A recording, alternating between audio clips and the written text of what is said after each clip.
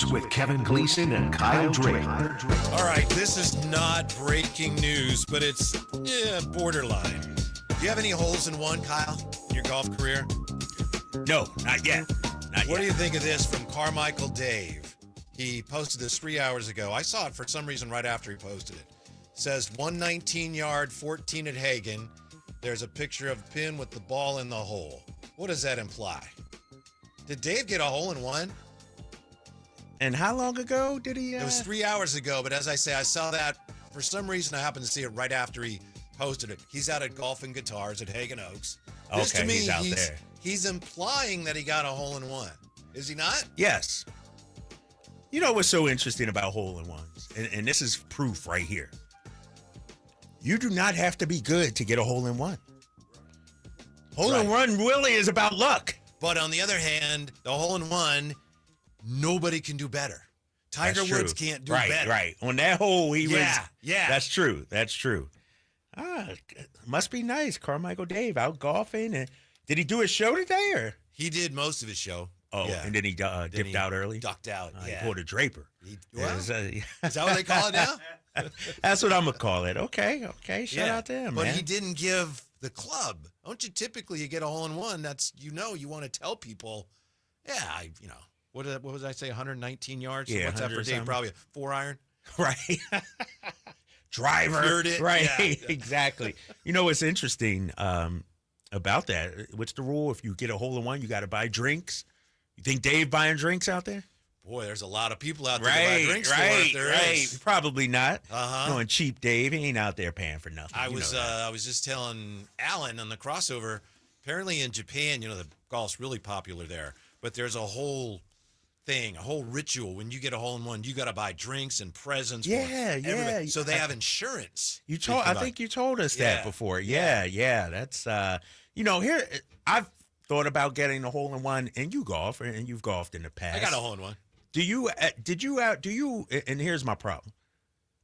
Every par 3 I come up to, in my mind, I'm like, this might be the hole. That's good. No, is it though? Yes. You shouldn't be thinking about that, right? Just think about hitting a good shot. That's not that this is right? the one. I'm going to knock it in. I think that's a very positive way to look at it. The closest I came is probably about that close on a par 3, probably about same distance as Dave's. Mm-hmm. Downhill. This is in Lexington, Massachusetts.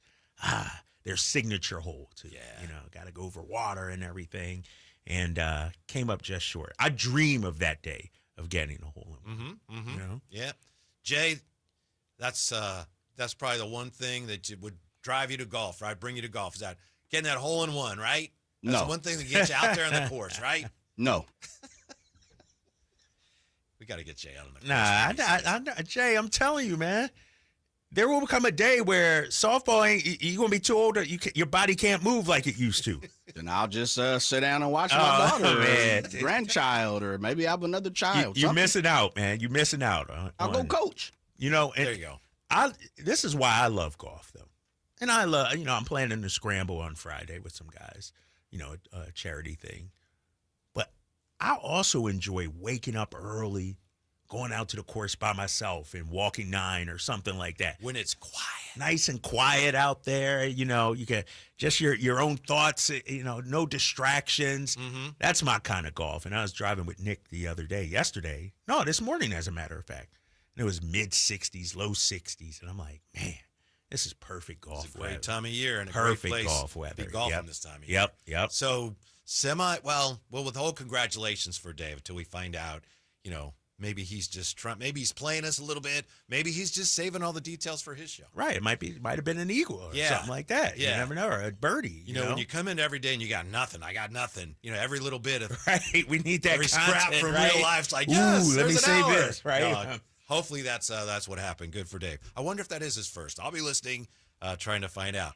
Meanwhile, Drapes, the 49ers are pretty banged up. I know we touched on this a little bit yesterday, but they had to come out with an injury report yesterday because they have a game Thursday. Short so day. even though they didn't practice yesterday, I think they call it an estimated injury report. Yeah. And they got Beal got hurt, and Jennings got hurt, and McKivitz got hurt, Pearsall got hurt, and Michael Williams got hurt, Winters got hurt. So, and plus the Brock Purdy news, I don't know if they're going to have, as Jay said in our notes today, I'm not sure they're going to have enough people to even play the Rams on Thursday. Might as well just mark it down as an L, right? Yeah. Might as well submit it as an L right now. And no, they are banged up. And was it Jay or I saw, they are the most injured team. Last year they were, right? And they're, trending that way this year. And short week, tough division opponent. Yeah. Like, this is going to be a tough one for them this week. You still calling it a must-win if they want to win the division? If they, yeah, I think so. I honestly think the Seahawks, like we talked about earlier, you've been high on them. The Rams, those two teams are going to be there at the end. And so if you're San Francisco, Rams, they don't have a division loss, right? Not yet. So you're saying it might happen this week? You got Niners Thursday? Oh, yeah. So hold up. You just started the show. Oh, man. They ain't got no quarterback. They don't have no wide receivers. They don't have no line. But, yeah, they're going to win. Here's the thing. I got friends that are in the, the pools each week, and it's not Survivor, but and they're a Niners fan. Picks, Yeah, and they always pick the Niners just out of, it's their fan loyalty. But if there's 1 week to go against the Niners, there's 1 week out of 17, this is the week. Do they pick with the spread or no spread? Well, they pick with the spread, and I'm interested to see. Because the spread, I think, has gone from 3 to 5.5. Yeah, that's light work. That's light work. Yeah, because of Rams the uncertainty over 8. Really? Yeah. Uncertainty over Brock Purdy. You think it could be close? Sure. It doesn't look good. It does. Obviously, I'm putting up a brave front, but right now, it doesn't look great. And even if Purdy plays, let's face it, he hasn't been playing great. He became the first 49er quarterback to throw multiple interceptions in 3 straight games since J.T. O'Sullivan in 2008. 3 straight games? Multiple interceptions in 3 straight games. His streak began in week 17 of last season. And he threw multiple This against is according to Seattle, the too, Associated huh? Press, yeah. Wow. I didn't know he threw multiple against Seattle. Wow. And I know that Kyle Shanahan and Brock Purdy addressed the toe. Is that why he was not as accurate as he is? And they both said, you can't tell, which is true. But on the other hand, if it's his right big toe, which it is, you just think when you threw the first pitch at the A's game, if it was your left big toe, you'd be in the lefty. Right. If your left big toe's hurt, you're probably not going to finish that throw, right? Everything's going to be a little high. So to me, it's pretty apparent that's at least part of the problem. If you want to give him an excuse, fine. Not an excuse. I'm just trying to figure out why he was not very accurate. Because he wasn't. No excuse there. I just can't see that being the reason, man. Because I believe at times the knock on Brock Purdy has been at times he can sail the ball just a little bit. We've seen that in the past with him. A couple of years ago, last year even, And so to use the toe, if that's the case, sit his butt down. He shouldn't be out there. If you're throwing picks, come on now. Why did Who's going to play? Mac Jones finished out the game last week against Arizona. Has a bad knee. That's why Mac Jones probably would have played in the last game, but he was in worse shape than Purdy. Well, here's the thing, man. Here's the thing.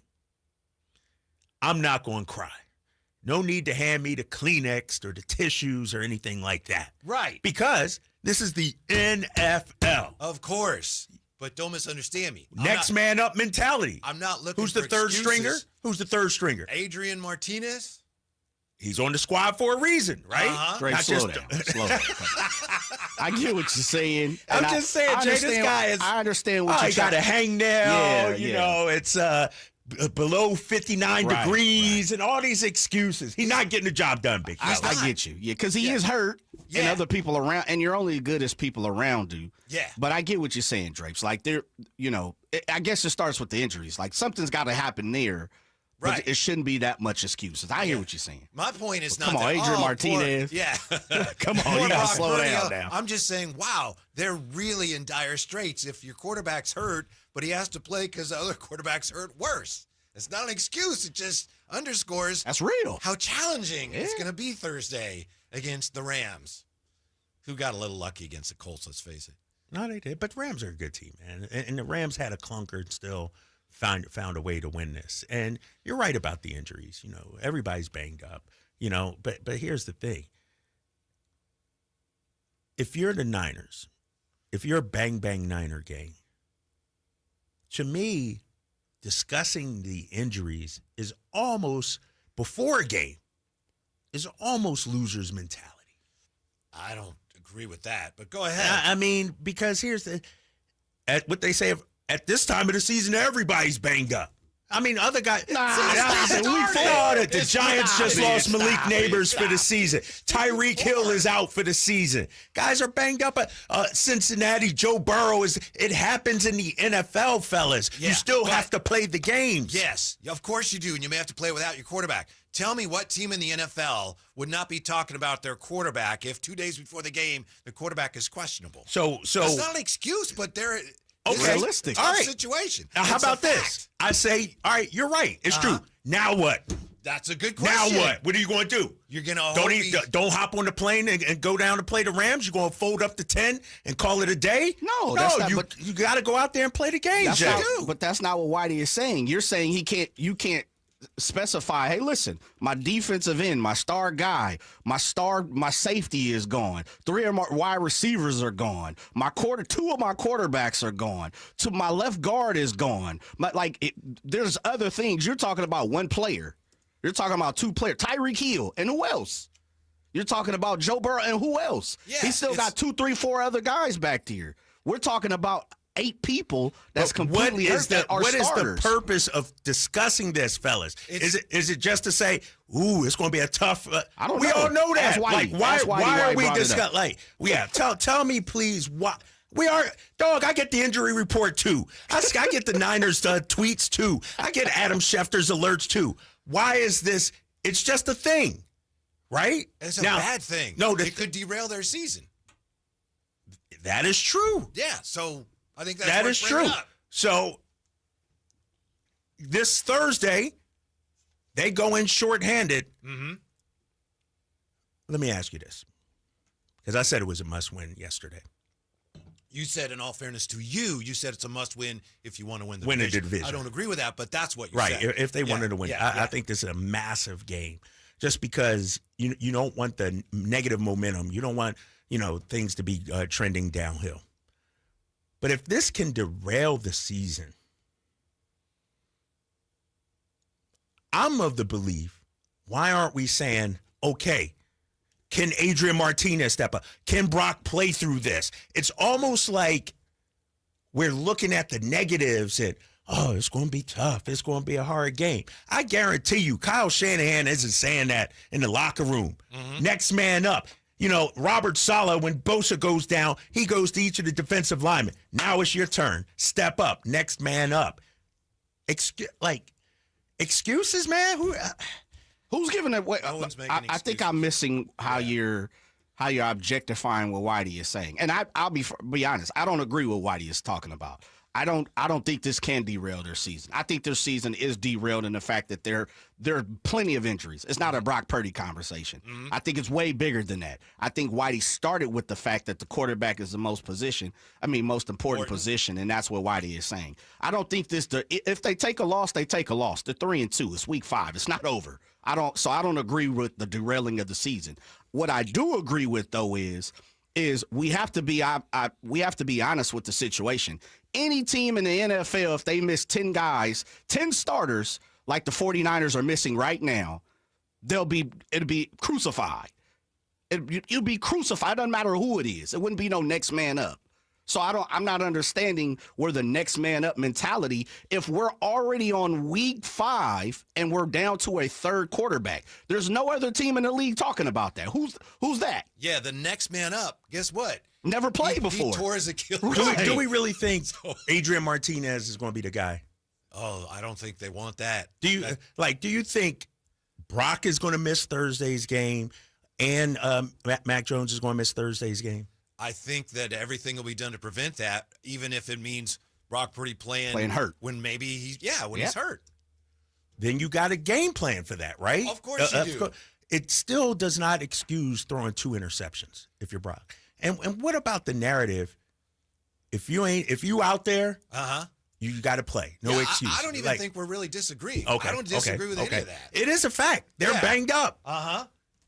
And play the damn game. Here's the thing about Brock Purdy. You don't care. And I know he's got care. the bad toe right now, but what we've seen from him with all the interceptions, I think that's the number one reason why he lasted as long as he did in the draft. Now, clearly he should have been drafted sooner. But to me, just studying him and trying to figure him out, when he's at his worst, he gets a little loose with the football. Right. Yes. And that's what I was taught. Yeah. So is this a toe thing or not? Yeah. To me, there's a lot of evidence that it could be, but you're right. We don't know. And Kyle Shanahan said, we don't know. I wouldn't be surprised if down the road, another year or so, if Kyle and Brock have a falling out, it'll be because Kyle can't stand him getting too loose with the football. But, everybody has opinions on quarterbacks. I saw this on X yesterday, Maybe you guys saw this too. And at first I dismissed it as, who is this? Then I saw who actually posted it. Yeah. Someone said, is there any quarterback who has to make more tough throws within the structure of the offense than Brock Purdy? The degree of difficulty when they aren't dominating in the run game is extremely high. And when I read that, I thought, who is this writing this? Yeah. It's Kurt Warner. And I thought that was really interesting. What did he say again? He said, is there any quarterback who has to make more tough throws within the structure of the offense than Brock Purdy? The degree of difficulty when they aren't dominating in the run game is extremely high. Now, I know Brock is a guy that if you have something underneath, he's going to want to take the shot downfield. So sometimes there is an easier throw and he just eschews it. But I just never thought of that before. I'm wondering if, to your point, you've got a scheme for it. Maybe if he's banged up, if he's not as mobile, maybe Kyle's got to scheme up some easier throws for him. Yeah, and that's why I think you're seeing, when you look at CMC and the way they're using him, with the injuries to the wide receiver core, they're getting CMC the ball in multiple different ways. He's not rushing 20 times a game. He's rushing 10 to 15, but also 8 to 10 targets as well. And so I think not only, the wide receiver, the offensive line hasn't been great. And so I think Kyle Shanahan is trying to scheme around that, by some of those short passes to CMC. And we talked yesterday, when you don't have a George Kittle also, that hurts. And the tight end position is banged up outside of Kittle too. Tonjes, was banged up, I think it was the other day. So, I think the injuries in terms of the total package has to be taken into account. I understand that. But I'm watching CMC, and I see a guy trying to run hard. Somebody posted a stat about his production the other day in the loss to Jacksonville. What do you have, 49 rushing yards? 48 of them came after contact. So that tells you he gained 1 yard without getting hit. Like, they have to do a better job with the offensive line, getting that guy some. I felt like, and when I watch the Niners, I feel like their first drive, they always come out geeked up, fired up. They look great. Well, they got the scripted plays right, and everything. And then all of a sudden, it just falls apart. It slows down. Yeah. I just don't get it. It's as if they realize we can't get Christian any room to work with, so we'll throw him the ball. We'll get him the ball in space. Yeah. It almost is the old 5-yard handoff, which I think they're going to have to lean more into those traditional West Coast offense philosophies, but a lot of that is based on timing, and it's tough to get your timing down with your quarterback and your receivers when one or all of them are hurt all the time. Yeah. You're right, though. They do have to deal with it. I'm not saying, poor 49ers. I'm saying they got the work cut out for them here because it just seems like every week it snowballs. Do you think this is an issue? I'm looking at the numbers from last week. Christian McCaffrey, 17 carries. Get B-Rob out there, huh? B-Rob. Get B-Rob. Where's Isaac Guerrero at? Right. Is he still on the team? Nah, I don't know what happened to him. But also, Christian McCaffrey, 11 targets. Yeah. He's the leading rusher, and he's the leading target. Like, somebody, either Brock got to look for somebody, the scheme got to be different. Like, teams are keying on Christian McCaffrey. Right. That's what you're seeing, man. Even in the passing attack. He had 6 catches, 92 yards. That was impressive. But, man, I'm looking at, Jawan Jennings, and I know he's coming off the injury. He's banged up. 4 targets. DeMarcus Robinson, 2. Ricky Pearsall, your supposed number 1, looking like A.J. Brown out there, only 5 targets. Like, yeah, well, he left the can't game. throw it to him. He's on the that's true. sideline. He's banged out. Jennings left the game. Yeah, it's tough, man. I don't know where the Niners go, man. And To the hospital. the problem is this their toughest medics, stretch of schedule right now too. You know, it's tough for them right now. You know, through all of that, and this is the truth, it didn't look like it. But if CMC catches the ball, Bourne catches the ball, and you don't give up a kick return, you probably win the game. Mm-hmm. Yeah, And that's the coldest part of it all. Yep. Is they're playing missing guys. Remember, there's still 6 guys. 1, 2, 3, 4, 5. Yeah, 6 guys who ain't even came off the bench yet. I'm glad you and mentioned 3 of them are starters. I'm glad you mentioned the special teams because every year they have a different special teams coach, but the special teams still stink. I'm starting to think it's not the coach. You know, It's the players. Well, it's the players, and it's just the organizational attitude towards special teams, which we've said before. Like they don't put a whole lot of focus Right, on. right. Jay and I were joking one day. I think when you weren't here, talked about Kyle going to talk to special teams. They're probably in the basement. You know, Kyle goes in to talk to special teams. He doesn't know who they are. They don't even have a real office, right? He doesn't know their names. They in the modulars next to the annex facility, building, right? Yeah. I do know, though, covering Bill Belichick in New England, that was a priority. Sure. Special, like he coached them up the same way offense, defense, like it was a priority for the Patriots. And, you know, I don't know how great it was, but they were a Super Bowl winning organization. You look at my team, the Philadelphia Eagles, and Jay's mentioned this. Without special teams, we're not 4-0 right now. Right. And so, you know, and when I texted a friend, I said, you know, offense, defense, special teams, all 3 phases of the game. Organizationally, the Niners may have to start putting more emphasis on that. Try this out. You know, that punt return was one thing, and there's at least 2 illegal blocks there, but whatever. The punt return's one thing. I saw some numbers today that say the 49ers are giving up the worst average starting field position on kickoffs of any team in the league, or they're near the bottom.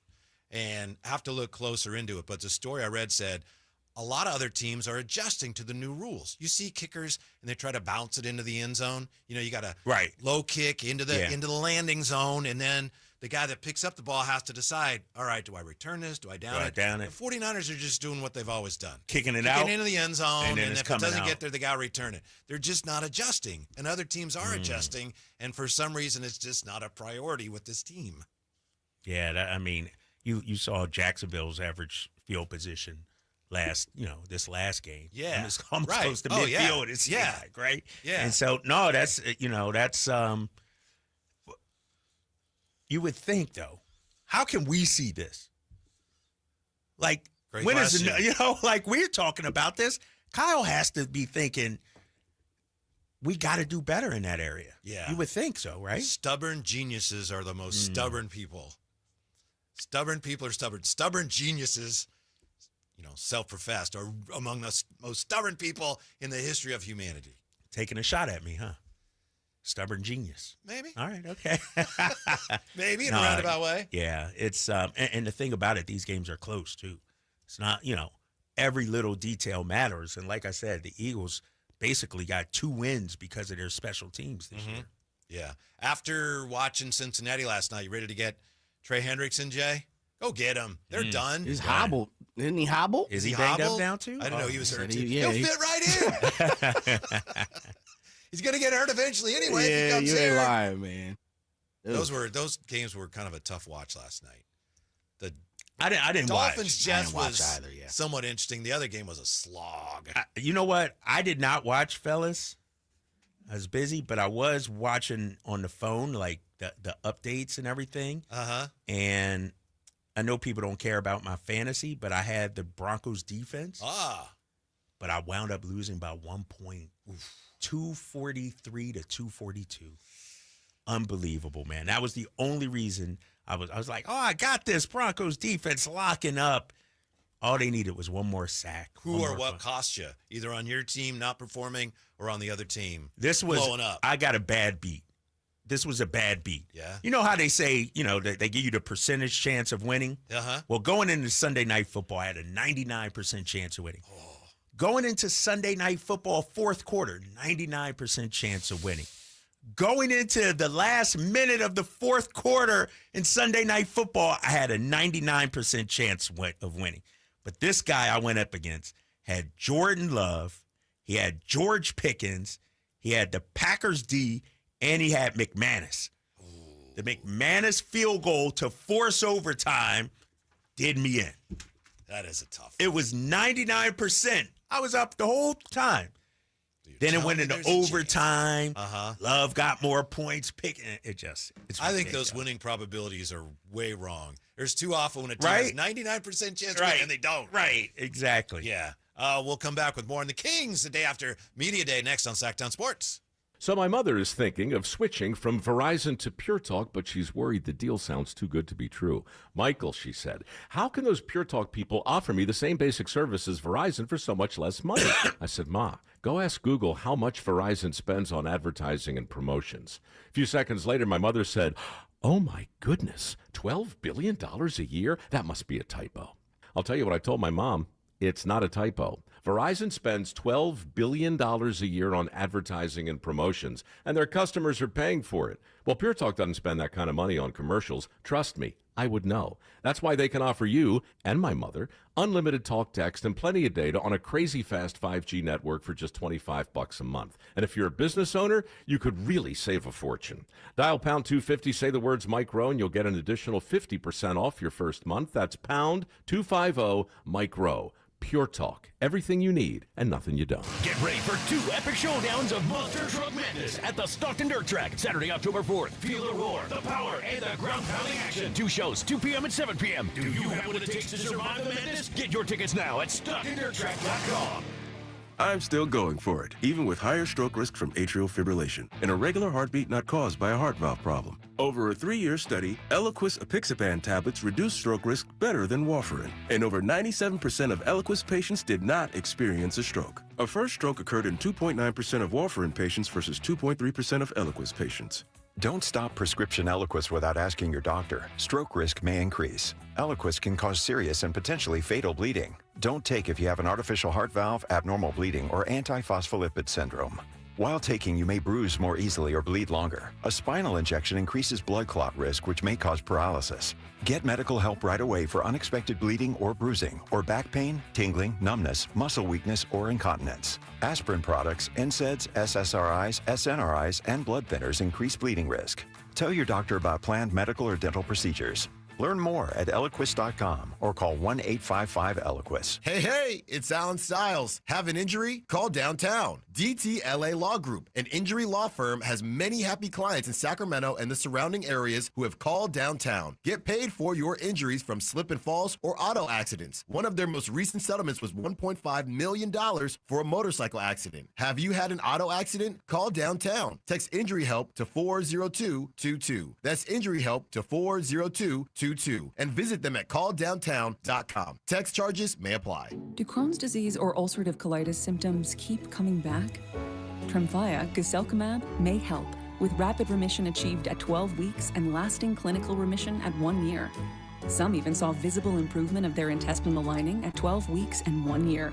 Tremfya is a prescription medicine used to treat adults with moderately to severely active Crohn's disease and adults with moderately to severely active ulcerative colitis. Serious allergic reactions and increased risk of infections and liver problems may occur. Before treatment, your doctor should check you for infections and tuberculosis.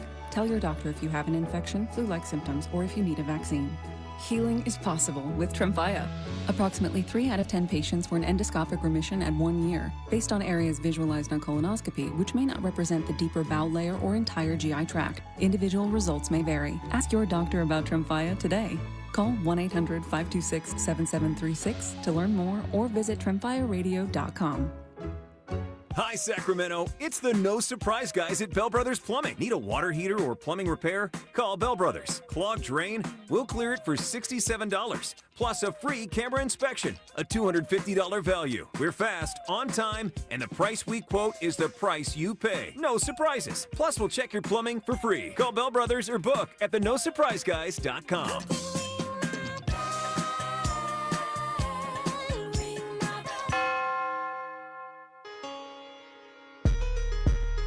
On that beat. Oh.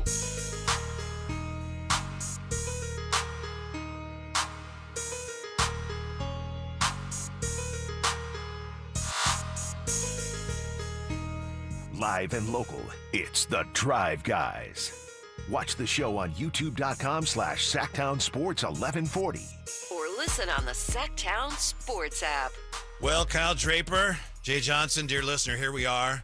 The day after Media Day. I know the Kings worked out today.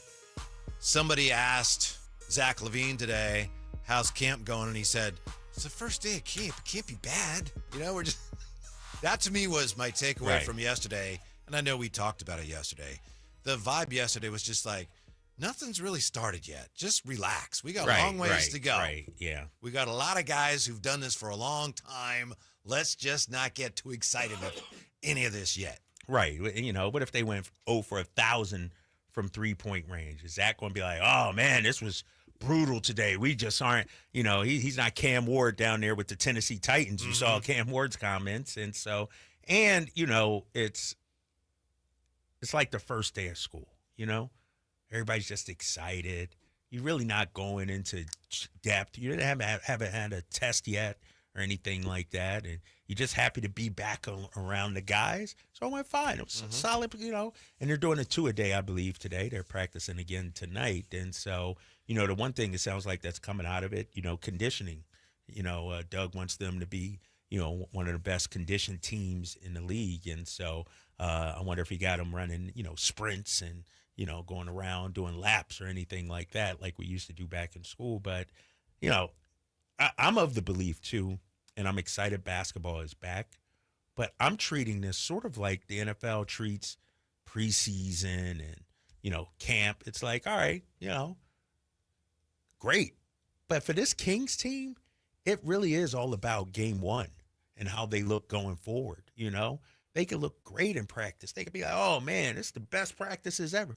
But if it doesn't manifest itself out on the court, it doesn't mean anything. And I think the players know that. Yeah. I think, you know, Zach, DeMar, Domas, the veterans, they understand that. It's, you know, whatever we say now really doesn't matter. Yeah. You mentioned them getting in shape, and that's always been kind of a hairy high school thing. You don't typically hear NBA players or coaches talking about that. Right. But I know last year the Pacers, according to Rick Carlisle, it's something that they emphasized, and it seemed like it paid dividends for them in the postseason. So I applaud that for what that's worth. Also, you just mentioned the three-point shooting, and in his scrum yesterday, somebody asked Doug Christie, that isn't Doug Christie's scrum, somebody asked him, are you going to try to shoot 53s again? And he's just like, we're going to focus on our defense. He won't go anywhere near any kind of number on that at all. Okay. Yeah. Okay. And he says, and then, you know, that'll kind of take care of itself, something like that. But he just emphasized defense and didn't want to go anywhere near, which is something I would have, if I had talked to him yesterday, I would have asked him, didn't want to go anywhere near a target number for three-point attempts. Yeah, I'm with you on that. A target number, it doesn't, you know, we saw that with the Celtics trying to get up 63s. It doesn't matter, you know. And I think really what Doug is focusing on in the team is easy baskets. And how do you do that? Playing defense. Transition. You know, transition. Like, I think this Kings offense, and we saw it last year, and part of it was because they didn't have a point guard, but it got very stale and stagnant in the half-court set, you know, and my boy Dennis Schröder will help out with that this year. But, dude, Zach LaVine is an elite open floor player. DeMar DeRozan is a really good open floor player. Like, Dennis Schröder, like, we got to get some easy baskets. We shouldn't have to. I felt, and I wish there was a stat, and maybe there is that I could look up, you know, percentage of points that come in the half-court set. You know, maybe I could look up fast break points last year and where the Kings were. I don't think we did a good job of that. And, you know, it looks like to me what they're trying to do is sort of mirror what the Pacers were like, scrappy, full court, you know, kind of helter-skelter to an extent defensively, really be pest out there. And so you could do worse. There's worse teams you can try to exactly. copy. Yeah. So I want to see him, man. You know, we got the first preseason game next Wednesday. One of the messages I'm hearing coming out of camp, though, is whatever it is that you're playing, play it to win. So even though it's just the first preseason game, I want to see, are they picking up full court? Are they doing some of the things that Doug talked about? Also, another thing, too, that I thought, you know, we didn't get to touch on this a whole lot. Yesterday, multiple guys talked about two different fights like in the game. You win the fight, and then you win on the scoreboard, I know Devin too. Carter was telling us about that. Yeah, Max said that, Devin Carter, and that seems to be their mantra. It's, there's two different levels to the game. You got to win the fight, and then everything else will take care of itself. So I think from a Kings perspective and from a fan's perspective, that's all we really can ask for. Give a damn when you're out on the court. Mm-hmm. Play hard, and Kings fans will respect the outcome. Yep. If you're just, lollygagging, playing on one end of the floor, making it easy for your opponent, I think that's where the frustration comes in. I think there were a few times last year when it looked like they weren't playing hard, and this happens with all teams. And to me, the main reason for that was there was just no cohesion. It's hard to play hard when you're not sure what we're doing, after all of the upheaval last year. And a lack of a point guard that really was able to bring it all together is a big part of that. Also, just wondering here as we're talking about the Pacers, that's great if that's what they're building towards. The roster right now obviously is not totally suited for that. Right. In some ways it is, but, if that's what they're working towards, and you just got to hope that Doug is allowed to stay long enough for that to, really take root next season and beyond that. But it's, I'm great. I applaud that. It's just going to be interesting to see the degree to which your current roster can play that way. Yeah, exactly. It's what's the old adage? It's hard to teach an old dog new tricks. And so, when you listen to Scott Perry and Doug talk, I think they both understand this is still very early in this, building the championship process for the Sacramento Kings. And, listening to some of the players, though, the reverence that they have for Doug and Scott, I feel like everybody's saying all the right things. Doug wants us to play fast. He wants us to pick up full court, play with that defensive intensity. And so, one of the things Scott Perry talked about, we want volunteers and not hostages. And we will see on the court, if guys aren't getting it done, what happens, going forward with that? Is it playing time? Is it move on from them and bring new guys in? We know, here's the thing.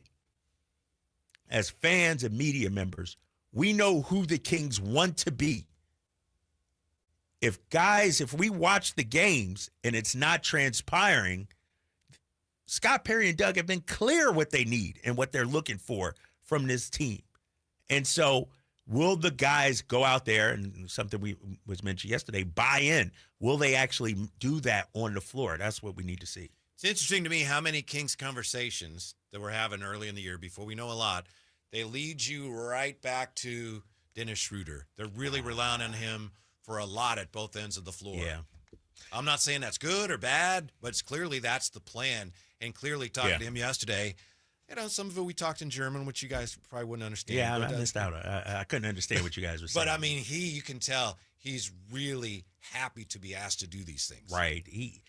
He's like the head of the snake. Yeah. On both ends, It seems like Doug has made it clear what they need from Dennis, picking up full court, being that pest defensively. And that's something that he embraces. And so to your point, he's also the starter, the initiator defensively, the first point of attack, if you will, defensively. He's the point guard offensively, but defensively, he's that initial, dog out there. And so you're right.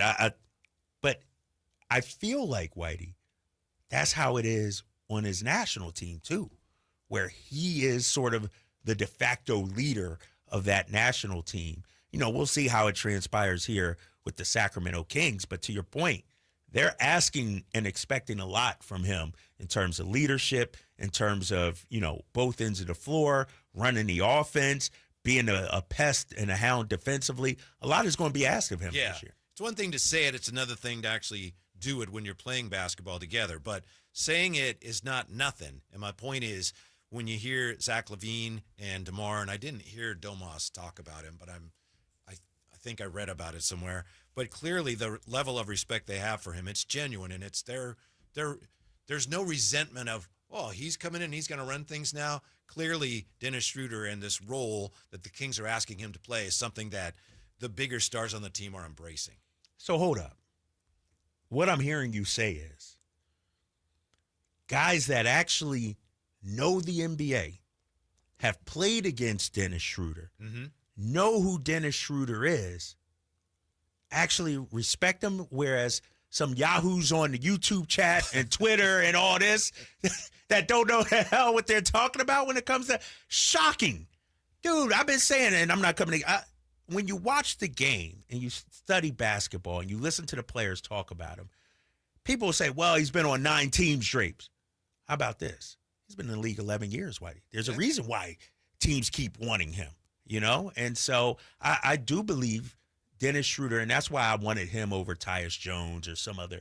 Like, I think the other guys respect who he is as a basketball player. I think a lot of fans initially were anti-Schröder because of that Kings bias. The Kings don't know what they're doing. Oh, they got this guy's been on all these teams, really? But I think more and more, especially given the way he played in Eurobasket, I think more and more Kings fans are warming up to him. And I'm sure there are still some very skeptical fans, and there probably always will be. That's the nature of fandom. But I do think that the barometer has moved, the fan barometer on Schröder, from what to, hey, I think this guy might bring something to the party. That's what it seems to me. Yes, it seems that way. And how did you feel he did yesterday in our interview with him, and how did he come across? Did you, I just wish we had more time with him. Right. He's very thoughtful. Yeah, very smart guy. Very smart guy. I almost felt like some of the questions, like, we really should be talking to him about more important things. So hopefully we can do that some other time. We'll get it during the season for sure. Yep. Mm-hmm. I'll take a time out when we come back here. Baseball's March Madness is here. So when do the A's and Giants get involved? Next, Sacktown Sports. The deals are on now at the model year-end sales event at Folsom Lake Honda, your one-stop Honda shop. Looking to own or lease? Save on year-end models and drive a brand new Accord or Civic. Visit us today at FolsomLakeHonda.com, your one-stop Honda shop. As a family-owned and operated dealership since 2009, customer service is our #1 priority. Our customers love doing business with us, and you will too. Folsom Lake Honda. Go to FolsomLakeHonda.com. Your one-stop Honda shop. At Valley Strong Credit Union, we know that local businesses are the backbone of the Central Valley, investing in our neighborhoods, boosting the economy, making the Valley stronger. But when it comes to their finances, where can they turn? A big bank that just sees another number? That's not good enough. Valley businesses deserve Valley support for payroll, credit, cash flow, and everything in between. Valley Business is Valley Strong. Learn how our cash management services can support your business at valleystrong.com. Hello, Sacramento. I'm Emran Pilati, owner of True Sports Cards and Collectible Store here in Rockland, California, and the host of the True Sports Cards Show that airs right here on Sacktown Sports 1140 every Saturday from 10 to 11 a.m., where we discuss the latest trends, hottest products, and deliver exclusive interviews with other industry leaders. And don't forget to visit our shop, True Sports Cards, at 6661 Stanford Ranch Road in Rockland and see what we have for all your sports card and memorabilia needs. Just announced, Stockton Honda has been named #1 of California's best car dealers in 2025 by USA Today and Statista. This prestigious award is based on thousands of customer reviews and recommendations, ranking dealerships for service, value, and satisfaction. Out of hundreds evaluated, Stockton Honda is proud to be #1, recognized for all-around excellence and commitment to our customers. Visit Stockton Honda, where reputation meets the road. Anytime, anywhere, it's all here. StocktonHonda.com. Hey, it's Carmichael Dave. I got to tell you, I am so excited to get this decking project started with Trex Decking and Railings. From the first time I stepped foot in the showroom last week, I was so impressed. So many color options, heat-resistant composite deck. What does that mean? That means I don't have to do any maintenance on it whatsoever. They even have a deck designer, so you can go online and see what your dream deck will look like on your house. Just visit Trex, that's TREX.com to get it started. Tell them Carmichael Dave sent you. Hit the field during Sky River Casino's $400,000 touchdown for a truck giveaway. Play slots and table games daily to earn entries. Then join in on the action every Saturday for a chance to score up to $15,000 in free play or a brand new 2025 Chevy Silverado 1500. Visit skyriver.com to see how you can get 100 bonus entries every Tuesday and Friday. Gambling problem? Call 1-800-GAMBLER. Must be 21 or over. It's championship night at Stockton 99 Speedway, Saturday, October 11th. Pro Late Models, Mini Stocks, Legends, Pure Stocks, and Mini Modifieds in an all-out war for the crown. Kids 10 and under are always free. Grab your crew and hit Stockton99.com for tickets and info. Then be there when the dust settles and legends are made.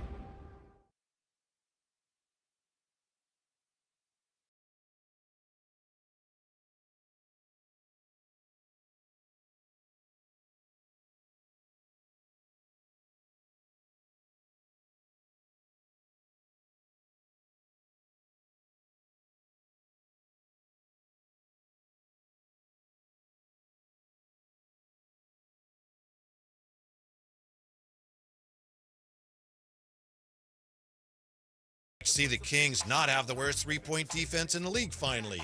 Yeah, it's nice to have goals. Matt George, by the way, on X, reporting on day one of Kings training camp. Yeah, what'd he say? Accountability was already on display. Doug was yelling, "Why are you tired?" Also giving one of the rookies hell in a banter way for missing a layup. At the end of practice huddle, Christie empowered his point guard Dennis Schröder to hold guys accountable, call something out if he sees it. So Doug trying to establish that, look, every coach does it. This is in no way any criticism of Doug. Every coach has to do it, but that's the point. Just as fans, you get tired, right, of hearing about every coach, general manager. They come in on every team, and we're going to establish a new culture. It's just the way. They have to do it, but it's just everybody's like the same things, Drapes. New culture. But Whitey, you have to. You have to, right? I get it. I know. Unless you OKC or Boston or the Knicks, like they already did it. Yeah, you're right. Right. Like there's a reason why you make a coaching change. Yes. Things aren't going right. We've made the playoffs once in the last 18 seasons. I think it is now 18 or 19. Like, yeah, you need a culture change. You do. You really do. It's just we just went through it. Yeah. One of the things I talked to, it might have been DeMar or Domas. I can't remember who it was I was talking to yesterday. And we talked about stability and how it sort of starts from the top, and in this discussion, it was, starts from the top basketball operations wise with the GM and then the coach. And, I was talking to Doug yesterday, and one of the things he said was when Scott Perry was introduced, he was listening to him, and he was like, damn, this guy sounds like me. Some of the things he's saying sounds like I definitely want this job, And I don't know, and we've talked about this over, when Mike Brown was here. Monty and Mike may not have always been on the same page. Talking to some of the players yesterday, there are some who believe you got to have that alignment. From the players to the coach to the front office. Everybody got to be sort of in lockstep, and we heard Scott Perry talk about this. What did he say? Difference in thoughts or something like that? Diversity of thought, unity of purpose. Yes, exactly. And so, you sort of all got to be rowing in the same way. Yeah. You may take different routes to get there or whatever, have a different opinion, but it seems like so far, because the players mentioned this yesterday too, the fact that Doug and Scott are aligned, seems to be a tandem.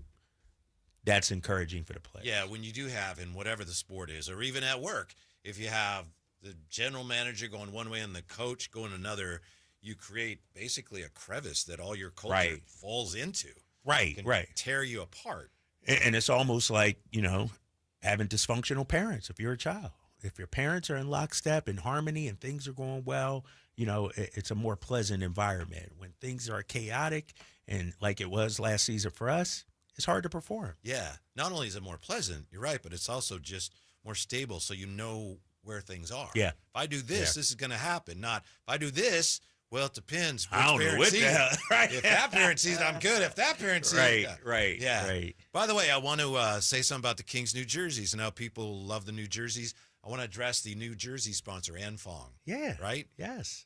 That's great. Ann Fong, I just got to give her credit, and whoever does her advertising, because she has really ushered in a whole new era of legal advertising. Because you know the slogan, right? Something wrong, call Ann Fong. Yeah, that's excellent. And people have picked that up. There's another one. I don't know the attorney, but I've seen the billboard. Get in a crash, just call Ash. Okay, well, that's literally, I've seen that. There's probably hurt your back, just call Jack, Really? Right. Get a hernia, call Lavernia. I mean, but she started all of that, and I give her credit. I'll tell you what about Ann Fong. My kids love her. Yeah? They love her ads. Anytime they see her on a bus Very or a effective billboard. advertising. Dad, there's our girl right there. And I don't know what it is, but it resonates with the kids, man. My kids love Ann Fong. Love it. They see her, at the game, the billboards at the game and the advertisements. And so now on the patch, I love she's that. got a really nice office. I've driven by, just happened to go by her office in Land Park area. So that's nice. Really? Yeah, she's getting it done. Okay. Trend setting. Yes. Right. Yes. Baseball postseason begin today. Detroit beat Cleveland 2-1, and the Cubs beat the Padres 3-1. So we got 2 more games tonight. We're coming up on Boston and the Yankees, and then the Reds are visiting the Dodgers tonight.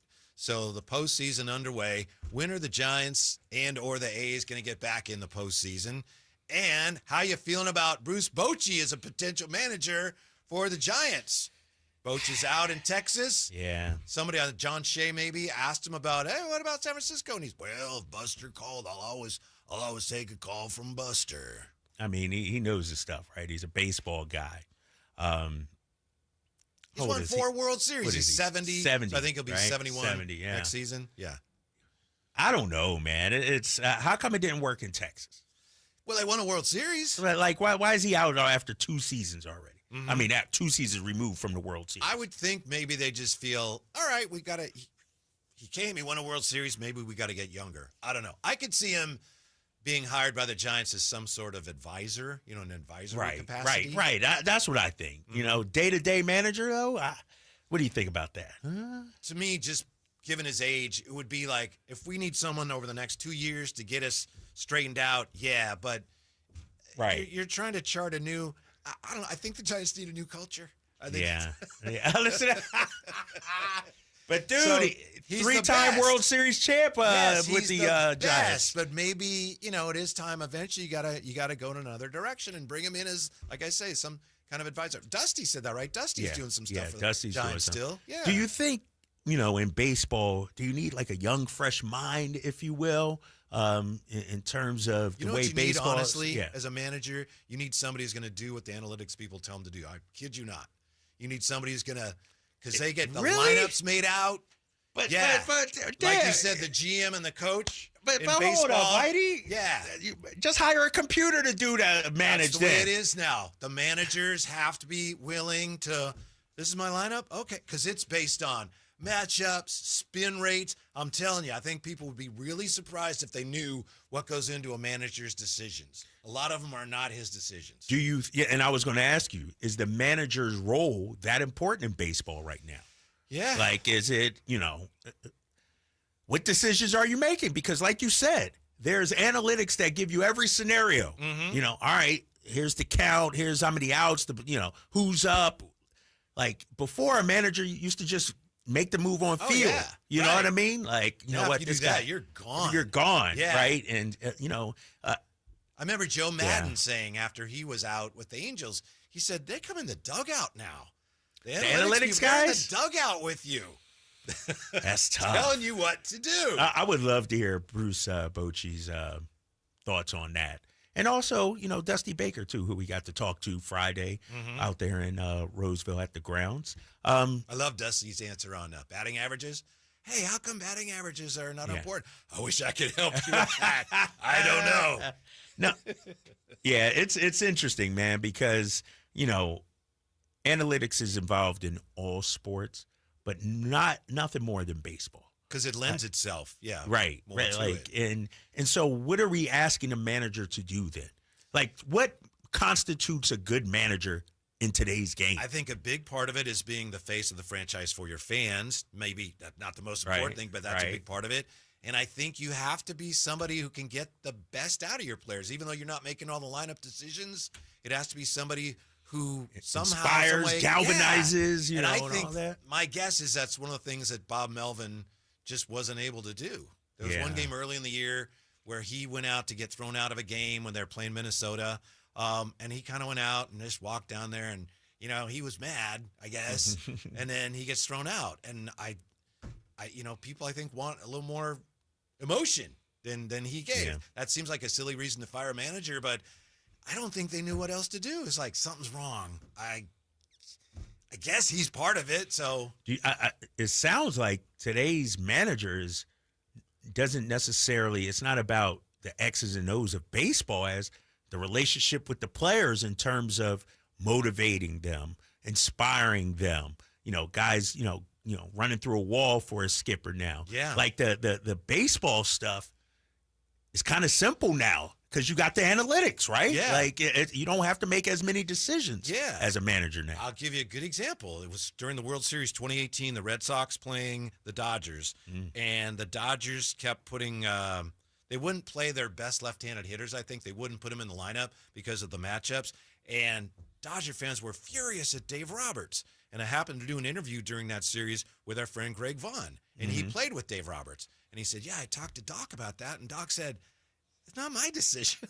Yeah, right. So you wonder, like, wow, they hired him again. Why did they hire him? Because he did what they wanted him to do. They wanted him to do. Yeah. Right, exactly. And, you know, to your point, as the Giants search for a manager, and we talked earlier about, you know, the alignment between the GM and the coach and everything, Buster Posey has a philosophy.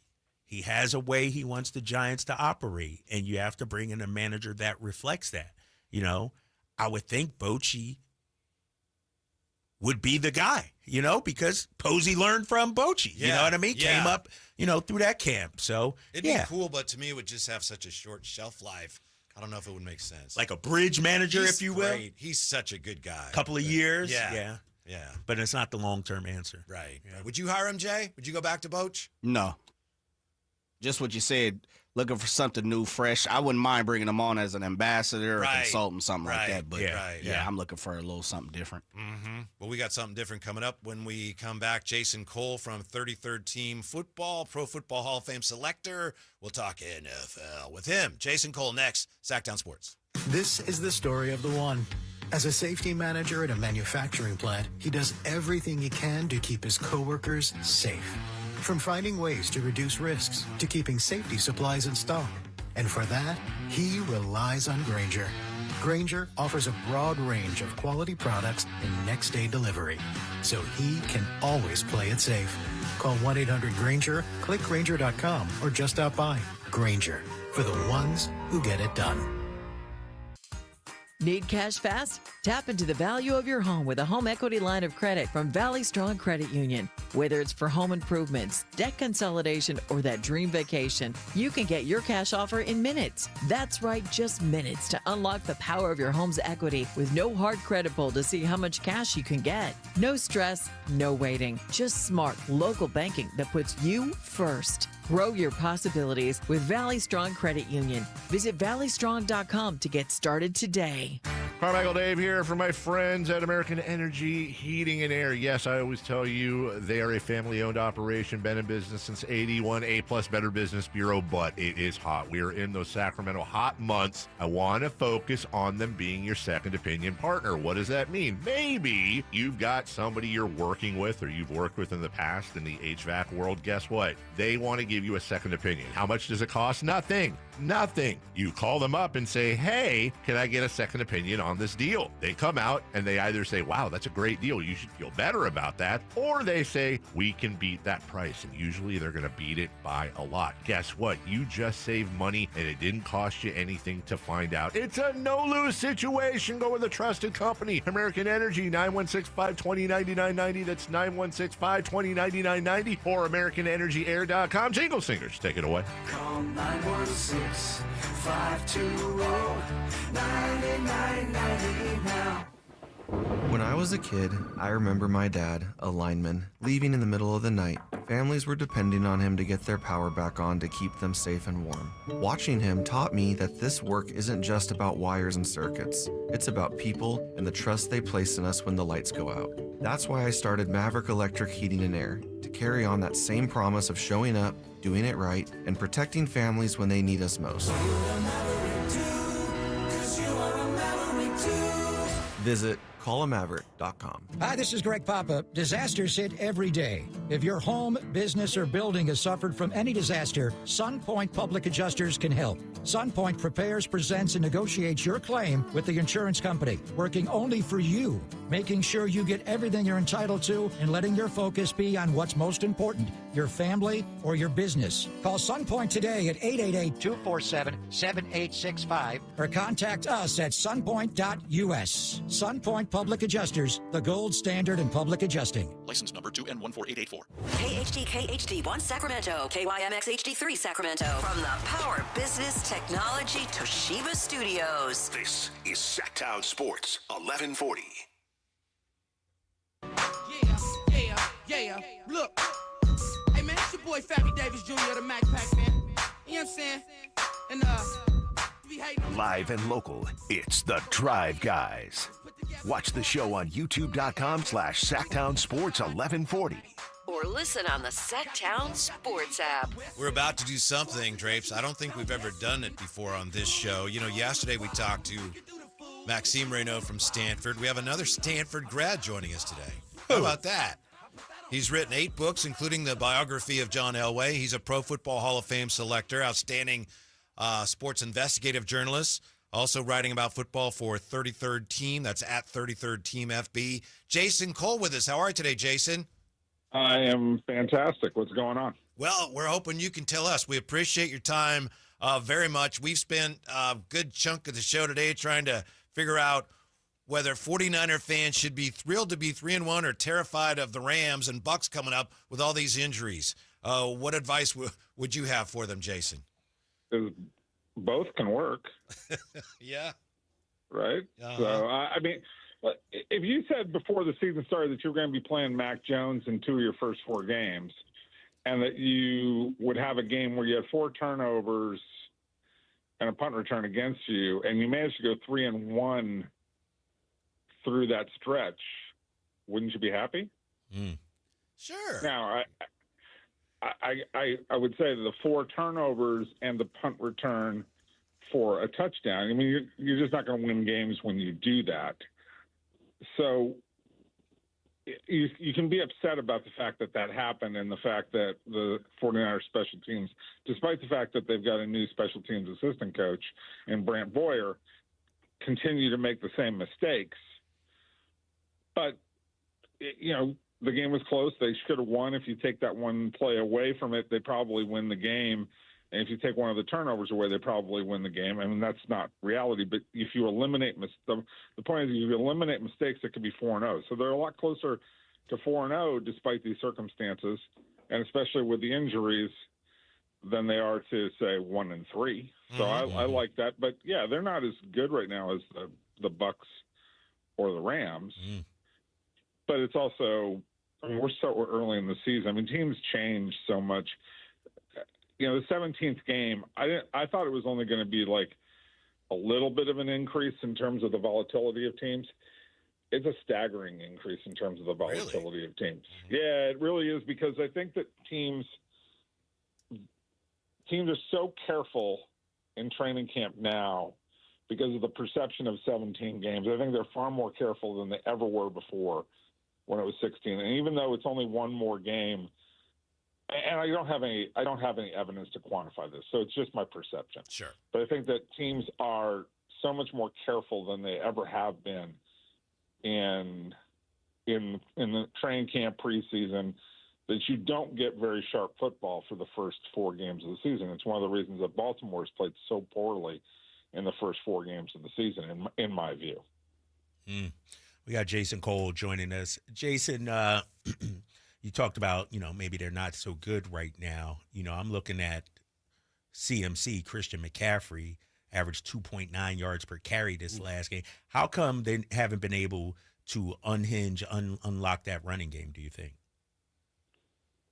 Well, they're not. I mean, people know how to attack what they do. You know, they're not the most stout line in the world, and Trent is, you know, a year older. So I think that they haven't really figured out what they are. The other side is you got Mac Jones in there. So teams are going to say, you know, for 2 of those games, you know, let's see what Mac Jones can do. We're going to force him to beat us. Yeah. And to make some plays. So we're going to load up and take away whatever running game you have. We're not going to allow you to go up and down the field on us at all. So some of that is circumstance in the first 2 games. Some of it is they're not playing all that well yet. Again, I think that when teams don't hit and when they preserve their older veterans, you don't get a very sharp product in the first 4 games. Because nobody's really worried about the first 4 games. It's sort of treated like extended preseason. I mean, I don't know if it's 4 games, but it's certainly 2 games that people are treating like preseason a little bit in terms of let's get ready to hit using the regular season. They used to get ready to hit using training camp. And so I don't know that you've seen a final version of what the 49ers are yet, but I think that all things considered, it's a pretty promising start. Jason Cole, nice enough to join us, outstanding author. Also went to Stanford, as I said, graduate of Stanford, and has served as an adjunct professor in the journalism department at the University of Florida. Oh, okay. Yeah, okay. yeah. All right. Jason, now we're the home of the 49ers, but Kyle Draper is from Philadelphia. Yeah. So, bless him. He's a big Eagles fan. He is not shy about letting us know how the Eagles are playing. All that said, and I know they're the defending champions and they're undefeated. Do you think he should be at all concerned with the Jekyll and Hyde nature of the Eagles' offense to this point? I wouldn't be too worried about the offense. I'd be more concerned about the defense. Oh, okay. I think that they're not. Look, when Jalen Carter is your guy who everything spins off of, and basically the guy who stirs the drink on your defense, you are sort of subject to his whims.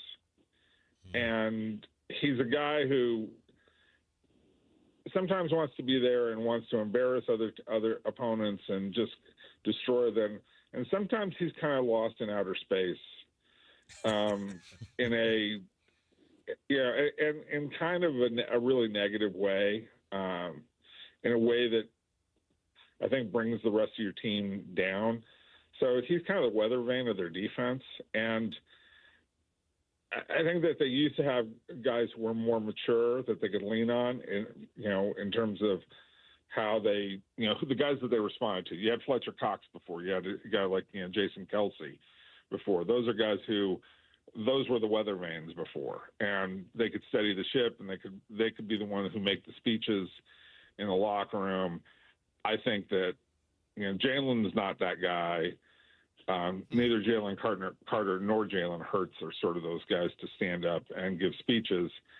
But look, when you want to talk about talent, it's overwhelming. And if you want to talk about coaching talent, especially on defense, with Fangio, that's extraordinary. So all things considered, I'd take that team number 1, and I'll take my chances against everybody else.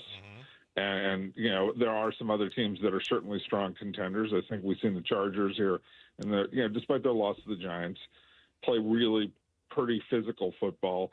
Kansas City, is going to be there as long as Mahomes is there, and they get people right.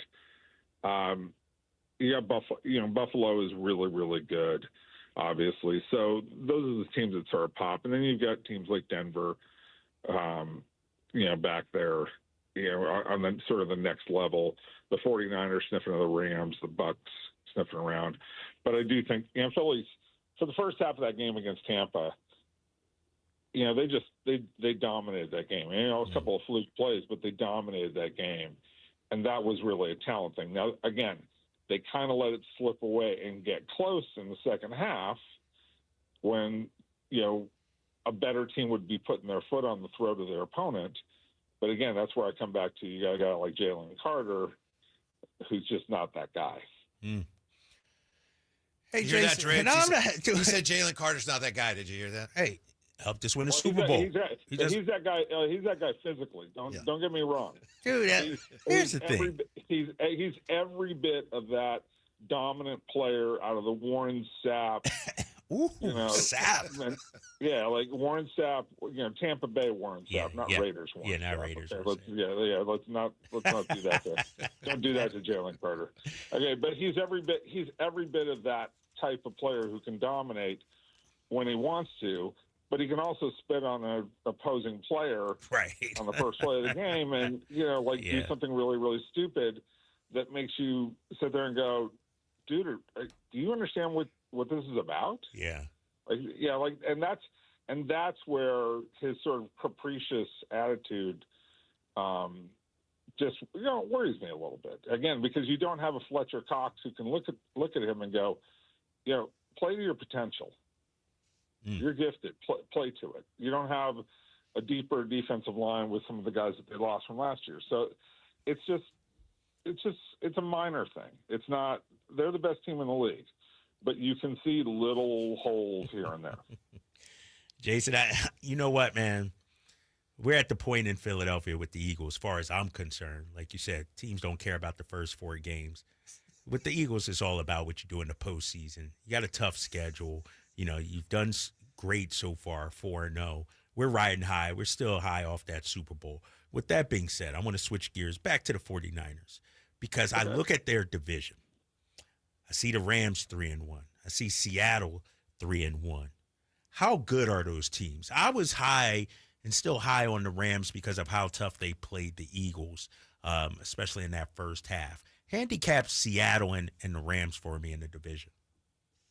Well, I mean, Stafford knows how to get you into the right plays all the time. And between him and McVay, they're so on the right page all the time that you essentially have, this incredible merger of a quarterback and a coach, and a quarterback who has extraordinary arm talent still to this day. I mean, he can just do some unreal things and put balls into certain places that there very few humans can.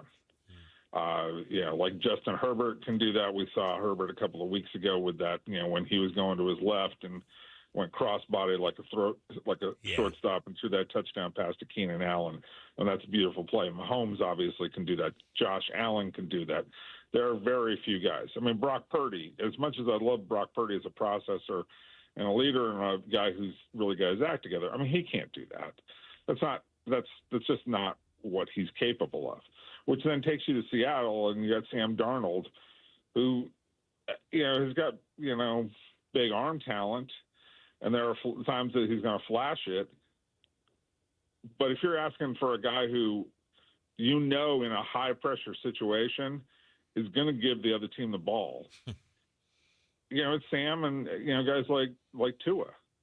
Those guys are gonna spit the ball up. Dak Prescott is gonna spit the ball up sometimes, and that's just who they are. That's why they are in the group of very good, and not in the group of superior. So I give the Rams the nod over Seattle in that one. But Seattle's playing hard. They're doing what they're supposed to do. I don't think they played the roughest schedule in the world, but you win the games you're supposed to win, you're okay. For great football coverage at 33rd Team, that's 33RD Team FB, 33rd Team FB, Jason Cole. Jason, we appreciate your time very much. We hope to talk to you again soon. Thank you very much for your insight. Hey, Tom, go Stanford. Talk to you later, guys. All right, Jason. All right. Hey, I'll tell you what, Jason's a little spicy on Twitter, too. I don't know if you've looked at some of his tweets. He wasn't impressed with the support the Raiders got from their home crowd, I know. Yeah. He, Giants firing Bob Melvin, he quote tweeted and he said he was average, just like the team he managed. Yeah. Like, he's pretty spicy on social media. Check him out. Check him out. We were just talking about Media Day yesterday, and Media Days are happening all around the NBA. What'd you think of Warrior Media Day? Obviously, we weren't there, and I don't mean us to, we're not going to be dragged into another conversation about, who. But Media Days typically are, not much happens. Media Day for the Warriors seemed pretty bizarre yesterday. I didn't pay attention to it. Steve Kerr and Mike Dunleavy, you know what they said? No, what? They weren't there. They didn't attend Media Day. Really? Yeah. The coach and the GM didn't show up for Media Day. Did they talk last week? I'm trying to remember. I feel like they. Let me look that up before I rip them. You know what I mean, and come at them. I feel like they talked last week. But the coach and the GM are always there on Media Day. So you also had the situation where they. They spoke today. It looks like. Oh, okay. Yeah, it looks like Steve Kerr spoke today. Okay. Yeah. They're going to bring in Horford. He agreed to terms, but he's not there yet. You can't talk about him when he's not on the roster. So the players were told, I can't talk about Al Horford. Really? I thought they announced it the other day. Well, I believe they announced that they'd agreed to the deal, but it's not done. Oh, it's not done. It's kind of still up in the air because you know who. So players were like, I can't talk about it, or who? I don't know who that is. Yeah. Because they had been instructed not to talk about it. So it's just weird. And then you had Draymond and Steph talking about Kuminga. As media days go, it'll be forgotten, by this time next week. But it was weird. I thought Steph was a little spicy, because he was asked about Kuminga, what Kuminga's agent said. Yeah. I don't care what his agent says. Yeah. I don't listen to that.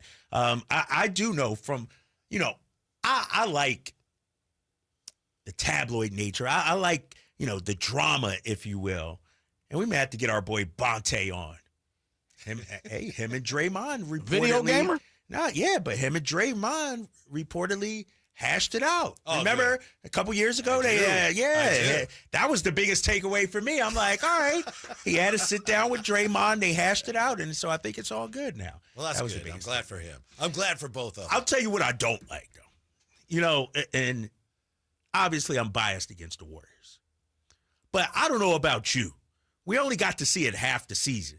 But this whole Jimmy Butler, Buddy Hield, Brofest. That was on display yesterday, too. I'm like, it's gross to me. I don't know why.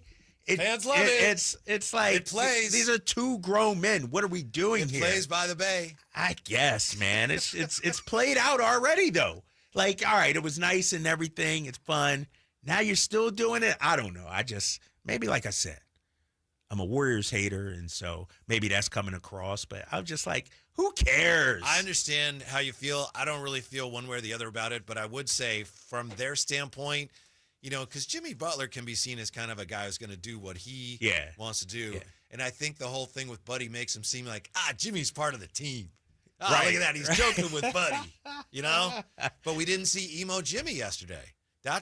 He was just normal Jimmy? Just normal Jimmy. And I believe he said, we may see emo Jimmy at some point here. Really? Interesting. Yes. Interesting. So you're right. Yeah, Steve Kerr spoke today. Yeah, spoke today, right? But as The Athletic points out, it's a little unusual. General managers and coaches regularly speak either in the days leading up to or the day of a team's public reveal. Kerr is expected to speak to reporters following Tuesday's practice. Yeah. Dunleavy following suit later in the week.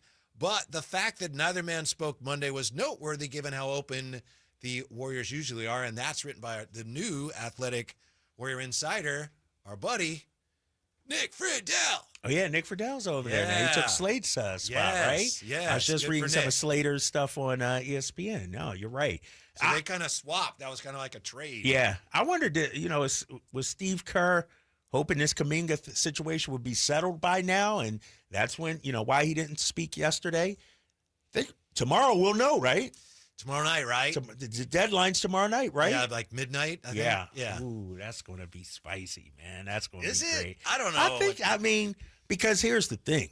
If you're covering the Warriors, first of all, it means a lot for the Kings because then we could put the Kuminga situation to bed for several months. Oh, that'd be so I know, that'd be so amazing, right? Our boy, Let's have a party. Alan Stiles asking Scott Perry about it yesterday. I thought it was hilarious.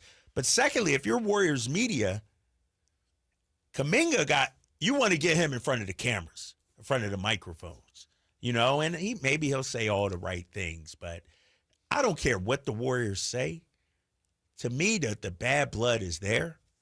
The disconnect between Kerr and Kuminga is there. And so they can say all the right things, but man, inside it got to be hurting Kuminga. He got to be pissed off at this situation. Mm-hmm. Warriors. So if he doesn't take the QO, they can still negotiate with him. But that means he would not be able to sign the qualifying offer. That's what what goes away. That's the what qualifying offer goes away. Yeah. But then they hold his rights, but he can't work out, he can't train, he's not under contract at all. But he's not a free agent either because they hold his rights still. Yeah, that's I'll tell you, if somehow he were to come here, and I don't know if that's likely. I know the Kings like him a lot. I don't know if that's even really on the radar. He would really fit what Doug's trying to do.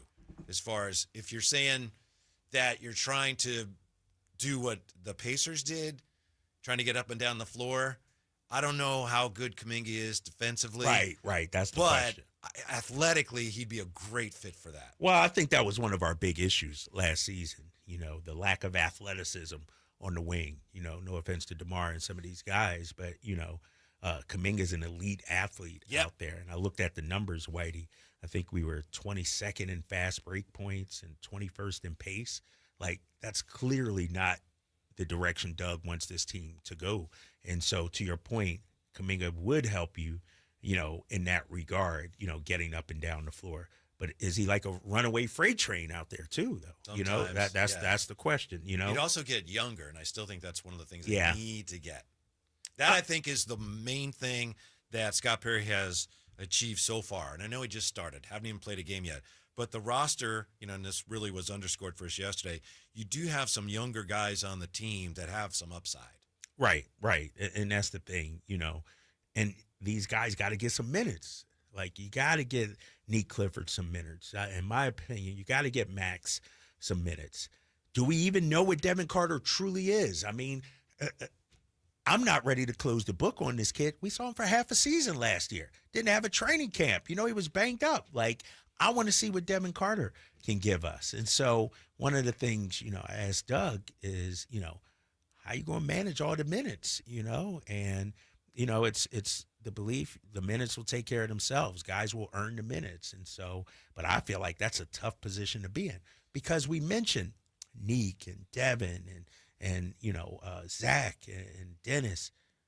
Hell, we still got Malik Monk, who was playing close to 30 minutes a night, as a starter last season. So it's a juggling act that the Kings are going to have to do this year. Malik probably said as much of substance yesterday as anybody on the team.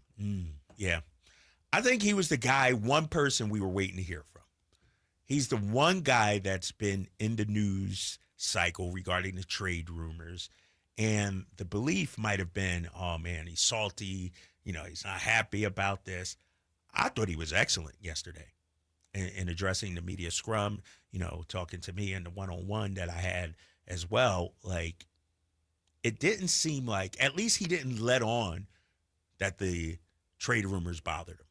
Like, it was, so my agent tells me something. And like you said yesterday, Scott told him, you're going to hear your name out there, And so he expected it. So it was great to see Malik. And like I said yesterday, I felt like he was in a great mind frame coming back.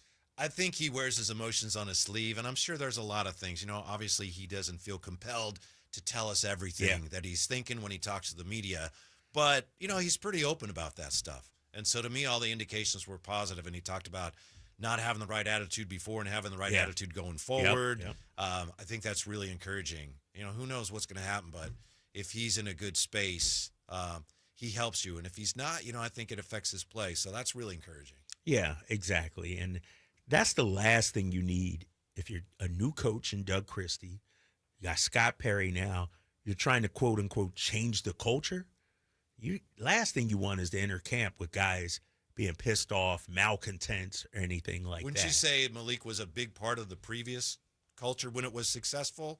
Oh, Mike 100%. Brown? 100%. I mean, and I do think Malik fits into this culture they're trying to create here now, because the one thing we know about Malik is he's a competitor. You know what I mean? He's out there playing hard. It may not always be successful, but the dude is laying it on the line, and he ain't backing down. He's ready for the smoke. Yeah. You know what I mean?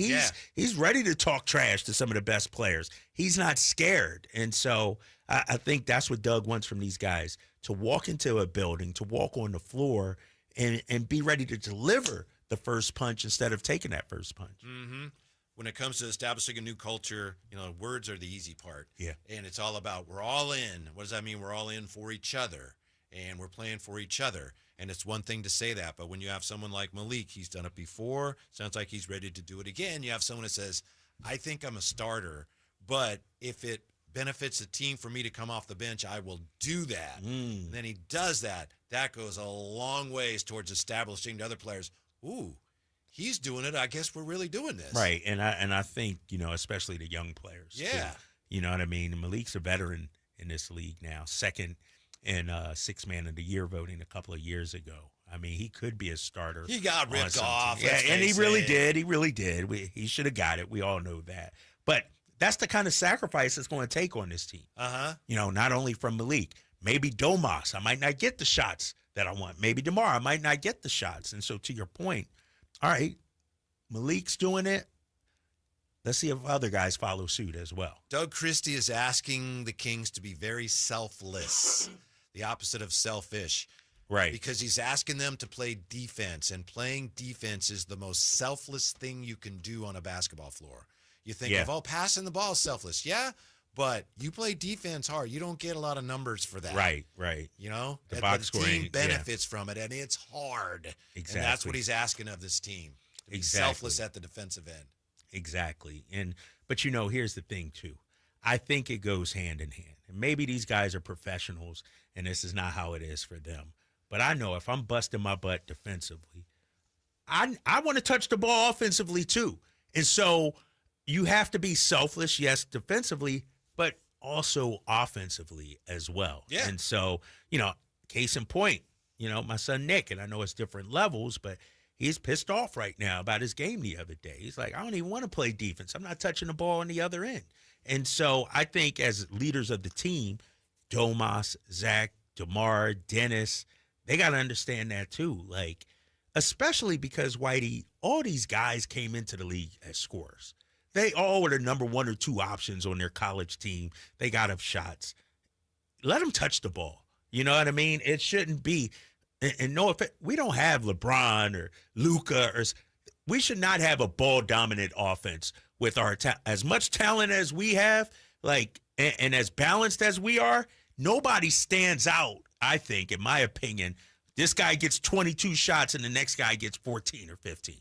This should be an equal opportunity offense. How many shots would you like to see Keegan get per game? Anywhere between 14 to 15, like the 14, 15. Yeah, exactly. I don't know if that's realistic, but right. that'd be nice. Yeah, I mean, I don't want to jump up there and say 18 or anything like that. What did he take last year? 9, 12? I can't remember. I can't. Something? Yeah, it got to be 13, Don't you think Zach 14. LaVine needs to take more shots than anybody? Zach around 18 shots. He probably should be the leader. I wouldn't be surprised or mind DeMar second, Keegan third. In shot attempts, I think so. I think so. Speaking of the NBA, when we come back, Kawhi addresses the elephant in the room. Okay. Next on Sacktown Sports. The Sacktown Sports 49ers report is brought to you by Kia of Vacaville, located beside the Vacaville outlets. Niners suffer their first loss of the season, 26-21 to Jacksonville. Brock Purdy returned after missing 2 games and threw for over 300 yards and a pair of touchdowns, but also had a couple of interceptions. Travis Etienne rushed for 124 yards and a TD for Jacksonville. Quick turnaround for SF as they travel to LA on Thursday for a big divisional matchup. Catch the game this Thursday beginning at 4 o'clock right here on Sacktown Sports 1140. Football season is here at Kia of Vacaville. You can score big in a new 2025 Kia Niro LX with up to 53 MPG combined at Kia of Vacaville. Perfect for road trips, tailgates, and cruising to Levi Stadium in style and comfort. But don't wait. Inventory is limited at Kia of Vacaville, and these deals won't last long. Visit KiaVacaville.com or stop by right next to the Vacaville outlets for friendly service, easy shopping, and unbeatable value. All in one stop. Kia of Vacaville, where the adventure begins. When you bundle renters and auto with Progressive, you can save while protecting your most valuable possessions. Like your really expensive limited edition sneakers and your new suit for your cousin's wedding. Except you never actually bought the suit because you can't stop buying sneakers. So you show up to the wedding looking like you're going grocery shopping. But hey, at least your sneakers will look good in the pictures. Until you're cropped out of every last one of them. So go ahead and get Progressive, so you can save while protecting the things that matter to you. Progressive Casualty Insurance Company and affiliates and other insurers. Not available in all states or situations. You're still glowing, flirting, grooving. You still got it. But your immune system weakens as you age, making it harder to fight flu, pneumococcal pneumonia, RSV, and COVID-19. Vaccines are a key part of any health routine and help strengthen your immune response. Ask your doctor or pharmacist which vaccines you need. Schedule in minutes at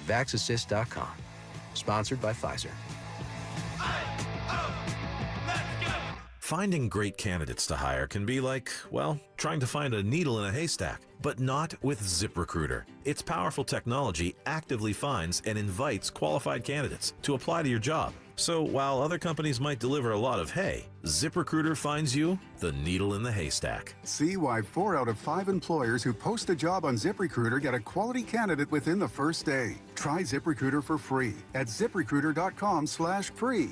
That's ZipRecruiter.com/free. Staples presents That Was Easy.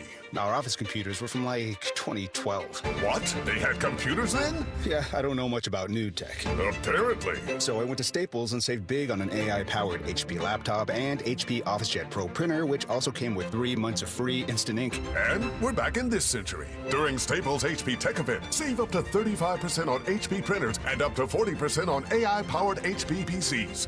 That was easy. In-store, online, and on the app. Until 11/1, select models only. When shopping for a new car, what do you want? A great selection? A low monthly payment? More for your trade? At Northern California's best Honda dealer, Stockton Honda, you get it all. Model year-end savings are going on now. Drive away in your favorite Honda. It's savings you just can't say no to. Come in today or go to StocktonHonda.com. Anytime, anywhere, it's all here.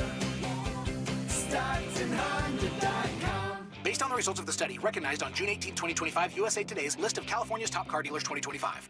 At Valley Strong Credit Union, we know that local businesses are the backbone of the Central Valley, investing in our neighborhoods, boosting the economy, making the Valley stronger. But when it comes to their finances, where can they turn? A big bank that just sees another number? That's not good enough.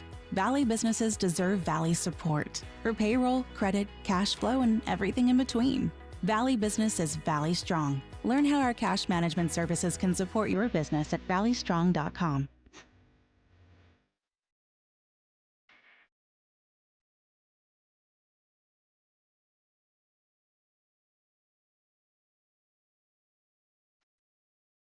There is no better duo. Nope. Never. It's the Drive Guys. Right here on Sacktown Sports. You know, Drapes was out a few days last week, so, Jay, he's just tearing into his care package from Sac Republic. And they got a billboard with the Jaeger Cup final date coming up, only, 4 days away? Whatever 4 days. Yeah. Excited about that. And Drapes is excited about his golf balls and his scarf and everything. So, yeah. Once again, thank you very much, Sac Republic. And Alan Stiles, he saw mine today. He's like, you got one? It's like, Alan, you weren't here last week. Well, how come you got one? Well, because I was here. You weren't here. So he was a little, his feelings got hurt a little bit. Well, first of all, has he had anybody on from the Republic? I don't know. Well, I'm going to get it together then, Alan. Well, that's a good point. Extend the olive branch, Mr. Stiles. That's right. This stuff, they don't just give it to anybody. Nah, come on, baby. You got to be, one of the certain few. You scratch my back sort of thing, right? Absolutely. Yeah. Come on, man. You got to be better. Have you had a chance to watch any of the baseball today, Jay? I watched the Padres and my blanking. Why am I blanking? Padres and who? Cubs. Lord Jesus. I saw you shaking your head. I think you were shaking your head at the end of the game. Yeah, I was. And now I just saw the Yankees go deep here. In the bottom of the second, if I'm not mistaken. That'd be Volpe. Yes, sir, Anthony. Mm-hmm. But I didn't watch the Tigers and the Guardians. I did not. Mm-hmm. Even though I know the Tigers got the W. But I watched the Padres game pretty much minus the couple of innings that it took for me to get home to come here. And then, of course, watching If you love the driver, even not so. The Yankees. Yeah. It's kind of, that's just the way it is. Teams are so excited to get in the postseason, and with the short series now in the first round, sometimes you're gone. You're summer in 2 days like right? that. Yeah, if you're not careful. I love it. I love the short series. You like the I wish best the out of NBA three? would go back to it. Ooh, really? Yeah, I'm not. NBA extends their playoffs way too long. Every round don't need to be 7. No, it doesn't. Go back to Especially in the best out of beginning. 5, Yeah, I don't need to see Boston play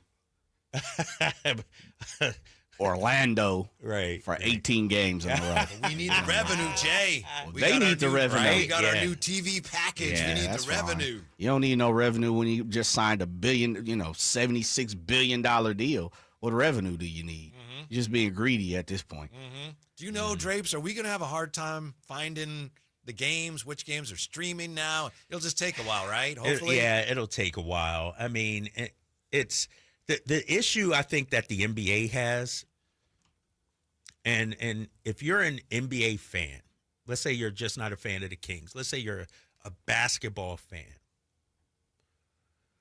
And and you have League Pass.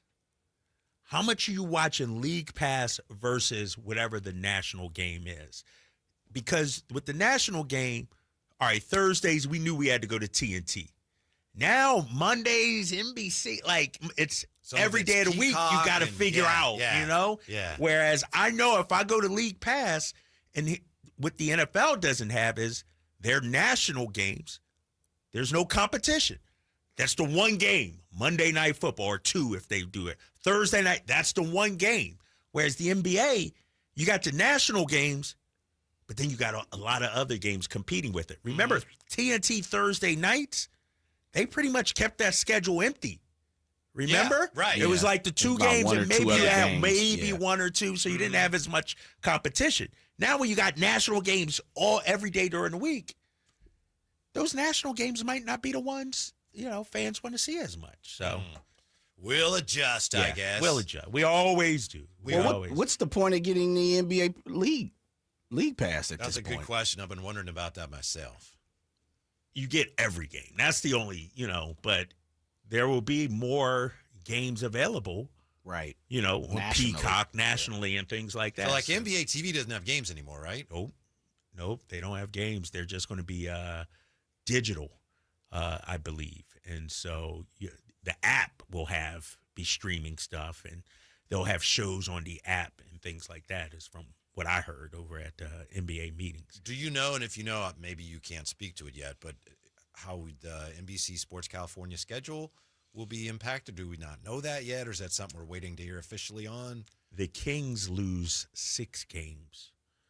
So 76 will be on NBC Sports California. Meaning national. They lose. Yeah, they lose 6 national games to Amazon or wherever it may be. Yeah. So we can find that on the schedule. If it has Peacock or Amazon, then it's not exactly. On. And there will be some shared games too. Okay. You can watch NBC, our California coverage and a national coverage too. So there will be 6 shared games, I think it is too. Mm-hmm. So technically because ESPN games were shared, but TNT games were not. Right. So it's kind of replacing that. Yeah. If I'm hearing you correctly. Exactly. And I believe the Warriors, meanwhile, they lost 30. A lot of games. Really? Like something like 15 games or something like that. Ooh. Fitz and Kalina. Something crazy. Like, they lost a lot of games. Fortunately for the Kings, we don't have that problem. It was the Lakers lose. Yeah, Lakers lost a lot too. So with us, you get me, Mark, Katie,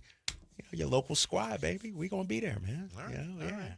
We were just talking about Keegan Murray and how many shots per game we'd like to see him take this year. So of course that raised a question. Well, what did he take last year? First year 9.8, second year 12.7 field goal attempts per game, and then last year he was at 10.8. So he went down. Yeah. Which is understandable. You get rid of Harrison Barnes, who wasn't a high usage frequency shot guy, for DeMar DeRozan. I get that. And you bring in Zach LaVine. Keegan got to get in where he can fit in somehow. He has to, I think this is why. And Jay, you brought this up before. Domas, you don't have to call a lot of plays for it. You don't have to be like, all right, we need 15 shots from Domas. Domas is going to get his off the rebounding, off pick and roll. We'll find him, things like that. I feel like Keegan, and I think Dennis Schröder will help him out. You got to look for Keegan. You got to draw stuff up for him because he'll get lost in the weeds. You know what I mean? He'll just, sit in the corner and, he won't demand the ball. So I'm hoping with Dennis Schröder out there, those numbers will go up. Mm-hmm. Media day yesterday for the Kings and for the Clippers. Here's what Kawhi Leonard had to say about the ongoing Pablo Torre story and the NBA's investigation. Quote, I don't read headlines or do conspiracy theories or anything like that. I think the question was, did you actually have an endorsement deal where you didn't have to do anything?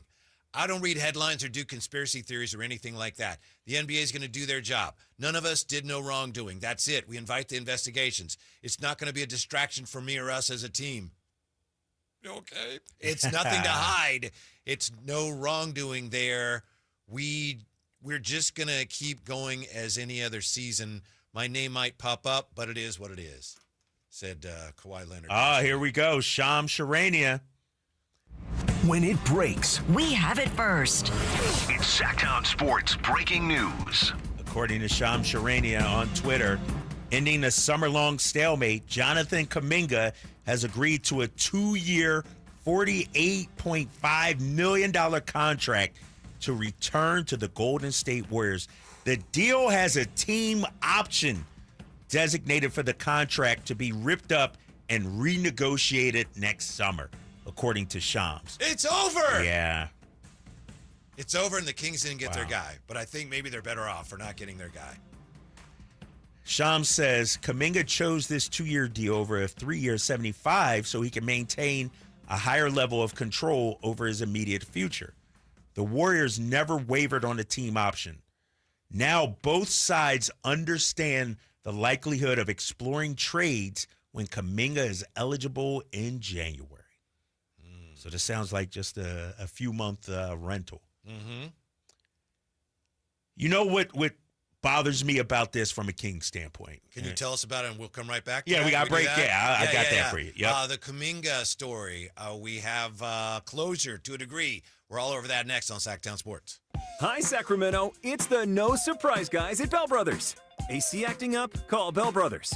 Need a new system? Get $2,500 off, 0% financing and no payments for 12 months and approved credit. Just need a tune-up? Get an $87 AC maintenance with same-day appointments. We're on time, quote up front, and fix it right. No surprises. Call Bell Brothers or book at thenosurpriseguys.com.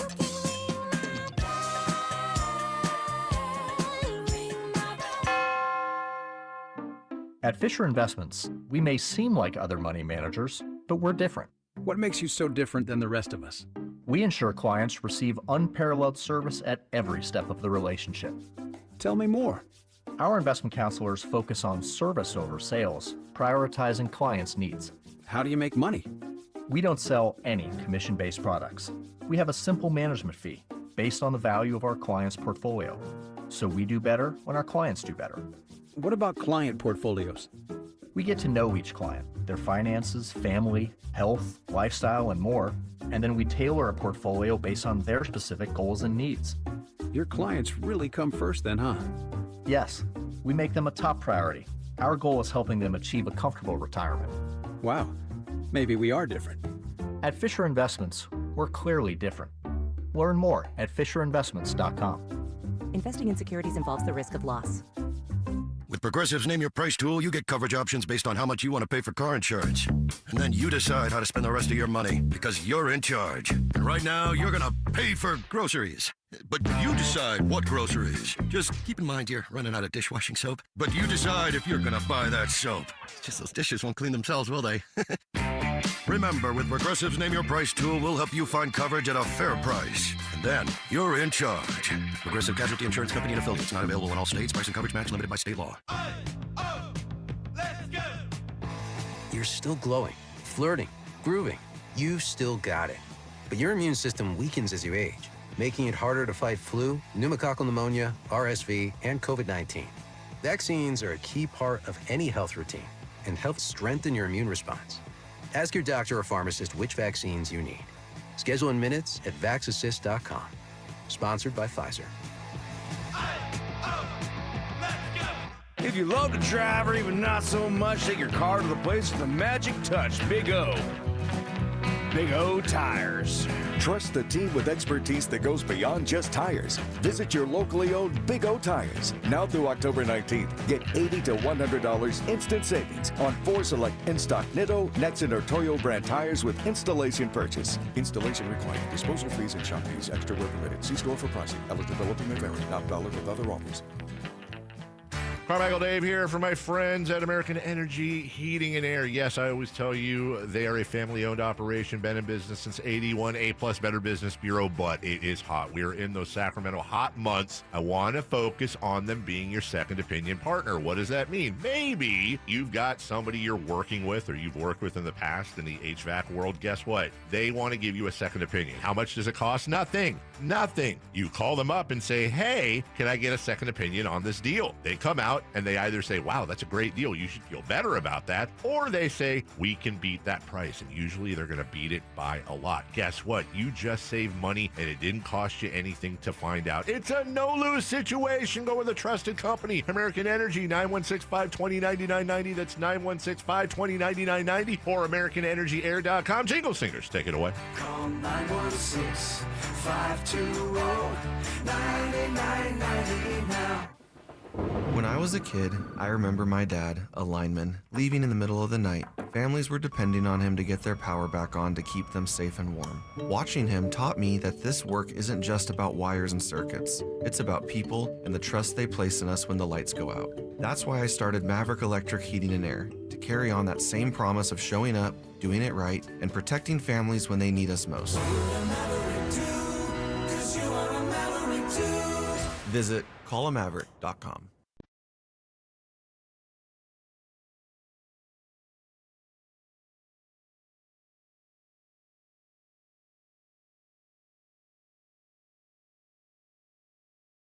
Live and local, it's the Drive Guys. Watch the show on youtube.com/SacktownSports1140.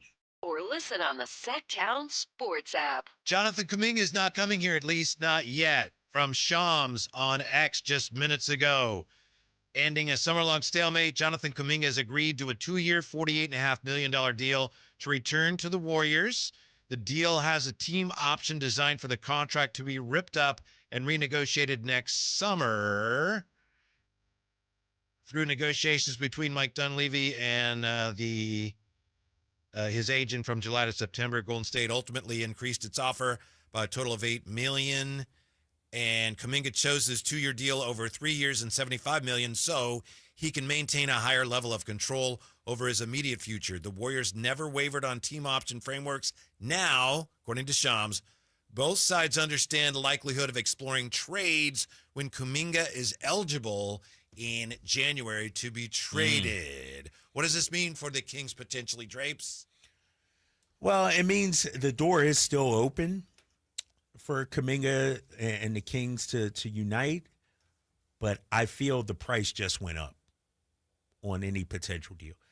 The leverage the Kings had is that a deadline was approaching. Either let Kuminga walk for nothing or trade him or eventually sign him. And there was only one other team interested that we know of at Right, this exactly. point. Now, if you're the Warriors, you, as much as you may want to get something done in January, February, you're really not over a barrel with it now. October 1st, remember, we've been saying it all summer. As we get closer to this deadline, somebody's got to blink. And it seems like Kuminga is the one that blinked. And so now I do believe the Warriors have the leverage in this because they still have the team option. Not, it's not a player option for Kuminga in terms of, the trade. And so I feel the price just went up because whatever the Warriors want in return is something that's going to help them move closer to a championship in their eyes. I feel like they're kind of almost big game hunting, big fish hunting. And so I believe Kuminga in an open trade market, the price is going to be high. You're going to have a number of teams looking to acquire him now. Yeah, we've talked about that. I know a number of optimistic Kings fans think this is great what the Kings have done is establish a framework of some kind of deal, and then when if he becomes a free agent, you have a head start, and I agree with you, Drapes. I don't think that's necessarily the case. Right. The more teams that are interested, the less advantage you have if you ever had one at all. Right, and like you said, reportedly there were only 2. Even if there's 5 now, that's more, Yeah. And now the cost seems to, you can still get Kuminga, but I feel like the package is going to have to be a little bit stronger. And I think it needs to be stronger player-wise because I feel the Warriors are still trying to go for it. You know, they're not interested in picks for 5 years down the road. They need immediate help right now. I think they're looking for. The other possibility is that as much as he apparently wanted to come here, if he has other options, he may not want to come here as much as he says he does now. We don't know. You know what I mean? Yeah. Oh, I wanted to go there when it was there at Phoenix, but now look at these other teams that are interested. Right. And let me ask you this, too. The reported package was Malik in the first. The Warriors were not interested in that. What makes us think come trade deadline they would be interested? That's why I say the price now is up. You know, it's going to be tough. It's going to be tough. And, you know, I thought the best case scenario, let's say the Kings really wanted Jonathan Kuminga. Either get him now or get him in the offseason in terms of as a free agent or something. He signs the qualifying offer, then becomes unrestricted, and now you, like you said, you have a chance. Now, I think it's tough. Yeah. I think it's tough. I think that's why the Kings played this out as long as they did, because they knew that it was worth their while, and if it didn't happen now, it all got a lot more difficult for them. And they'll still be in on it if they can, but they knew this is our best chance, even though it's out of our hands. We got to hope things break a certain way. It behooves us. It's the most prudent thing to do is for us to stay the course on this and hope it does break that way. Now that it doesn't, okay, fine. At least when he becomes eligible, you'll have a clearer idea of what you have on your roster. And this is the case of it takes two sides to make a deal. Sure. You know, like the Warriors would have to agree to it. You know, I wonder, and I haven't talked to anybody with the Kings, like as good as Jonathan Kuminga is, we mentioned his attributes, young, athletic. I don't know if he's the end-all, be-all. Do they pivot elsewhere now? Is it, all right, plan B? Or are they still in on the Kuminga sweepstakes at the trade deadline? We'll have to wait and see how that plays out. But I don't think Kuminga's the only player in the league that's young and athletic that the Kings might be able to acquire. That's just my thoughts. I think the Kings had as much interest as they did because, you know, a lot of fans are pointing out the guy's never really done anything. Why were they so interested? I think they saw the potential and they felt that that's the type of player that is hard to get here, and they had a shot, so they decided to see how it worked out. Right. And you know, it'll be interesting to see. We're still very new in the Scott Perry era. But how many players were we tied to under Monty McNair? Always a lot of smoke, it felt like, no fire. I don't believe Scott's that tight. Like, I believe he's not afraid to make moves, make a deal. And so, you know, somebody brought up on the text line, it's been confounding why the Kings so desire the guy. Whatever happened to John Collins? You know, it seems like all these names always come up, but then we never get them. I don't think Scott Perry is afraid to make a move. Like, if he's interested in the guy, and Warriors had a lot of leverage here over this, you know, especially now with Kuminga and them agreeing to a deal. I don't think he's afraid to make a move. You know, it won't be, you know, think about it.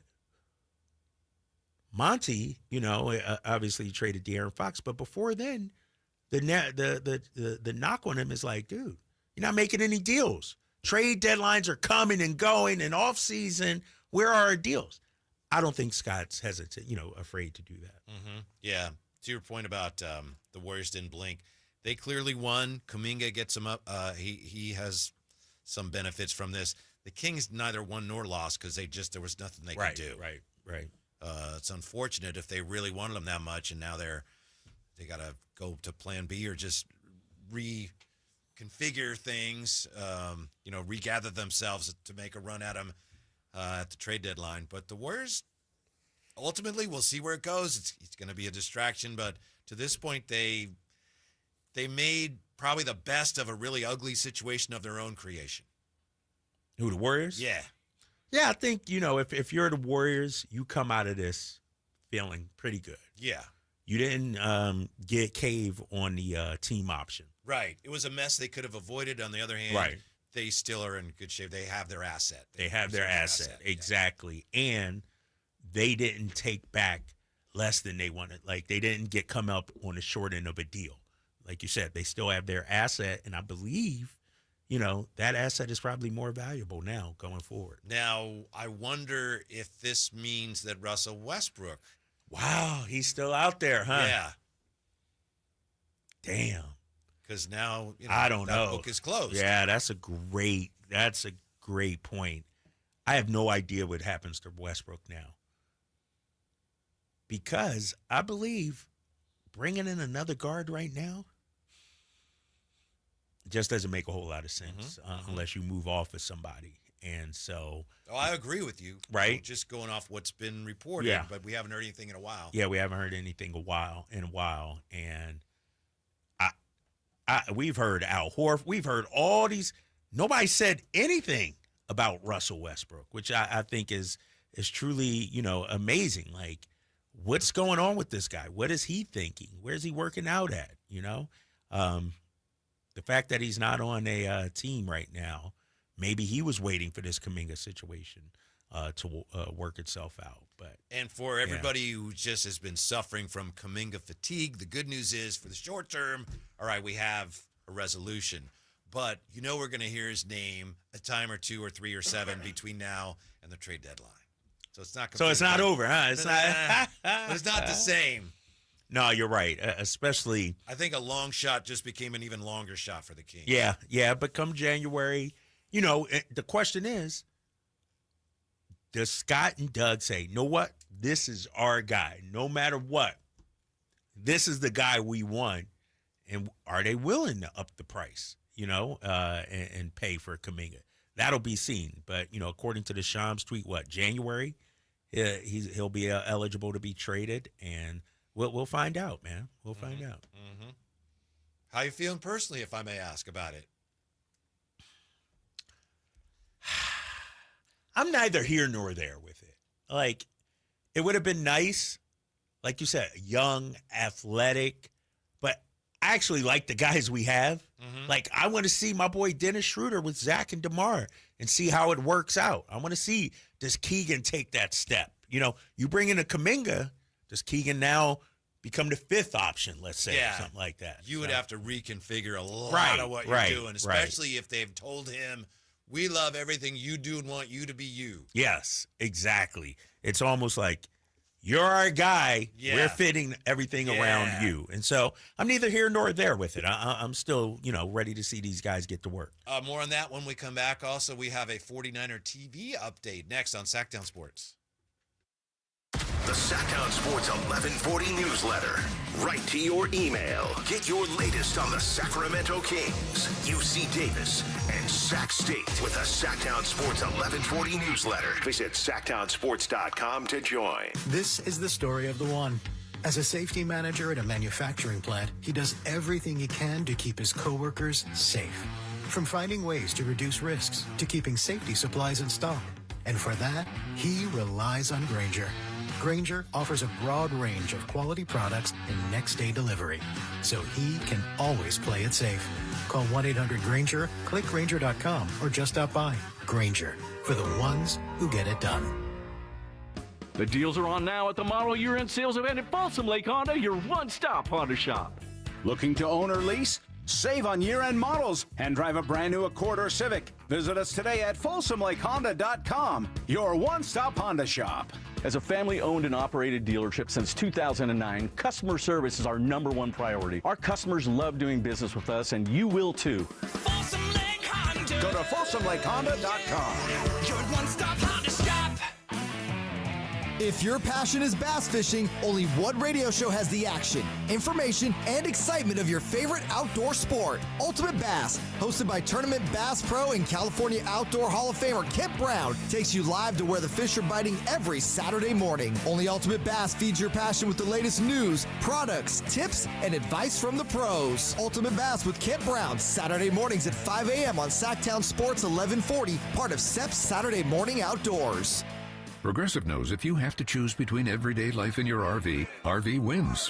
What, are you going to take the RV to the mountains or go pick up your dry cleaning? RV wins! Are we cleaning the gutters or taking the RV camping? RV wins! Are we getting a new passport or cruising up the coast? RV wins! Don't forget, you got the trip to Sweden coming up. Oh, yeah, passport, then RV. With Progressive, you can bundle your RV with your home or auto and save with a discount and spend more time enjoying those savings in your RV. Progressive Casualty Insurance Company affiliates and other insurers. Not available in all states and situations. Confidence is knowing you're ready to handle whatever comes your way. That's what it feels like to take on your workday with Cintas. They make sure your AEDs are up to date, your fire extinguishers are tested and inspected, your floor mats are cleaned and delivered, and your workwear looks good, feels good, and is freshly laundered with the Cintas Apparel Plus program. So are you ready to take on today? Visit Cintas.com and get ready for the workday. Whoa, it's you, the Capital One Bank guy. That's what they call me. Mind if I get a selfie? Yeah, sure thing. Save no fees or minimums on your Capital One checking account. Wow, that's a keeper. So, where are you heading? I'm off to spread the good news that Capital One helps people keep more money in their wallet with no overdraft fees. Oh, you're the best Capital One Bank guy. Hey, mind if I get a selfie? Sure. Say, Capital One, what's in your wallet? Terms apply. See CapitalOne.com/bank for details. Capital One NA, member FDIC. With the new IHOP value menu, $6 is all it takes to go to your happy place, where stacks of pancakes with bacon and eggs are just $6 every day. French toast, sausage, and eggs are, you guessed it, $6. And fluffy omelets come with a side of pancakes and only cost $6. Go to your happy plates every day at IHOP. $7 in some locations. Available every day for a limited time at participating restaurants in the U.S. Hours may vary. No substitutions. Not valid with other discounts or promotions. Prices may vary. Get ready for 2 epic showdowns of Monster Truck Madness at the Stockton Dirt Track, Saturday, October 4th. Feel the roar, the power, and the ground-pounding action. 2 shows, 2 p.m. and 7 p.m. Do you have what it takes to survive the madness? Get your tickets now at StocktonDirtTrack.com. KHD1 Sacramento, KYMX HD3 Sacramento. From the Power Business Technology Toshiba Studios. Sacktown Sports, 1140.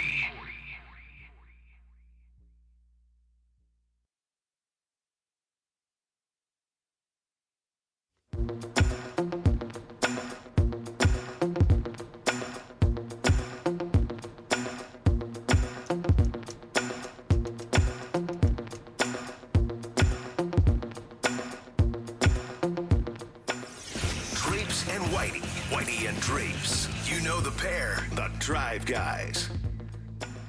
Well, we got some Jonathan Kuminga news today. He and the Warriors have agreed to a 2-year deal with a team option for the second year. So Jonathan Kuminga is not coming here, at least not yet. He would be eligible to be traded in January. Interesting thought here in the YouTube chat from Beeman. I don't know how good I would be feeling if I was the Warriors, LOL. You have a clearly disgruntled player on your roster that has no desire to play there long term. Doesn't seem like winning. Yes, that's going to be interesting to see how they sort that out. It's very similar to what they've been trying to figure out with Kuminga for, 4 years now? But at least they preserve that salary slot that they can use on someone that they do want, presumably. Right, exactly. And that's the long play for them here coming up, at the trade deadline. Ideally for them, they would have gotten that player now, before, the season. But now it just pushes the timeline back to the trade deadline. And according to Shams, Kuminga did waive his no-trade clause, it says, according to Shams. So, for the money. Yeah. I did it for the money. Yeah. Yeah, it's as part of the deal, he is waiving his inherent no. So I guess he did have a no trade clause, but now he's waiving that. So Warriors got a lot of leverage, I feel like, out of this. Yeah. Doesn't he still have some leverage, Kuminga that is? Now, he doesn't have the no trade clause, but with a team option for the second year, somebody could get him, but he could make it clear, as NBA players do, is like, you can trade for me, but I ain't going to stay. I don't want to be here. Yeah. Go ahead. Yeah. I can't stop you, but I can tell you I ain't going to stay. Yeah. But, and if you're another team that inherits him, now he becomes an asset for you, too. Mm-hmm. So I don't think he's going to reach free agency next year. I can't see that unless, I need to read the story fully, but I can't imagine him because it's a team option for the second year. Mm-hmm. Why would a team trade high-level assets and then let them walk after this season? Yeah. Mm-hmm. So, the win for him is $48.5 million. And ideally, more than two teams will be interested in the services at the trade deadline, and he can find a place, that he's okay with going to. Here's where it's, to me, a little unclear. Again, I know we've read this, and maybe you've seen it. Shams says, ending the summer-long stalemate, Kuminga agreed to a 2-year deal, $48.5 million contract to return to the Warriors. The agent, Aaron Turner, says, the deal has a team option designed for the contract to be ripped up and renegotiated next summer. And again, that's from the agent. You can design it. Does that mean they have an agreement to do that? Right. That's a little nebulous, isn't it? Yeah. It's designed to be ripped up and renegotiated. Well, is anybody actually contractually obligated to rip it up? I don't see how that would be the case. Right. Yeah. It doesn't seem like, like you said, contractually obligated. This is seems like a point that the agent's trying to sell.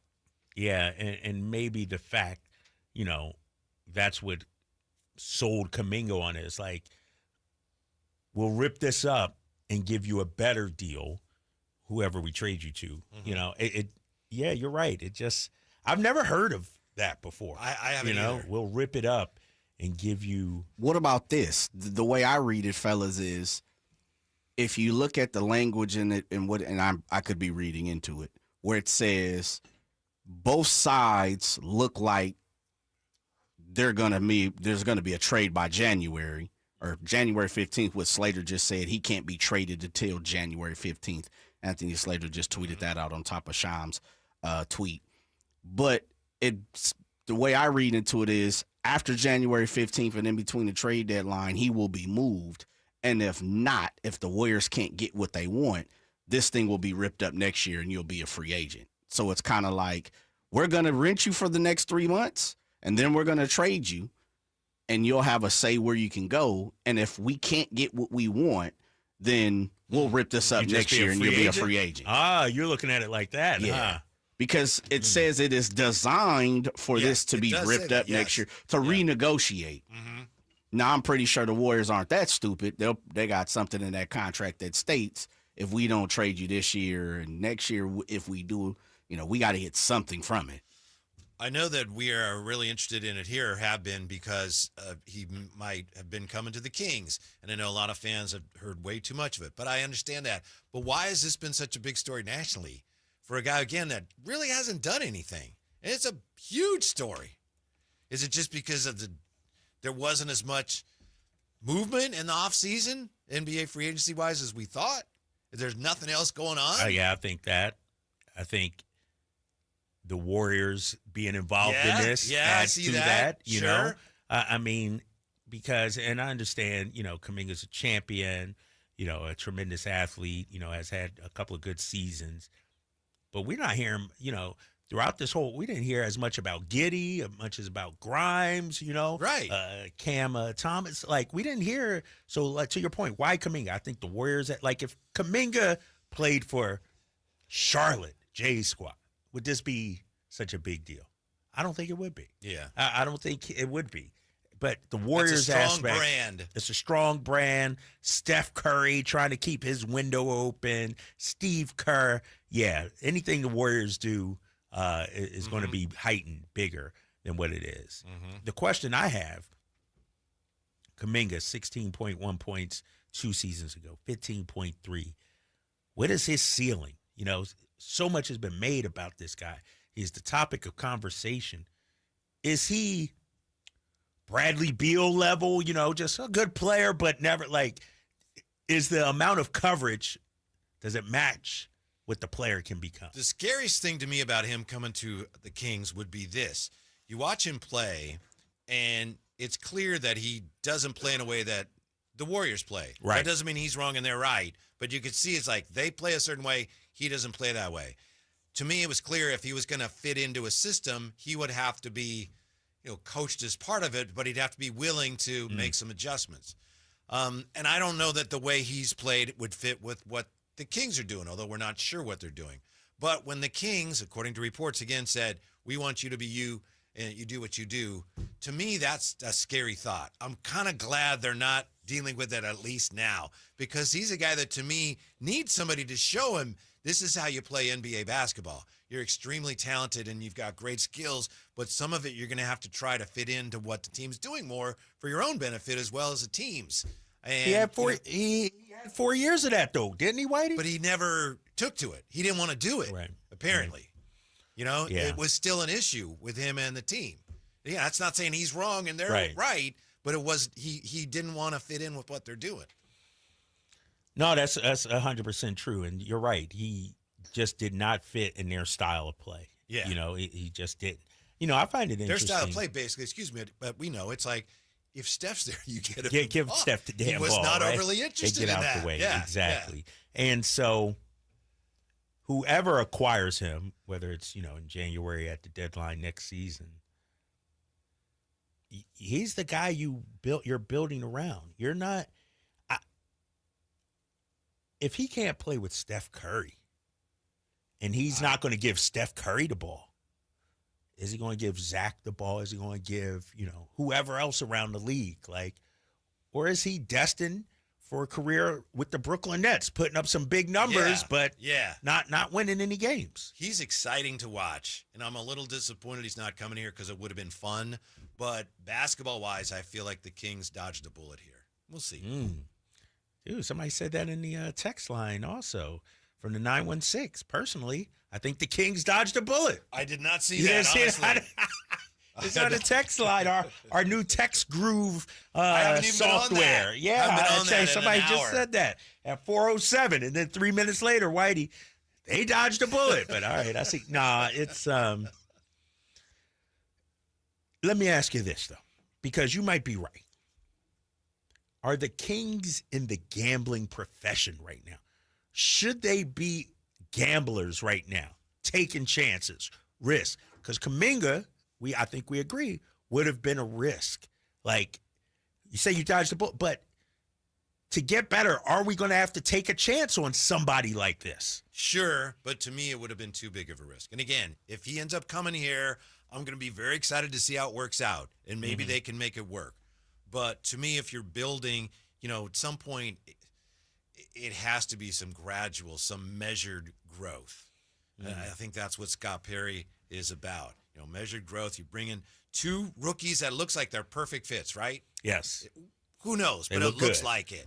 To me, Jonathan Kuminga looks like, whoa, I don't know about that fit.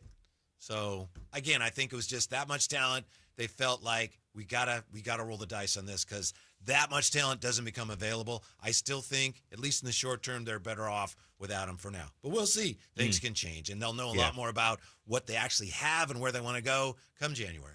Right. And, when you talk to Scott and Doug, and I mentioned this before, Kings fans, we got to understand this is still very early in the process of getting to where we want to go. So just because something hasn't been done, we haven't had fireworks or whatever it is today, doesn't mean that Scott and Doug are just, all right, this is who we are the next 3 years or whatever. It's a process, Whitey. Denver didn't become Denver. It took them several years. How many times did Boston tinker and tweak and come up with different lineups? And, Milwaukee, OKC took them a while to get. And so, this Kuminga bus, train, whatever you may call it, may have passed us. But that doesn't mean there won't be another one, or Kuminga might become available again in January, February.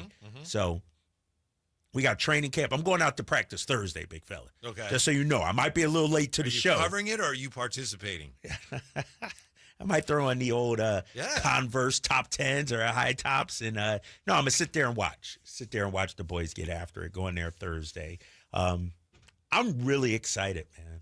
I really am excited to see these guys. Dennis Schröder is my guy. I saw Evan Sittery. I don't know if you saw this tweet, and I don't know how much you buy into what he said regarding Russell Westbrook. Outside of interest from the Kings, and this was before the Kuminga deal, there is no other team expressing a desire to sign Westbrook. To me, all the roadblocks are clear now. Right. If it's going to happen, it's going to happen. And it's got to happen soon, right? For all interested parties. We got to get going on this. We're installing everything. Get Russ in here. Woo, this would That's be, what they wanna do. my gosh. Oh, this would be a tough discussion if they sign Westbrook. Because you already got 8 guards. And I'm a fan of Russ. I like his energy. I like his toughness. Maybe they were only going to do that if they were able to move Right, guard. that's what I wonder. Yeah, That's what I wonder. And so now, does the market for Russell Westbrook open back up after this news? Mm-hmm. I don't know. 339-1140, 1-800-920-1140. You don't know, but who knows? Who knows? TC knows. TC Time for is check back. in This with guy. TC. What's up, TC? Mic check. Hey, mic check. What's up with my guys? Hey, so I know we all up against it, and we're looking at the Kuminga situation, right? But he can stay where he at. They didn't want to do a deal with us. It is what it is. But after listen, Whitey Drake. I was talking to Jay a little bit too. After listening, I know everybody's talking about this talk and all that, but after listening to these dudes and hearing their mentalities, dog, at these interviews, hearing Monk, yeah, I heard my name in trade talks, but you know what I did? I bought a house, and I doubled down. I'm here to stay. Man, dude is a dog. He could have got up there easily and said, man, I want to get out of here. The fans is this and that. He showed love. DeMar wrote something and said, you know what, bro? That was on me. We had a lot of stuff going on, and I let that get in the way of my game. Now we locked in. Dennis Schröder, 94. Listen, these dudes is ready and locked in, Drapes and Whitey. I'm not trying to go off the ledge right now, but I'm just being honest as a Kings fan. We can see where we at down the line. If we got to bust a move down the line, then we can. But the guys we got in the building, in my opinion, it's enough, bro. I heard enough, dog. They finna get after it. As far as the Niners, I can care less of who start. Kyle Shanahan, start your guy Mac. You wanted him anyway. Quit with the whole yo-yo back and forth for Brock. We know Brock's toe is messed up. Listen, listen, bro. This is it for the Niners. That's why y'all don't ever hear me talk about it, because it's over. And everybody is starting to see the writing on the wall with these dudes, bro. And I'm glad a lot of smart Niner fans are starting to see that. So, listen, man, I'm all Kings for it. The Niners win tomorrow, bro, they win. Other than that, bro, I'm all Kings, bro. I'm being honest with you. Jay, he said they done. They toast.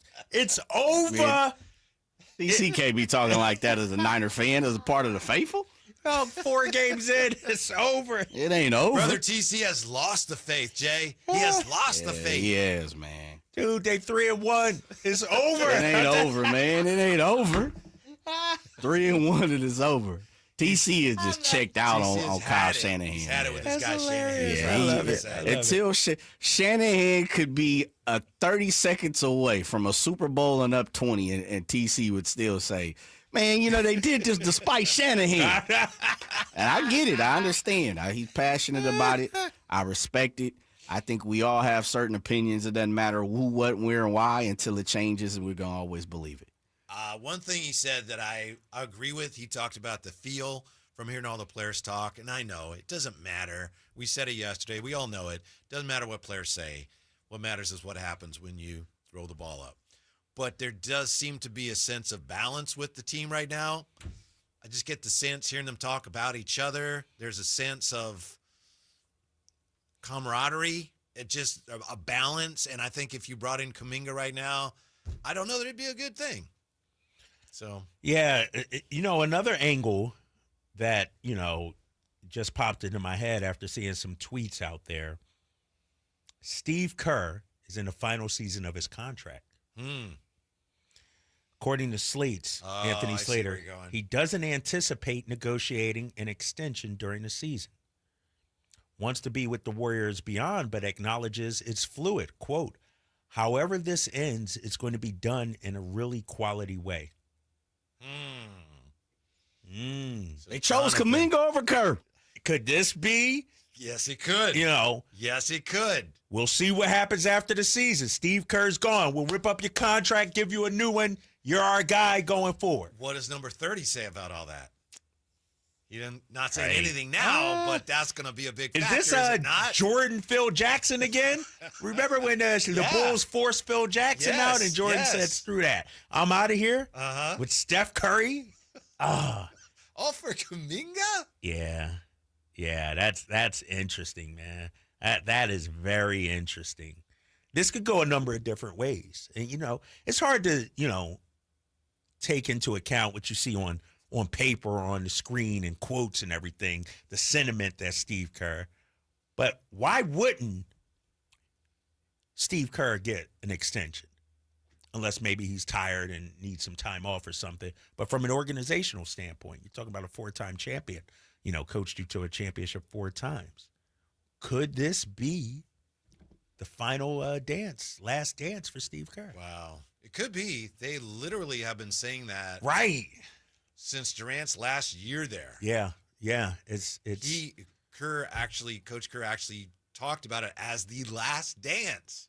He compared it to that. That's the interesting thing about Kuminga, because Kuminga and Wiseman were supposed to represent the next era of Warrior stardom in basketball. Yeah. Hadn't worked out, although I think the owner does not want to give up on that with Jonathan Kuminga. Bert Bondi, by the way, agrees with TC on the 49ers. Oh, what did he say? Well, actually, he does not agree. Sorry, I misread it. I don't think it's over for the 49ers. Sunday was a misstep. Brock was brought back too early. Jacksonville was tough. They took them for granted, got smacked. There's that trap game theory again. I will say this about the 49ers. The game this week has been flexed. Not this week, the following week. All right. Yeah. Sorry. This week is the Thursday night game. The Tampa game with Tampa Bay has been flexed to what? To 125. It was going to be a 10 o'clock game. Oh, okay. Yeah. And I so think they Fox National game. Huh? They swapped out New England and New Orleans. That was trash matchup. Oh, my gosh. Oh. So they're swapping that. And, yes, this is a week from Sunday because the 49ers play Thursday. But then when they play Tampa, that game has been flexed to the 125 our time window. All right, good. That's good. That's the big time window, and give me some time to golf or go out and do whatever during the day and come back and watch it, Bert Bondi did say he preferred Mac Jones's play to Brock Purdy's. Huh. Mac Jones threw the ball really well again, but it was against Nolans. Come on now. Why do you can't do that? Well, it's a fact. You've said that yourself. I agree, but same thing with Brock Purdy. He hasn't played anybody yet. Well, Seattle week 1. That's week 1. All I'm saying is I'm surprised you disagree. New Orleans is terrible. We agree no, on they that, are right? terrible. Yeah, they that's are all I'm terrible. saying. But, I was going to say, because, my guy Grant Cohn is putting it out there. Brock Purdy, $53 million man, not living up to the contract, not living up to the billing. Mm-hmm. Will Brock Purdy ever get the respect that some people think he deserves? Well, probably not. Jay unless he wins the Super Bowl. I bet you even then. Have to be multiple. He'd have to win 2 or 3. Yeah. And even then, some people go, well, look at the numbers that Trevor Lawrence put up last week. Trevor Lawrence's numbers were Against the Niners? Yeah. But they run the same system now. They're running that wide zone, and the quarterback is not required to do as much, so he's not going to put up the numbers. Brock Purdy this week threw for 300 yards and 2 touchdowns, right? He did. Those are some of the things that some people said he can't do. Well, he did it because he had to, and they lost. Right. If things are going the way they're supposed to go, he doesn't have to do that. So people get way too caught up in the numbers. That is 100% true because look at my guy, Jalen Hurts. He's not putting up big passing numbers. He's not throwing for 300 yards. No, but you should have more than 0 in the second half. Right. Right, Jay? That's true. You ain't lying. Hey, scoreboard, big fella. Scoreboard. I know. Scoreboard. I know that. Man, field goal blocking to save their ass, man. Boy, it has saved their ass. Special teams, baby. You wish you had I give it to you. It's 3 facets, man. Yep. But believe me, y'all done snuck a few wins out already. If we're talking about the Niners, though, to me, the more pressing issue other than Brock Purdy and Mac Jones, that's not really a debate. Brock is the starter. But Trevor Lawrence didn't get touched. You're right. This last week. That's a good point. That's, as great as Robert Saleh is, the loss of Nick Bosa has been massive for these guys. Not to get touched, when you get beaten, knocked down. You're right. I'm with you. On both sides of the ball up front, you're not going to win games. Right. And that happened against Jacksonville. Anthony Slater's going to join us. Is he? Yes. Oh, what time? Yeah, he's when Coming we up come back, next? Yeah, Slates is okay. going to join us with the inside word on what's up with Jonathan Kuminga. Today's breaking news. Next, Sacktown Sports. When I was a kid, I remember my dad, a lineman, leaving in the middle of the night. Families were depending on him to get their power back on to keep them safe and warm. Watching him taught me that this work isn't just about wires and circuits. It's about people and the trust they place in us when the lights go out. That's why I started Maverick Electric Heating and Air, to carry on that same promise of showing up, doing it right, and protecting families when they need us most. Visit callamaverick.com. Need cash fast? Tap into the value of your home with a home equity line of credit from Valley Strong Credit Union. Whether it's for home improvements, debt consolidation, or that dream vacation, you can get your cash offer in minutes. That's right, just minutes to unlock the power of your home's equity with no hard credit pull to see how much cash you can get. No stress, no waiting. Just smart, local banking that puts you first. Grow your possibilities with Valley Strong Credit Union. Visit valleystrong.com to get started today. Just announced, Stockton Honda has been named #1 of California's best car dealers in 2025 by USA Today and Statista. This prestigious award is based on thousands of customer reviews and recommendations, ranking dealerships for service, value, and satisfaction. Out of hundreds evaluated, Stockton Honda is proud to be #1, recognized for all-around excellence and commitment to our customers. Visit Stockton Honda, where reputation meets the road. Anytime, anywhere, it's all here. StocktonHonda.com. Hey, this is Greg Papa. Are you working through a major insurance claim? Sunpoint Public Adjusters can help. Sunpoint prepares, presents, and negotiates your claim with the insurance company, working only for you, making sure you get everything you're entitled to, not what just some adjuster working for an insurance company thinks you should get. Call Sunpoint today at 888-247-7865 or contact us at sunpoint.us. Sunpoint Public Adjusters, the gold standard in public adjusting. License number 2N14884. Hey, it's Carmichael Dave. I got to tell you, I am so excited to get this decking project started with Trex Decking and Railings. From the first time I stepped foot in the showroom last week, I was so impressed. So many color options, heat-resistant composite deck. What does that mean? That means I don't have to do any maintenance on it whatsoever. They even have a deck designer, so you can go online and see what your dream deck will look like on your house. Just visit Trex, that's Trex.com to get it started. Tell them Carmichael Dave sent you. The deals are on now at the model year-end sales event at Balsam Lake Honda, your one-stop Honda shop. Looking to own or lease? Save on year-end models and drive a brand new Accord or Civic. Visit us today at FolsomLakeHonda.com, your one-stop Honda shop. As a family-owned and operated dealership since 2009, customer service is our #1 priority. Our customers love doing business with us, and you will too. Go to FolsomLakeHonda.com. Your one-stop Honda shop. Only one radio program captures the excitement of hunting and fishing as it happens. The award-winning California Sportsman with Sep Hendrickson. Only California Sportsman takes you where the action is. Live on the water, live in the blind, and live with the top pros and experts in outdoor sports. California Sportsman with Fishing Hall of Famer Sep Hendrickson is your premier destination for all things outdoors. Sep's Saturday Morning Outdoors. Ultimate Bass and California Sportsman, 5 a.m. to 8 a.m. Saturdays on Sacktown Sports 1140.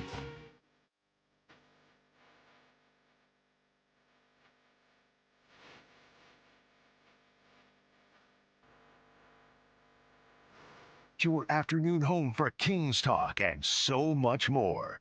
The Drive Guys on Sacktown Sports. Well, believe it or not, something actually happened on the Jonathan Kuminga front. From Shams, Jonathan Kuminga agreeing to a 2-year, $48.5 million deal to return to the Warriors.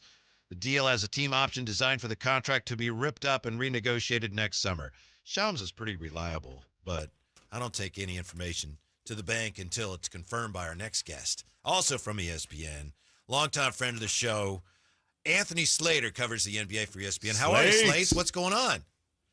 I'm good. It's been an eventful few days to open my season, for sure. Well, thank you for your time. Can't tell you how much we appreciate it. Any surprise, as far as you're concerned, that this is where we ended up on this, at least for now? No, I mean, it was clear the last week or so the Kuminga side was kind of debating which of the structures they were going to get. The Warriors continued to say no to player option deals. Obviously, the qualifying offer was still looming as a threat, until tomorrow.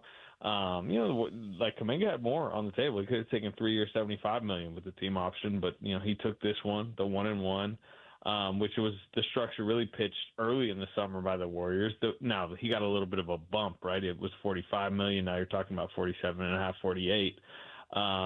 But I had been getting the sense over the last 3 days it was either going to be this or the qualifying offer, and they just took the money.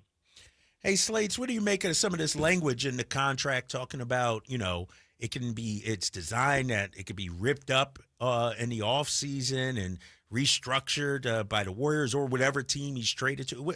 Explain that to me. Yeah, I mean, look, this is in a very uniquely transparent way, and obviously this has been a public negotiations, that this is in many ways a contract that is being signed to potentially be traded, which you often don't hear when like young wings are signing $20+ million contracts. Usually it's both sides, talking about how happy they are to have their partnership continue. The Warriors are doing this for asset management purposes. And they're doing it because the base year compensation rule will be wiped away come January, and the whole, rip up and renegotiated. Part of the appeal of this contract from the Warriors aspect is when they take it into the trade market come January 15th, when he'll be trade eligible, you can trade Jonathan Kuminga to a new team. Theoretically, we can say the Sacramento Kings in this scenario, and they could, because they have a team option, you could either, exercise that and guarantee you're not going to lose him in unrestricted free agency, or you could decline it and extend off the initial first-year number. And I think part of the reason that Kuminga's side took this is the belief, they still want to make a lot of long-term money. And there's an idea of next summer, if they get traded to a place they want to go, they can rip up that second year and extend off that first number for many years into the future at a bigger number. Slates, we know, or at least we think we know, we think we know, that the Kings were one of only two teams that made any kind of offer, sign and trade offer for Kuminga. Assuming that he does come on the market in January, safe to assume there will be more teams that will have interest in him, most likely? Yeah, because the base year compensation rule will be wiped out. Teams will know more just about their current cores, right? A lot of teams think that they like their teams, and then by January they're like, we need to pivot, right? Yeah. And, the Warriors might be looking at themselves and do they feel like they definitely are one piece away, and that piece could be got with Jonathan Kuminga in a future first-round pick, perhaps. Like we didn't know Jimmy Butler was going to be available last year, and then suddenly the Warriors were, willing and able to add a first-round pick to Andrew Wiggins and go get Jimmy Butler. So to answer your question, I think this summer definitely laid the groundwork for a potential Kuminga market where I think the Kings would be one of the teams at the front of the line. But I could see Chicago, Miami, the Pelicans. Like there are other teams that could theoretically enter the mix. And one of the biggest things here is Jonathan Kuminga waiving the no-trade clause. So the Warriors will much more have their pick, where in this current summer process, it didn't matter where the Warriors wanted to trade him, Kuminga had to agree to a contract with that place. And just to clarify, when you say the Kings would be at the front of the line, they would be at the front of the line of interested parties, not necessarily the front of the line that teams the Warriors were interested in trading him to, right? Yeah, it's just going to depend on the deals. But the Warriors now, are paying to control the process much more, right? I mean, that's by taking his qualifying offer up from $7.9 million to giving him this first year salary, which is, 22.5 or whatever exactly it is. That is for them, basically paying the right to trade him where they want, and having a team option on it is in part to entice a team to come get him because they would have more control over. Right. I feel like the price just went up. What do you think the Warriors are looking for? The reports were that the Kings were interested, made an offer, Warriors didn't accept that. What are they looking for? They're looking for two things. Number one, there's still this dream world where Jonathan Kuminga is great in year 5 and fits the role that they need, and they need a skill set, especially considering the age. So but I think we would all agree that Warriors are fringe contender in the West, but more of that middle part of the conference, the 4, 5, 6, 7, 8, 9 seeds, in that bunched up part. And I think part of that reason is I think a lot of people believe in their top guys. but you don't know about their depth, and it just feels like they need more rotationally. And again, maybe Jonathan Kuminga morphs into exactly what they need, or if by January the relationship just isn't working, you go and use Jonathan Kuminga to go get whoever that is. But this is a team that wants to win another title, or at least compete for another title before Steph Curry's time fades away. And Jonathan Kuminga has always been viewed by them as a piece to go get the type of rotational reinforcements that are needed. Do you think this will be, I know it's cliche, but a distraction for the Warriors in the short term? Are the veterans really happy that he's going to be back, at least for now? Yeah, I mean, they're happy this saga is solved. It is going to be a distraction in the short term as far as, like, it's all we talked about the last 2 days over at Warriors training camp, and it's all we're going to talk about the next few days as Kuminga rolls through, as Al Horford is finally able to sign and does his press conference.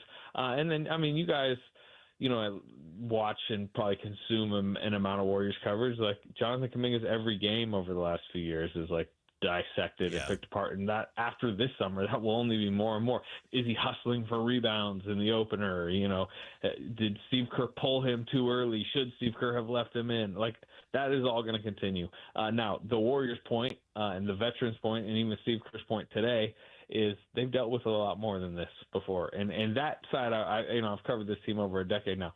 The Durant seasons, the Draymond punch season, they've been through a lot of drama, but at the same time, like, it's not good to have, distractions and flammability entering a season, and they certainly have a little bit of it here. Hey, Slates, Steve Kerr spoke today, and, I read some of your tweets. He doesn't expect to negotiate an extension during the season. Could this be his last season in Golden State? He's certainly leaving open that possibility. Yeah. I mean, and one of the things I've always really enjoyed about covering Steve now about a decade is he's transparent. And he's, you guys know how it works. Like, coaches entering the final season of a deal, like, almost always, like, demand a security long term. They don't like the lame duck season. Steve is willingly accepting it this year, saying like he's just had such a established relationship with Joe Lacob and Mike Dunleavy that he's okay, kind of putting it to the side, coaching the season, and then after the season they'd all come together and decide, hey, is it time to walk away or is it not? So to answer your question, could it be the end for Steve Kerr? Certainly. He today cracked that door wide open. But he also said, I want to coach long term. And, look, if this team is good and competitive and, they still look like they got some gas in this Steph Curry, Draymond Green, Jimmy Butler era into next season, I know those veterans are going to want Steve Kerr as the coach, and he says he's going to want to be. But we'll see how it all looks come April, May, or June. Slates, we know you're in demand today. Thanks so much for taking a few moments. We appreciate it. We'll talk to you soon. All right, fellas. Okay. Anthony Slater. Dang, Kuminga, baby. Oh, shoot. Now, if someone just tuned in and they heard you say that, they think we got him or something like that. Yeah. Nah, the Warriors re-signing him 2-year deal, team option for the second year, $48.5 million, according to Shams. This is interesting, man. This is, I know we're the Kings flagship and we're here in Sacramento, but the Warriors are a soap opera. Think of all the things they've been through. And for the fact that they won 4 championships is shocking to me. I mean, the drama and every guy's not liking each other. They were really good. The fourth one's kind of Poole getting, sucker punched. Durant and Draymond. He's shocked that they won championships. No, I'm just saying, but I'll tell you what, fellas, that goes to show you a lot of crap goes on behind the scenes, and so, it's not all going to be as we go into this Kings season. If we hear of some infighting or guys, that kind of stuff happens a lot, and so, have success though, Drapes on the floor. Yeah, you got to have success. Yeah, that covers up a few things. I'm just saying, man. Like every year, it seems like it's something with them. Every year. Did they have the worst offseason? I don't think so. You don't think so? No. Like, does this save? See, I would disagree. I think they had the worst offseason. I think New Orleans had a pretty rough offseason. Yeah.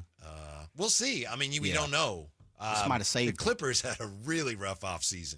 Did they? Yeah. I think personnel-wise, they up. Yeah. I'm looking at the whole picture. Yeah, know. Did you see their T-shirts today? The No, coaches? I saw that. Yeah. There's Yeah, an we can't acronym say to it it. on Yeah, there. you can't. Yeah, Yeah. Go take a look at it. But Okay. see, I think they're almost thumbing their nose up, meaning the players and the coaches. Mm-hmm. By the way, NBA Young Cope says, I literally just tuned in 15 seconds and heard Drape say that. Not even lying. LOL. Thanks, Whitey.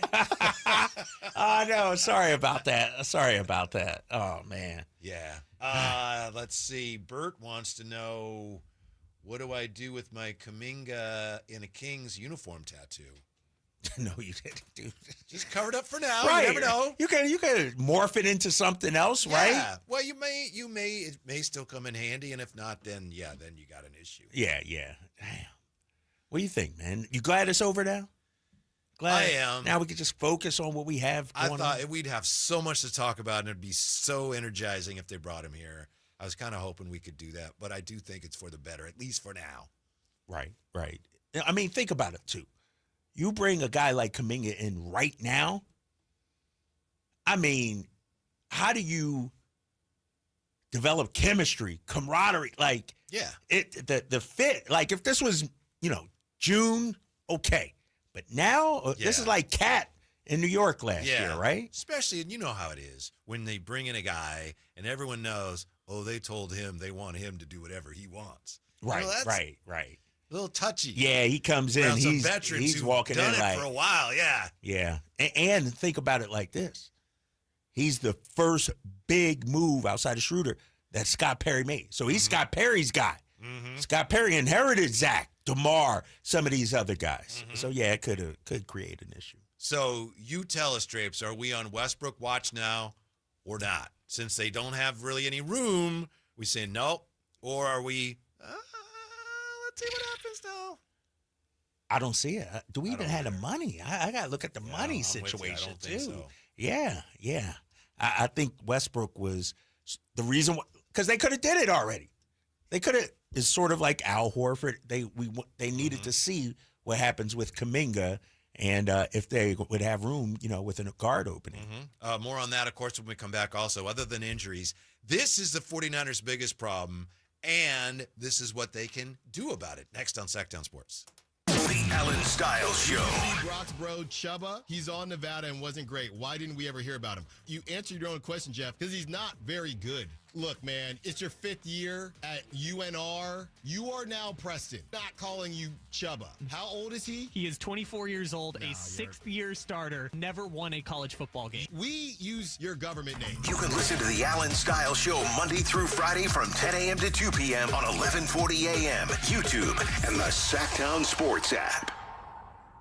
With the new IHOP value menu, $6 is all it takes to go to your happy place, where stacks of pancakes with bacon and eggs are just $6 every day. French toast, sausage, and eggs are, you guessed it, $6. And fluffy omelets come with a side of pancakes and only cost $6. Go to your happy plates every day at IHOP. $7 in some locations. Available every day for a limited time at participating restaurants in the U.S. Hours may vary. No substitutions. Not valid with other discounts or promotions. Prices may vary.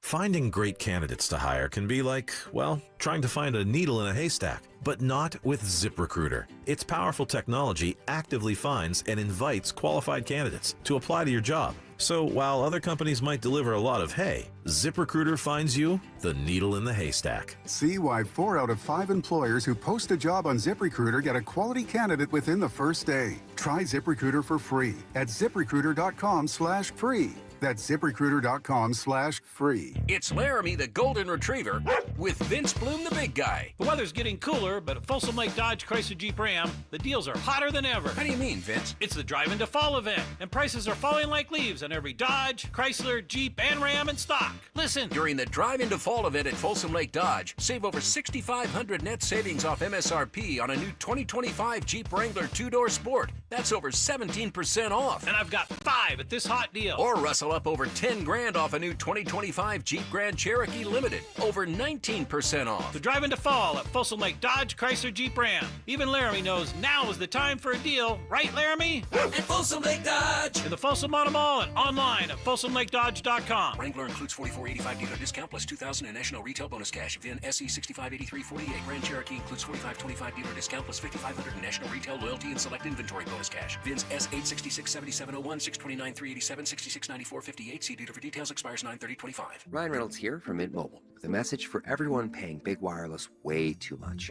Please, for the love of everything good in this world, stop.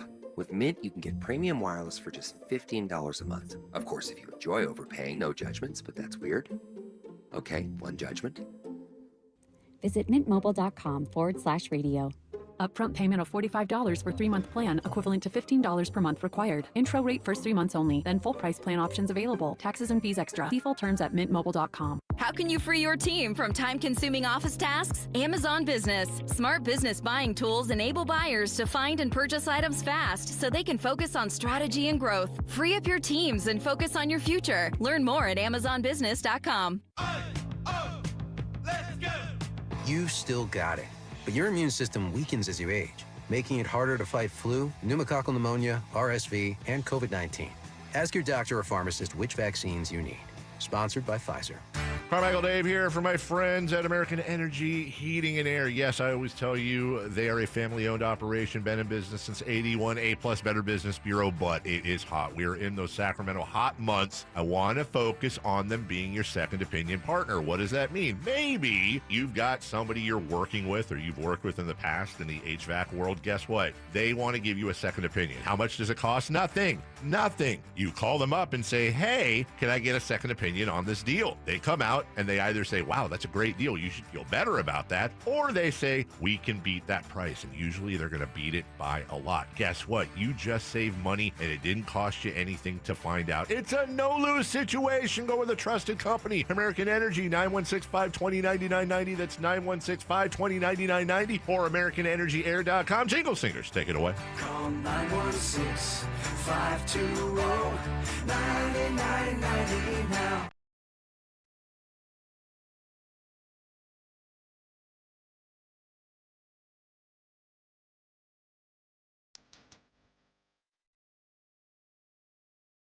Your afternoon home for Kings Talk and so much more.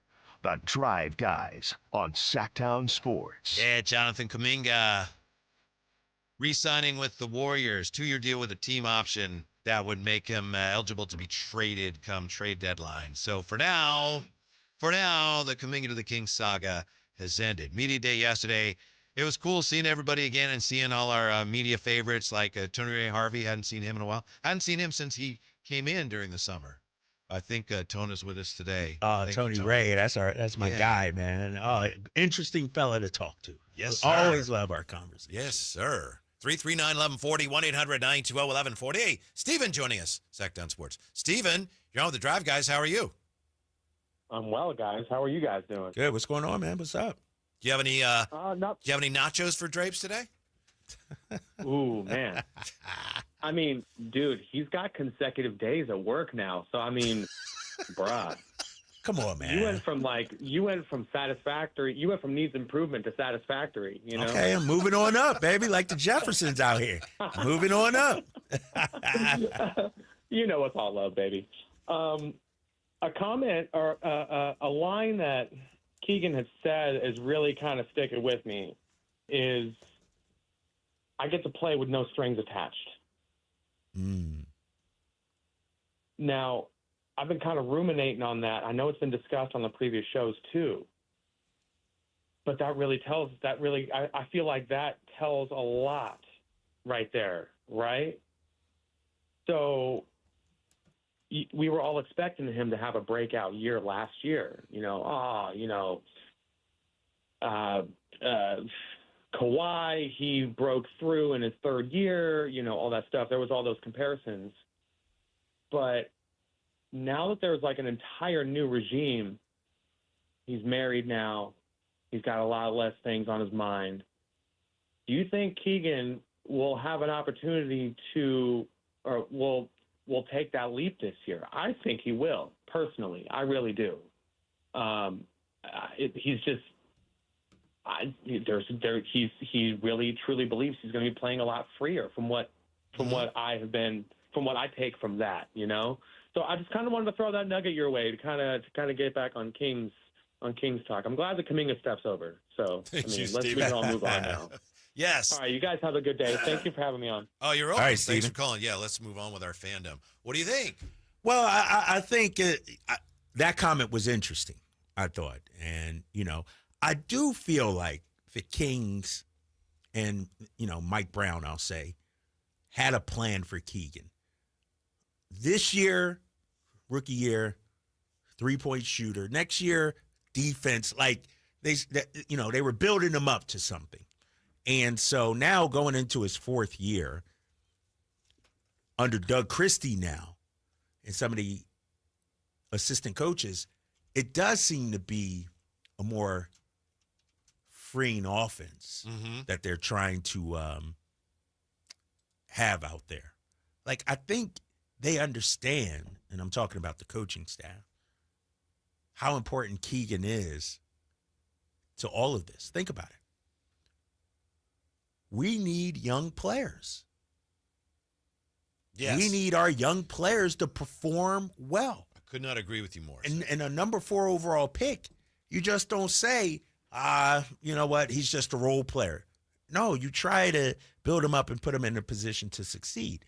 With that being said, Keegan also has to take it on his shoulders too. Like, how many shots did you say last season? 10? 10.8.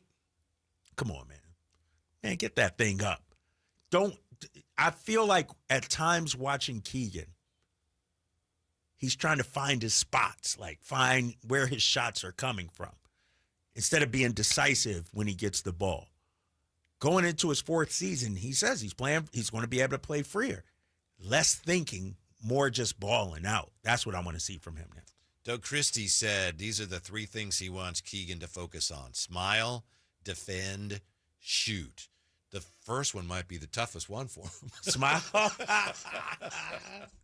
The dude got a sense of humor, Whitey. I know he does. He's got a sense of humor. He just is not very demonstrative emotionally, which is fine.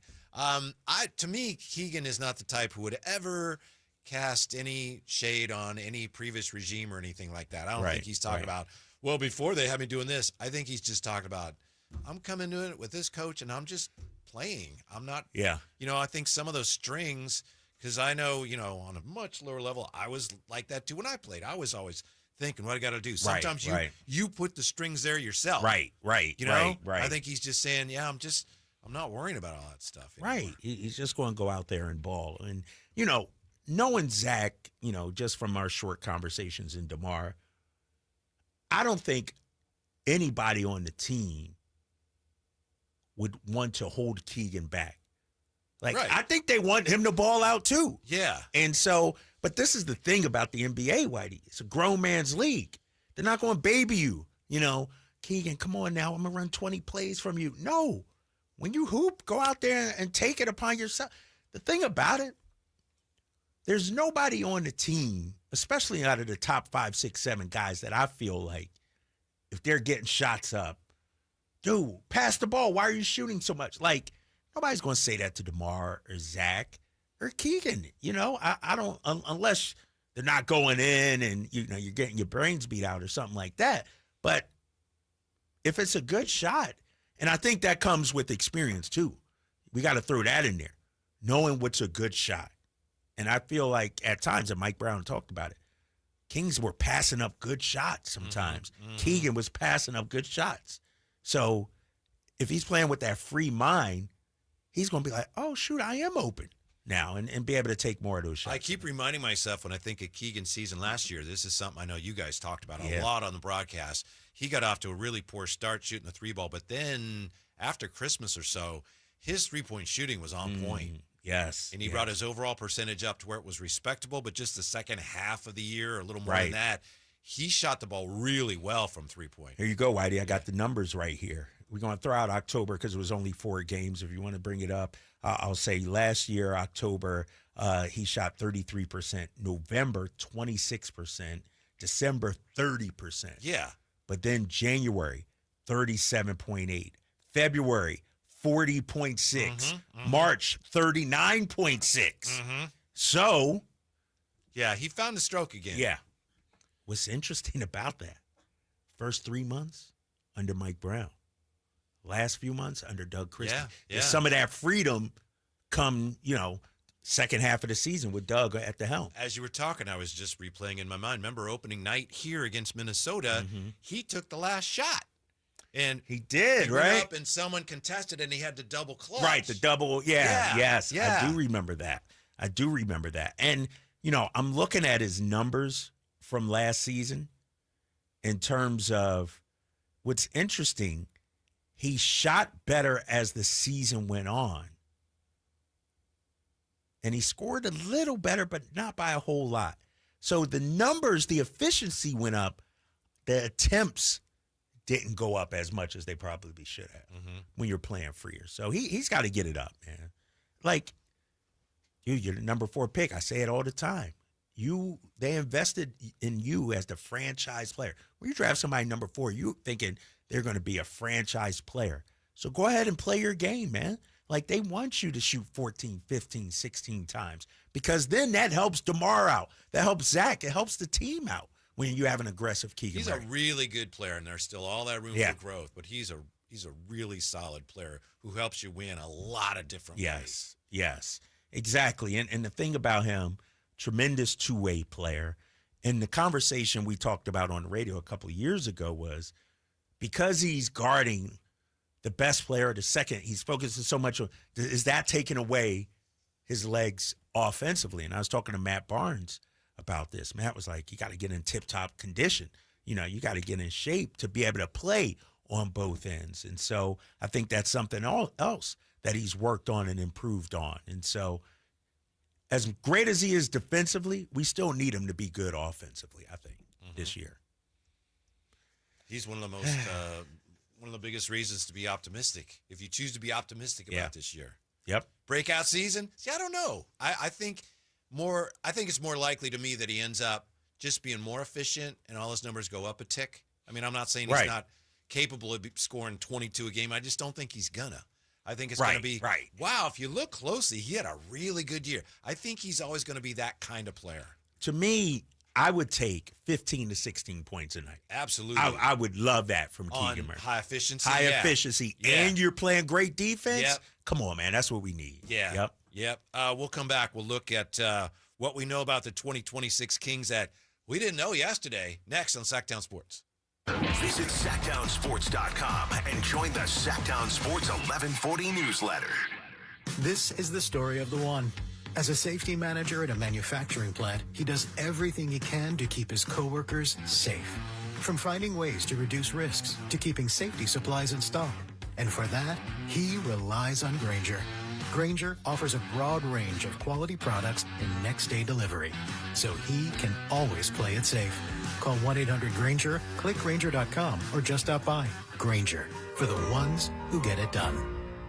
The Sacktown Sports 49ers report is brought to you by Kia of Vacaville, located beside the Vacaville outlets. Niners suffer their first loss of the season, 26-21 to Jacksonville. Brock Purdy returned after missing 2 games and threw for over 300 yards and a pair of touchdowns, but also had a couple of interceptions. Travis Etienne rushed for 124 yards and a TD for Jacksonville. Quick turnaround for SF as they travel to LA on Thursday for a big divisional matchup. Catch the game this Thursday beginning at 4 o'clock right here on Sacktown Sports 1140. Football season is here at Kia of Vacaville. You can score big in a new 2025 Kia Niro LX with up to 53 MPG combined at Kia of Vacaville. Perfect for road trips, tailgates, and cruising to Levi Stadium in style and comfort. But don't wait. Inventory is limited at Kia of Vacaville, and these deals won't last long. Visit KiaVacaville.com or stop by right next to the Vacaville outlets for friendly service, easy shopping, and unbeatable value. All in one stop. Kia of Vacaville, where the adventure begins.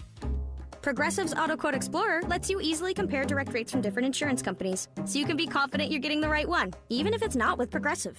Way more confident than you were when you bought that TV in a parking lot. It just happened to not come in a box or include a remote. And when you finally managed to turn it on, all it displayed was the menu of Grumpy's Tacos. So use Progressive's Auto Quote Explorer and be confident you're getting insurance that's right for you. Progressive Casualty Insurance Company and affiliates. Not available in all states or situations. Prices vary based on how you buy. You're still glowing, flirting, grooving. You still got it. But your immune system weakens as you age, making it harder to fight flu, pneumococcal pneumonia, RSV, and COVID-19. Vaccines are a key part of any health routine and help strengthen your immune response. Ask your doctor or pharmacist which vaccines you need. Schedule in minutes at vaxassist.com. Sponsored by Pfizer. When shopping for a new car, what do you want? A great selection? A low monthly payment? More for your trade? At Northern California's best Honda dealer, Stockton Honda, you get it all. Model year-end savings are going on now. Drive away in your favorite Honda. It's savings you just can't say no to. Come in today or go to StocktonHonda.com. Anytime, anywhere, it's all here. StocktonHonda.com. Based on the results of the study, recognized on June 18, 2025, USA Today's list of California's top car dealers 2025. Hello, Sacramento. I'm Emran Pilati, owner of True Sports Cards and Collectibles Store here in Rockland, California, and the host of the True Sports Cards Show that airs right here on Sacktown Sports 1140 every Saturday from 10 to 11 a.m., where we discuss the latest trends, hottest products, and deliver exclusive interviews with other industry leaders. And don't forget to visit our shop, True Sports Cards, at 6661 Stanford Ranch Road in Rockland and see what we have for all your sports card and memorabilia needs. KHTK HD1 Sacramento, KYMX HD3 Sacramento. From the Power Business Technology Toshiba Studios, Sacktown Sports 1140.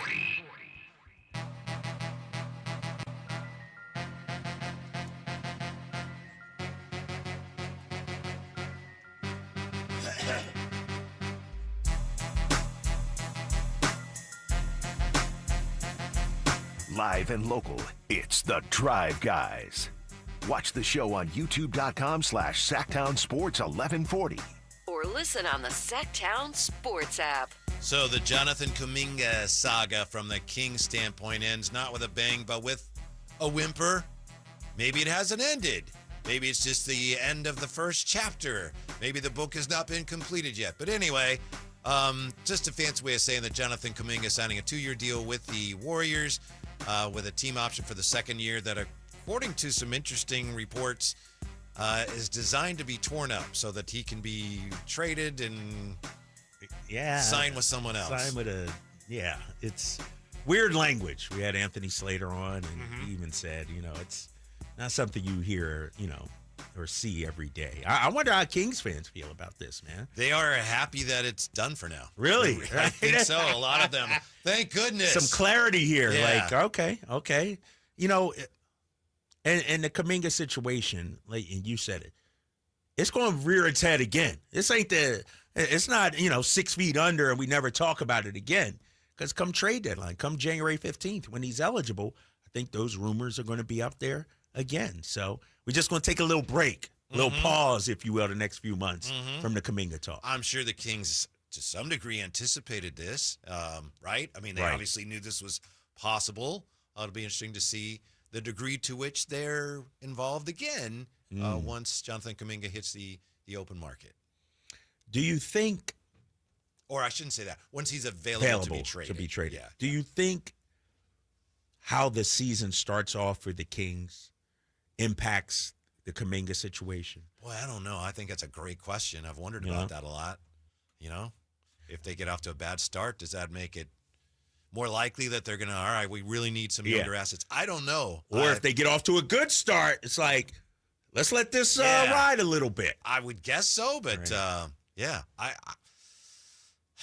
I don't know what their plan is, but they want to win as many games as they can, right? This kind of reminds me of what Billy Beane used to do with the, I don't know if you remember the Oakland A's, but he would put together a team at the beginning of the year, see how they did, and then at the deadline, he'd make the decision. Are we in? We're going to try to win, or this ain't in, we're going to tear it down. And I think maybe that's kind of how the Kings are looking at this. Just let's see where we are at the deadline, then make some decisions then. Yeah. We'll see, man. Or are you keeping your eyes on the big prize, the big picture, if you will? Don't let, what happens now impact your goals down the line. We'll have to wait and see. But, I, for one, am glad it's done. Mm-hmm. It's like, all right. The thing about it, though, we spent 4 months talking about it. And it gave us content. I remember when you're sitting there and I say, this is Anthony Slater says this is going to go on for 4 months. And you turn your head and you go, yeah, I don't know if I'm going to be able to stay here for that. Why do you think I took off so many days, big fella? And you weren't kidding. I can tell you, I don't know if I can do that. Yeah, it's but now it's over, and it'll be interesting to see how he fits in with Golden State, and will it be bygones? But I'm focused on our boys, man. We got a game next week, Whitey. We got a game. Who's that first game against? 8th. Who is it against? I don't know. Raptors? Is it the Raptors next week? You asking me? I apologize. haven't dove in yet. Aren't you doing all the preseason stuff? 3 of the 4, and I'm doing that one next week. Or is it the Clippers? I can't. Man, you got me all shook now. I thought you would know. I thought know. it was, it's the Raptors. Okay. Yeah, I knew, big fella. Just had to make sure. I knew it was either our 2 home games are Raptors on the 8th, Clippers on the 15th. Those are our 2 home games. So, and then our 2 road games, we have the Blazers and the Clippers. Oh, no, excuse me, Blazers and the Lakers on the road. So how many fans, I would do this, when the Clippers come to town, and I don't know if Kawhi will be with them for that, but during the season, we'll have little planted trees that they bring. I would do that. Like when Kawhi shoots free throws. You got to do that, don't you? Or as an organ, do you hand those out as you come in? You know what I mean? Go to Green Acres or something and just buy a bunch, and first 10,000 fans receive. That would be awesome. Special promotion before the game. Sign Lady and Mr. Sign Lady, they're such quality people. They don't troll. But wouldn't that be a good side, too? Like, wouldn't that, if they did troll the opposing players, wouldn't that be a great sign? Mm-hmm. I like that. I like that. Now, Kawhi's denying it all, though. He welcomes the investigation. Did you guys see the latest from Pablo Torre? I think was it yesterday or today? Where he has texts from executives in that company, and they're wondering why they're spending all this money on Kawhi. And I think he was hurt at the time. Oh, shoot. And they're saying, he's not even that exciting. Why? This makes no sense. Why don't they give the money to Steph Curry or somebody? It's hilarious. Oh, shoot. All right, I got to read that. I got to check that out. It seems like anytime someone says something to try and refute Pablo, he comes up with some more stuff. Right. He's always got something in his back pocket. Yeah. It'll be interesting to see what happens with that. Does this get wrapped up, this investigation, by Adam Silver before the All-Star game in L.A.? My guess is that he would like to put a nice bow on it. Right. If I'm him, I'm getting this wrapped up by December. Yes. To get it out there, let it simmer a little bit, and then it'll be done. You get late January, then everybody descends on L.A. That's going to be the topic out there. My own opinion, I don't work for the association as you do. Yes. My own opinion, Jay and I have talked about this. I wouldn't be surprised if the official finding is, you know what, there's no evidence of wrongdoing. Right. But that behind the scenes, they might go, look, we got you. There's going to be a little something we're going to have to do behind the scenes for the good of the other owners. But I don't know. I don't think I don't think it's good for the league to publicize, if he is caught, it's not good for business to say, yes, one of our owners cheated drastically. Yeah. And it changed the shape of playoff races, but it's not going to happen again. And, it's, and I said it before too, this is one of the faces of the NBA. This is one of the owners that carry the most weight, and Steve Ballmer. Somebody that rich, you don't want to offend him either. Right, exactly. And I mean, I think what the NBA can do to you is fine the organization, which won't impact Steve Ballmer at all. He's going to be fined $10 million. All right, scribble out the check, and it'll be done. They go to his house, $10 million. He goes, just go in the back, in the dumpster. Right, I got exactly. at least 3 times right, that. Exactly. Help yourself. Right. And I do believe, too, the Clippers have become, they're not the Lakers, the Celtics, or the Warriors, but they're not the woebegone Clippers of yesteryear. They're one of the leagues. I read this, and I didn't even think this was they have the longest active streak for playoffs made in the NBA. I just read this last week. This is a team that was sort of like us, couldn't sniff the postseason, a couple of decades ago. Now they've been in the postseason more years, 14, I think it is. But depending on how this goes, they still are a franchise that have been defined by failure and scandal and controversy. Yeah. It's and we get to see them in a couple of weeks in Kawhi. I agree, man. Fans got to give them the business. Nothing too nasty. No Ryder Cup style or anything like that. But yeah, that was unfortunate. But yeah, you gotta. The door is open to make fun of that. Troll Kawhi for that now. So yeah, you got to do that. Is there anything about the Kings you would say that we know today we didn't know yesterday? Some of it we suspected. Doug Christie actually giving voice to what we all suspected, which was that defense. We're emphasizing defense. Other than that, I don't know if there's anything we found out that we didn't know already. There was something. Yeah? And it's not basketball related, but it gives me a glimpse into who this guy is. Did you see the story or tweet or about Zach LaVine giving Max a car so he could take the driver's test or whatever it is? Like, that shows me something right there. Zach is still relatively new here in Sacramento. But to embrace the young fella and say, oh, yeah, I got you here. Take this car. That's some leadership that I don't think we knew Zach had in him. Like, that's encouraging to me. It's small. It's not basketball on the court. But the fact that a veteran like Zach, a multiple-time All-Star, a high-level scorer, has a close enough relationship with this young player to give that's encouraging to me. It does seem like there's more connectivity there than there has been in a long time. And with De'Aaron a year ago, with De'Aaron as he talked to us, we'll see. I mean, he laid it out, but you obviously, that caused a little bit of doubt and a little bit of divide, and he exercised his right. By the way, he's hurt again. Yeah, and he said he's probably not going to start the season. But even then, things started to, there was some division. And it seems like this team is in a better place and there's more continuity. I will say this.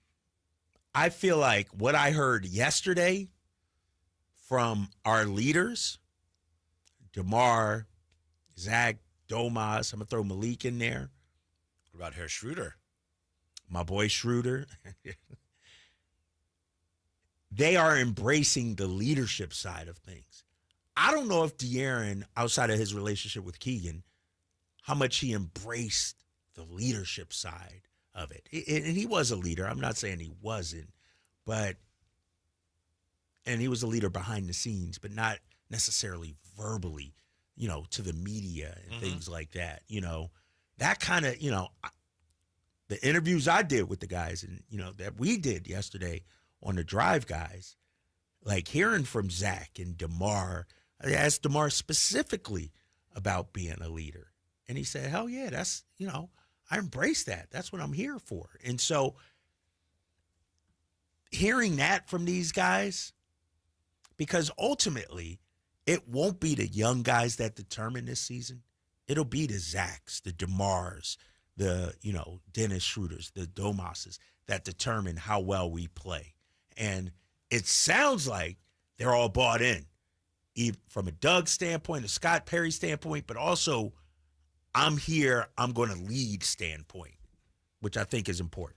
I think one thing that's true of this team now and has been true of them since back to Mike Brown's early days here, for this team to win, I think they have to be the type of team that is going to make you feel them, and they have to play hard. And I know it's kind of cliche. Well, everybody plays hard. This team has to be an effort team. They have to be a blue-collar team. I don't know if they have the perfect roster for that, but given that they don't have any of the top 10 players in the league, any of the top 15 players in the league, you have to compensate for that somehow. And I think it's going to be embracing and executing Doug Christie's style. And I've thought that about him going back, like I say, to the Beam Team year. They have to be that type of team, a scrappy team that's going to be uncomfortable to play if they're going to accomplish anything. Otherwise, they'll be they'll win 38 games or something in a very pretty, even fashionable way.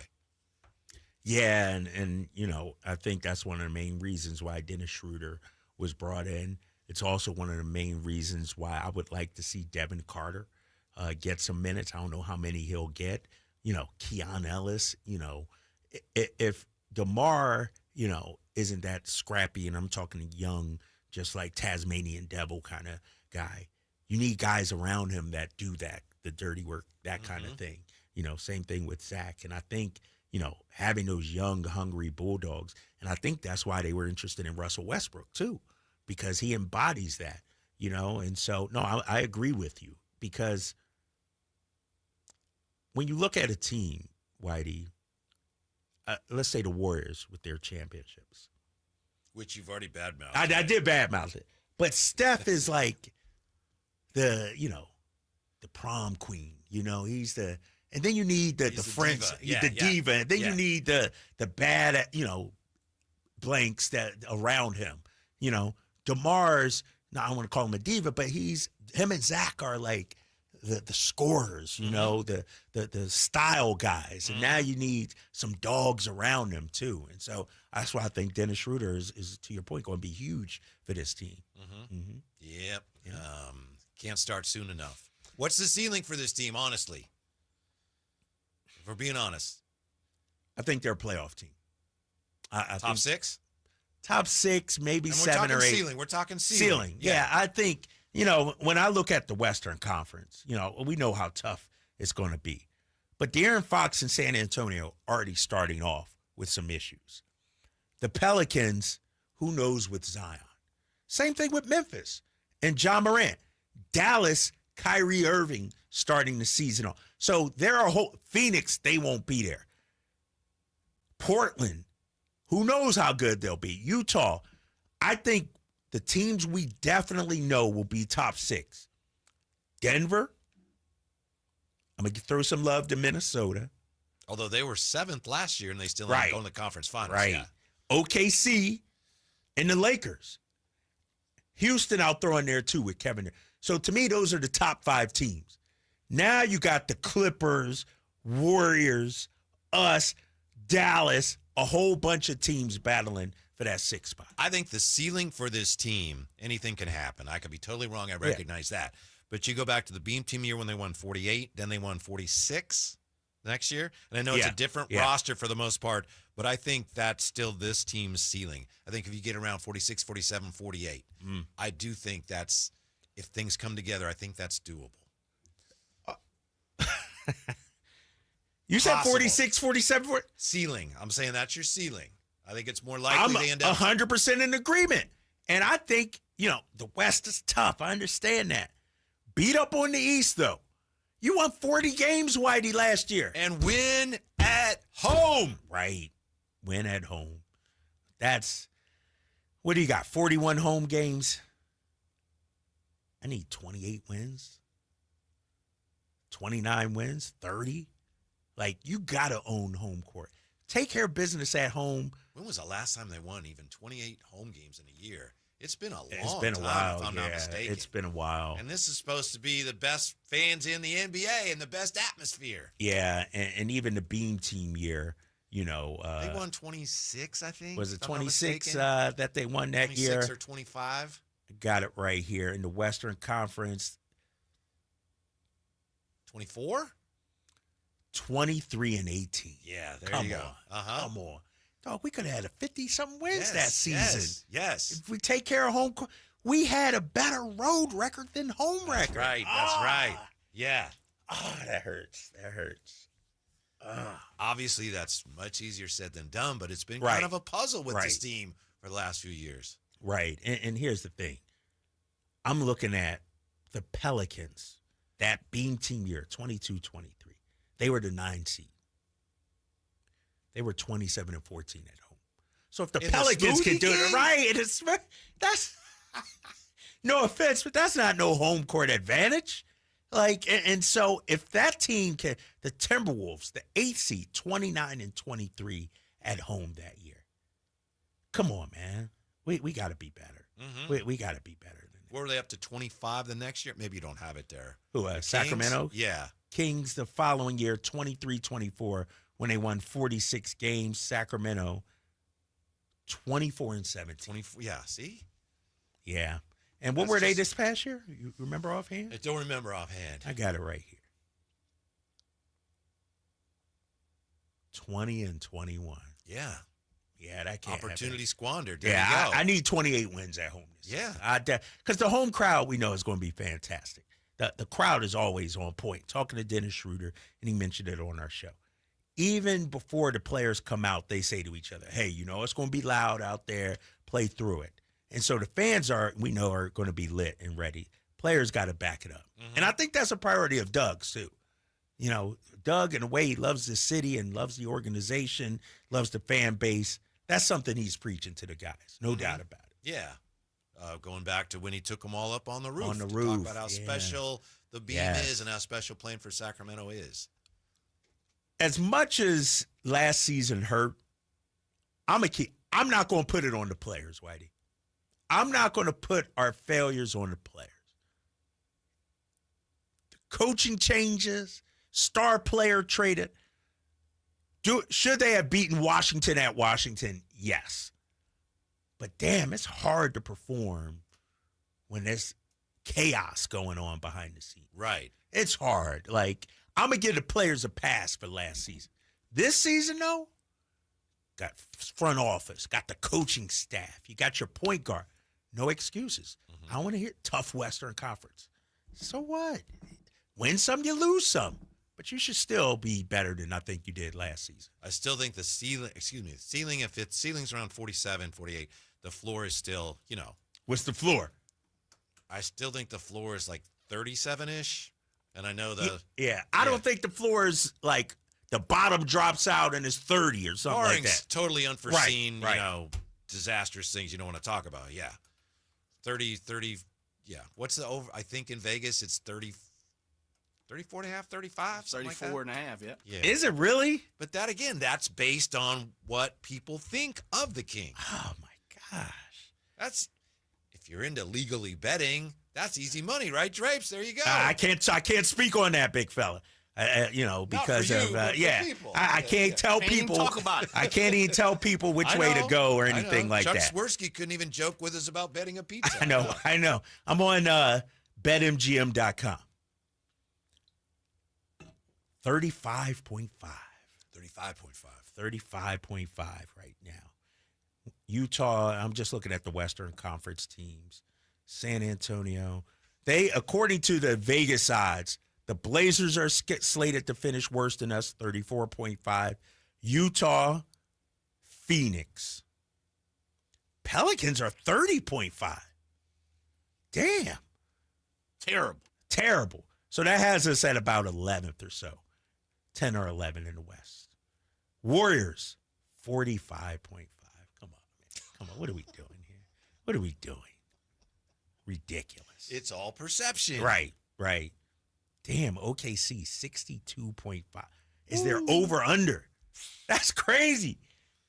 61 wins is a great season. But I'm going to be really interested to see how they handle coming off a championship. They're young. There's every reason to think this team can do it again. But it's so hard. It takes so much out of you. Right. So much out of you, And that's why I always thought when teams, your Warriors, not your Warriors, but just the Warriors in general, Lakers with Kobe and Powell and them, they won back-to-back. Like, to be able to do that and keep that hunger and that focus, that's a hard thing, man. Because when you get one, it's like, you exhale. I got my ring. Yeah. Can you do it back-to-back years? Campy says, Kings must defend the castle, 32-9. Eric that would be great. Eric Q, Smoking Q. Ceiling first, the floor last place. Easy. But where's this last place? So you're saying Utah is going to be better than us? Eric Q, that's ridiculous. Negativity, man. Gosh. I bet you the Kings haven't won 30 games at home since, the glory days. Yeah. But I think they used to do that routinely. Yeah, I'm pretty sure you're right. Hell, a few years they didn't even win 30 games overall, so let alone 30 games at home. You're right. Mhm. And the fact that in the Beam team year, what we do, 23 wins, I think I said, that's crazy. Yeah. See, I thought it was at least 25, 26. Yeah, 23. I remember we talked to Jordy about it. We always Right. talk, the coaches, Yeah. yes, you're right, it's a great environment, and we talk about that all the time. Yeah. I do think. When you're getting torn up from Right. the three-point line, it's hard to win at home. I think, honestly, when it comes to Dennis Schröder, ignore the stats for this discussion. I think just his competitiveness is going to be infectious. Now, he's not no Marcus Smart or anything like that, going to get into fights and, but he's going to be a pest. Doug is asking him to get under some skin a little bit, pick up 94 feet. He doesn't back down from the smoke. And I think, and it'll be interesting to see, when Dennis Schröder does rip the ball from a player's hands, don't hand it over to the referee, how his teammates react as well. Do they run up? They got his back. Like, that's what I want to see from the guys this season. Because I do believe Schroeder's going to get the over-under on dust-ups, 2.5 this season. He's going to be the trend center when it comes to playing hard, like we said, blue-collar, that hund, that dog. How many times did he say that yesterday, right? He did, yes, right? Yes. He said he had the dog mentality. That's what I love to hear, man. And, that's why I also want to see Devin Carter, too, because I think he could be a pest out there. Keon Ellis picking up full court as well. My opinion, of all the people that we talked to yesterday and the people that I saw talking to the station, Devin Carter, and it was great talking to every single one of them. Devin Carter seemed the least sure of everything. I mean, even the young players were like, and Devin just seemed a little cautious, like when you asked him about playing point guard. He's like, I never played point guard in my life. Right, right. And I understand. I hope he gets a chance. Well, we said, you have a chance this year, hopefully, to show what you can do, everything you do. And he said, yes, hopefully I'll get that chance. But he, to me, seems like the one that's just not sure he's going to get that opportunity. I hope he does. I'm with you. He could be a real asset going forward. Well, and, maybe it's just his personality. People are different. Right. But I imagine it was kind of tough for him this offseason. Yes. Playing a position. But his name was in trade rumors too, Whitey. Yes. And he sees the numbers just like we do. Yes. Malik, Keon, Zach, Dennis Schröder. Then you draft Neek Clifford, who might take some minutes. We've heard Doug say Neek can run some point. And you're a first-round pick, but by the previous regime. Administration, if you will. Yeah. And so he's going to have to go out there and bust his butt and earn some minutes. Yeah, I would agree. Out of everybody, his spot is probably the one that's Malik's going to get his minutes. We know that. I feel like Keon also. Doug, I think, loves Keon. So where does Devin Carter fit in? That's a great point. He makes his shots. He's going to have a long career in the NBA. Right. He does so many other things so well. Right. He does, man. And that's why I compare him to Jose Alvarado. Like, dude, if you come in there, just bust your butt right from the jump, be a game changer when you come in there, man. You could be a pest. I think that's his way on the court. We'll take a look, as promised, at the 49ers here. Yeah. What's other than the injuries, their biggest problem, not making excuses, right. And some ideas on what they can do about it when we come right back. Drive Guys also have Whitey's Wayback Machine quiz still coming up on Sacktown Sports. The Sacktown Sports 1140 newsletter right to your email. Get your latest on the Sacramento Kings, athletics, and Republic FC with the Sacktown Sports 1140 newsletter. Visit SacktownSports.com to join. Hey everyone, it's Kyle Draper from Mercedes-Benz of Stockton. If you're wondering whether or not you can afford a Mercedes-Benz car, I'm here to tell you you can. Mercedes-Benz of Stockton has affordable vehicles which fit nearly any budget. And right now, they're running special deals, including low rates on select new vehicles and leases, including, get this, complimentary 3-year prepaid maintenance on select models. You can't beat that. And they also have you covered with customer cash on their eSprinter vans. And if you're a business owner, you gotta listen to this. you may qualify for thousands of dollars in tax deductions. So go see my good friends at Mercedes-Benz of Stockton. They are family owned and they offer fast and reliable sales and service. Mercedes-Benz of Stockton is just a short drive right off I-5 or anytime online at mbfstockton.com. And while you're there, tell them Drape sent you. Only one radio program captures the excitement of hunting and fishing as it happens. The award-winning California Sportsman with Sepp Hendrickson. Only California Sportsman takes you where the action is. Live on the water, live in the blind, and live with the top pros and experts in outdoor sports. California Sportsman with Fishing Hall of Famer Sepp Hendrickson is your premier destination for all things outdoors. Sepp's Saturday Morning Outdoors. Ultimate Bass and California Sportsman, 5 a.m. to 8 a.m. Saturdays on Sacktown Sports 1140.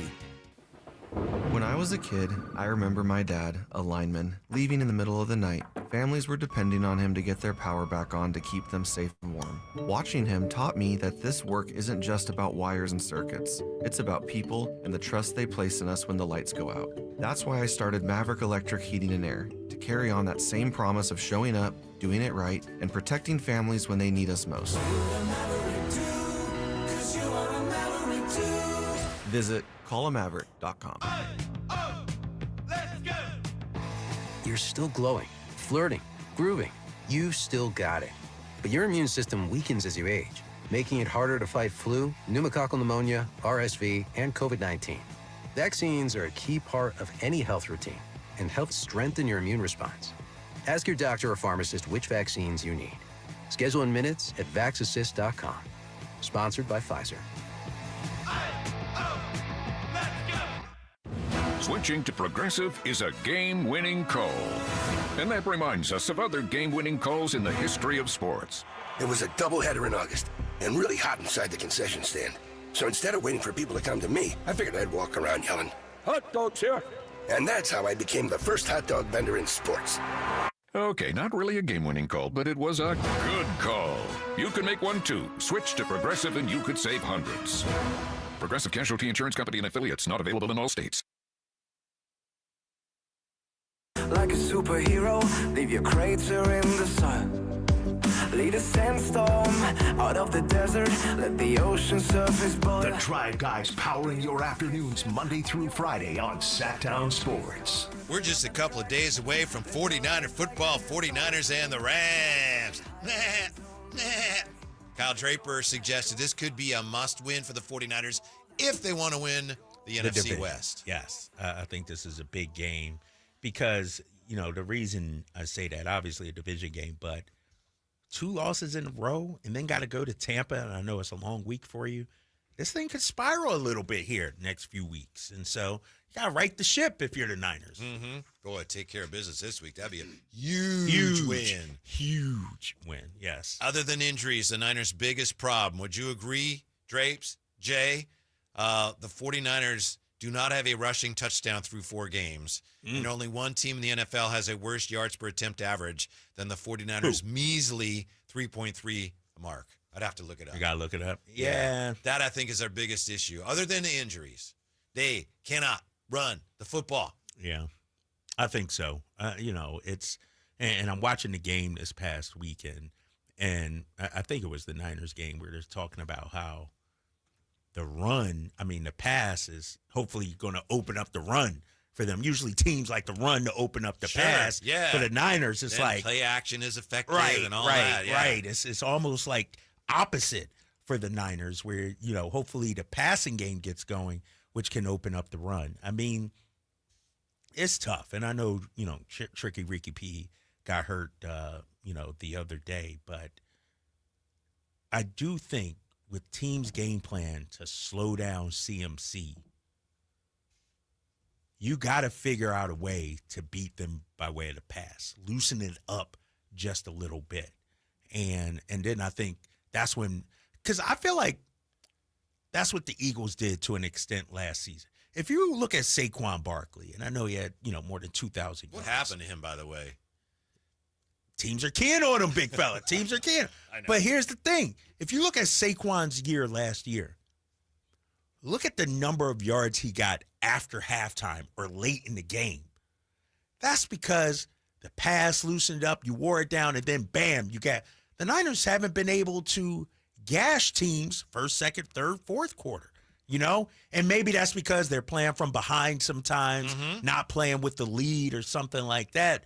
But usually the run game is supposed to get stronger as the game is going on. Here's what Kyle says about their inability to run. We've got to break a big one, and that entails everyone. That includes the play calls. That includes guys blocking on the perimeter, includes guys blocking inside, and it includes our runners creating.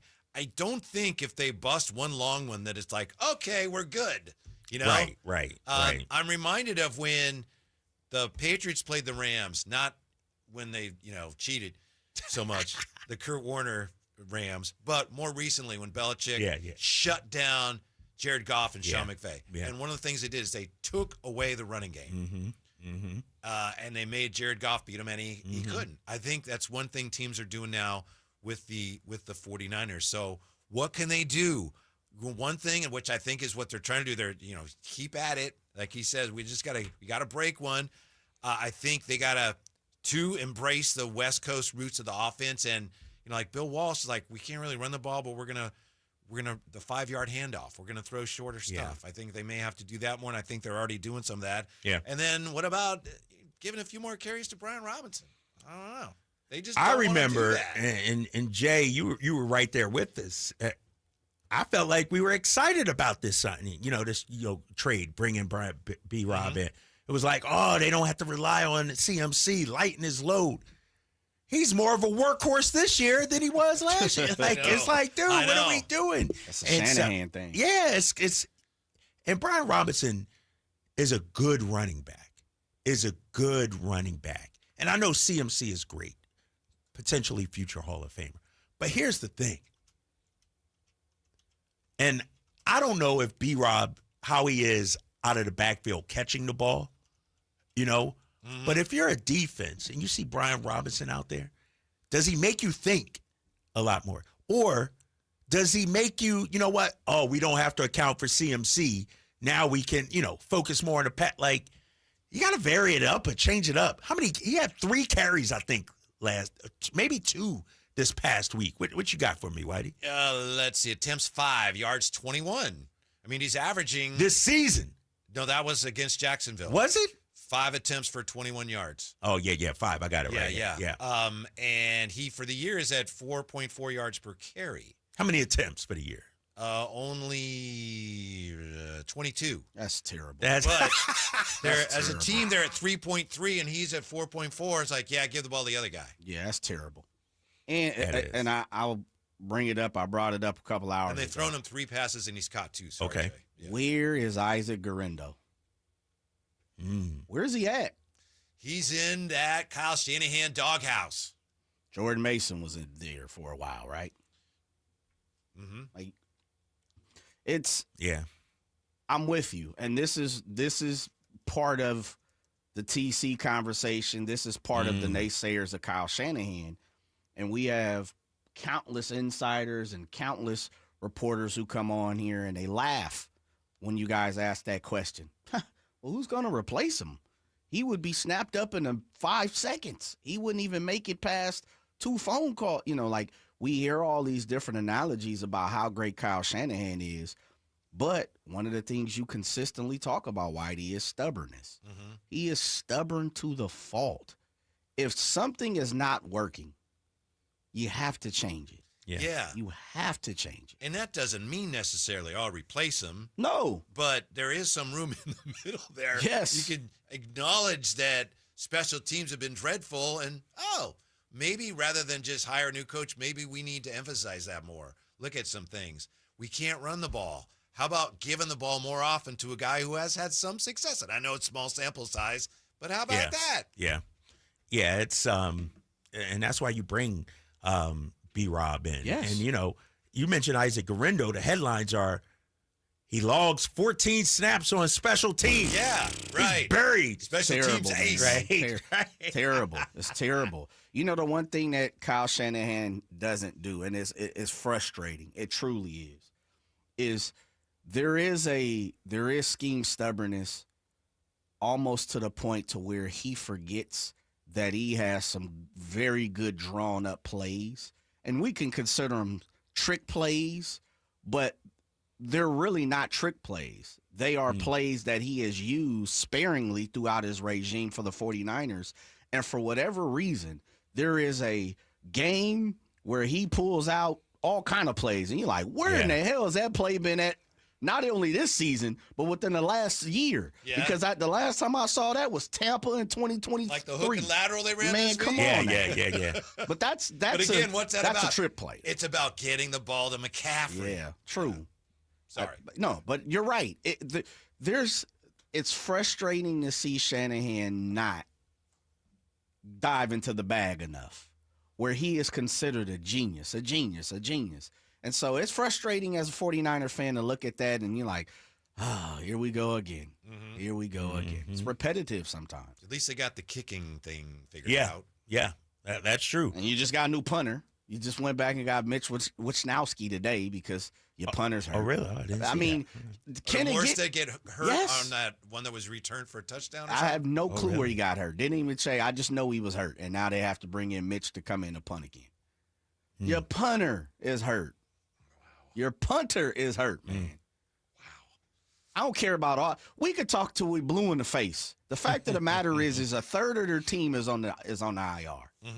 I don't give a damn who's playing quarterback. You ain't gonna win that many games. No. Just You're out of right. Josh Allen, Lamar Jackson, Pat Mahomes. It's been proven and shown. Nobody is going to withstand losing so many players like the 49ers are. Truly. This is going to be a tough one Thursday night, Jay. Yeah. Oh, yeah. I expect it. I'm not saying that. I'm just going to let you guys, already, you look at the schedule when it came out. Ooh, the 49ers, they got a few guys banged up. Boy, that could be an issue with that short turnaround. It's a disaster. It's a medical disaster is what it is. Yet again. I'm not saying nothing, man. I'm not saying nothing. Truly and honestly. And, there are some great 49er reporters. They have a great bunch of guys and gals. But, man, if I'm them, is there any other question? I would come in just beating a dead horse. What in the hell is going on with this IR situation? Right. Yeah. You would kick me. They would have to kick me out. They truly would. Your punter. You have to go get a new punter. You may have to just bring in an exorcist or something. Just anything. Right. Anything some here? sage out there. Just look at it. Let me know if you find anything because we're wondering. Here you go from Bruce. Bruce. Can you CMC as a wide receiver and Robinson as a running back? Hey, there we go. Yeah. Isaac get creative out there. Yeah. Okay. Who's playing wide receiver this weekend? I mean, it's Thursday. Who's your number one? I don't know if Pearsall and Juwan Jennings are playing. Who's your number one? I'm just asking. Oh, you got DeMarcus Robinson. Okay. Okay. Kendrick Bourne. Yep. He had 4 or 5 targets the other day. Dropped a huge ball. Huge. And I love Kendrick. And then he said, and I get it, but he said, and I don't know him like you do, Jay, so I don't mean anything personal. No. But he said, we're still developing our chemistry. Dude, the ball hit you in both. It could be my grandma or something throwing the ball. You got to catch that one, right? That's not chemistry. Hey, that's not chemistry. Open, too. You probably catch that. It might be house call. Right. Yeah. Because CMC's drop was crucial. It was high, but it was. Come on, those baby. Intercepted? Yeah. Like CMC, you got to catch that, baby. Like, come on now. We can't have them type of drops, especially when you know you're counted on. Yeah. You know a conversation that no one's having yet? What's that? It's going to be, I know we got a break. Trent Williams. Yeah. Trent Williams. It's starting to, Trent Williams. I'm starting to hear some, other people like on TV say, Trent Williams, got to be better. That's like that commercial we have for Groundworks. If you have split in your concrete, if your house has a big crack in it, that's really bad. You have to look at your foundation, and that's if Trent Williams is hurt. Yeah. That's really bad. You need some foundation work. Yeah. He's that important. He's the foundation. And they've just kind of, we'll bring him back for another year. Oh, he'll be fine. We'll bring him back for another year, Blindly? Yeah. Wishing, hoping on a star, Yeah. And then his backup, he's been hurt for the last 2-3 weeks. Mm-hmm. How about the guy next to him? Started the season? Yeah, he's been hurt since week 1. Right. That's all right. Anything can happen in Thursday night football, and usually does. Yeah, boy. Yeah. Where's the Jaguars Titans when you need them? On a Thursday night. Thursday night special. The AFC South game of the week. Used to be. When we come back, it's Drapes. It's Jay. Yeah. It's Whitey's Wayback Machine Quiz. Who will prevail? We find out next on Sacktown Sports. I'm still going for it, even with higher stroke risk from atrial fibrillation and a regular heartbeat not caused by a heart valve problem. Over a 3-year study, Eliquis apixaban tablets reduce stroke risk better than warfarin, and over 97% of Eliquis patients did not experience a stroke. A first stroke occurred in 2.9% of warfarin patients versus 2.3% of Eliquis patients. Don't stop prescription Eliquis without asking your doctor. Stroke risk may increase. Eliquis can cause serious and potentially fatal bleeding. Don't take if you have an artificial heart valve, abnormal bleeding, or antiphospholipid syndrome. While taking, you may bruise more easily or bleed longer. A spinal injection increases blood clot risk, which may cause paralysis. Get medical help right away for unexpected bleeding or bruising, or back pain, tingling, numbness, muscle weakness, or incontinence. Aspirin products, NSAIDs, SSRIs, SNRIs, and blood thinners increase bleeding risk. Tell your doctor about planned medical or dental procedures.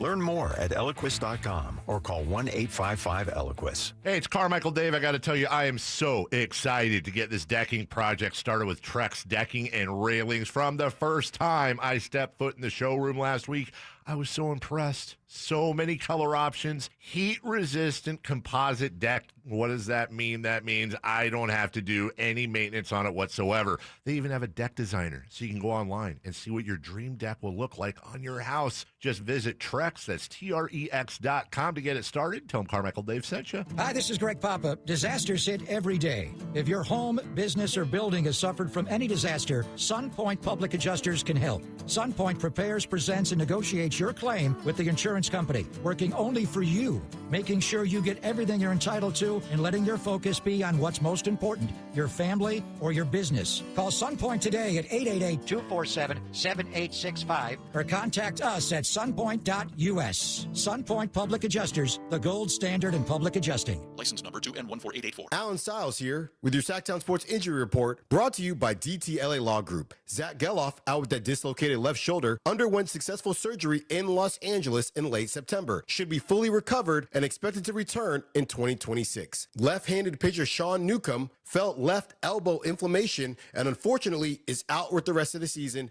after feeling tightness in his left elbow following his most recent outing. That was your Sacktown Sports Injury Report, brought to you by DTLA Law Group. Hey, I'm Alan Stiles. Injured at work? Call downtown. DTLA Law Group, California's leading injury law firm. With over 40 lawyers throughout California, they have won over $500 million in settlements. DTLA Law Group will get you compensation for your work injury. You don't pay unless they win. That's right. You pay zero up front. Call downtown. Text injury help to 40222. That's injury help to 40222. Visit them at calldowntown.com. Text charges may apply.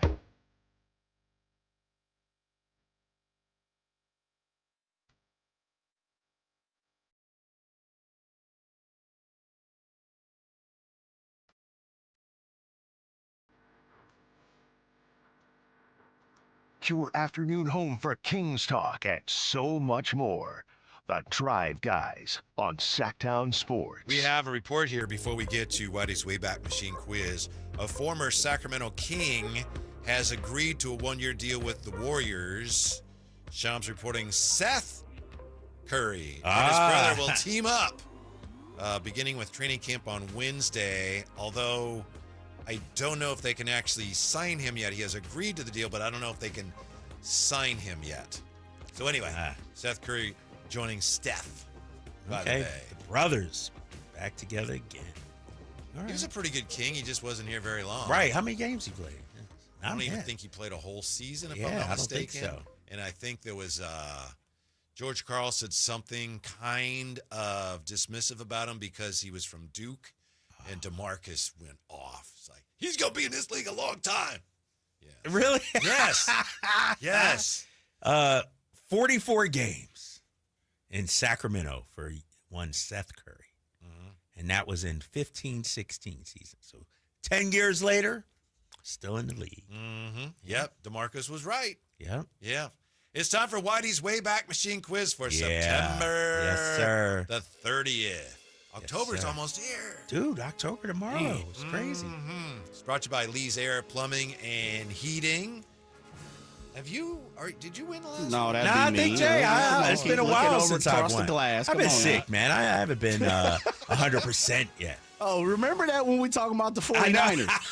I'm glad you said Same thing, that. Jay. That's true. That's Not true. the same thing.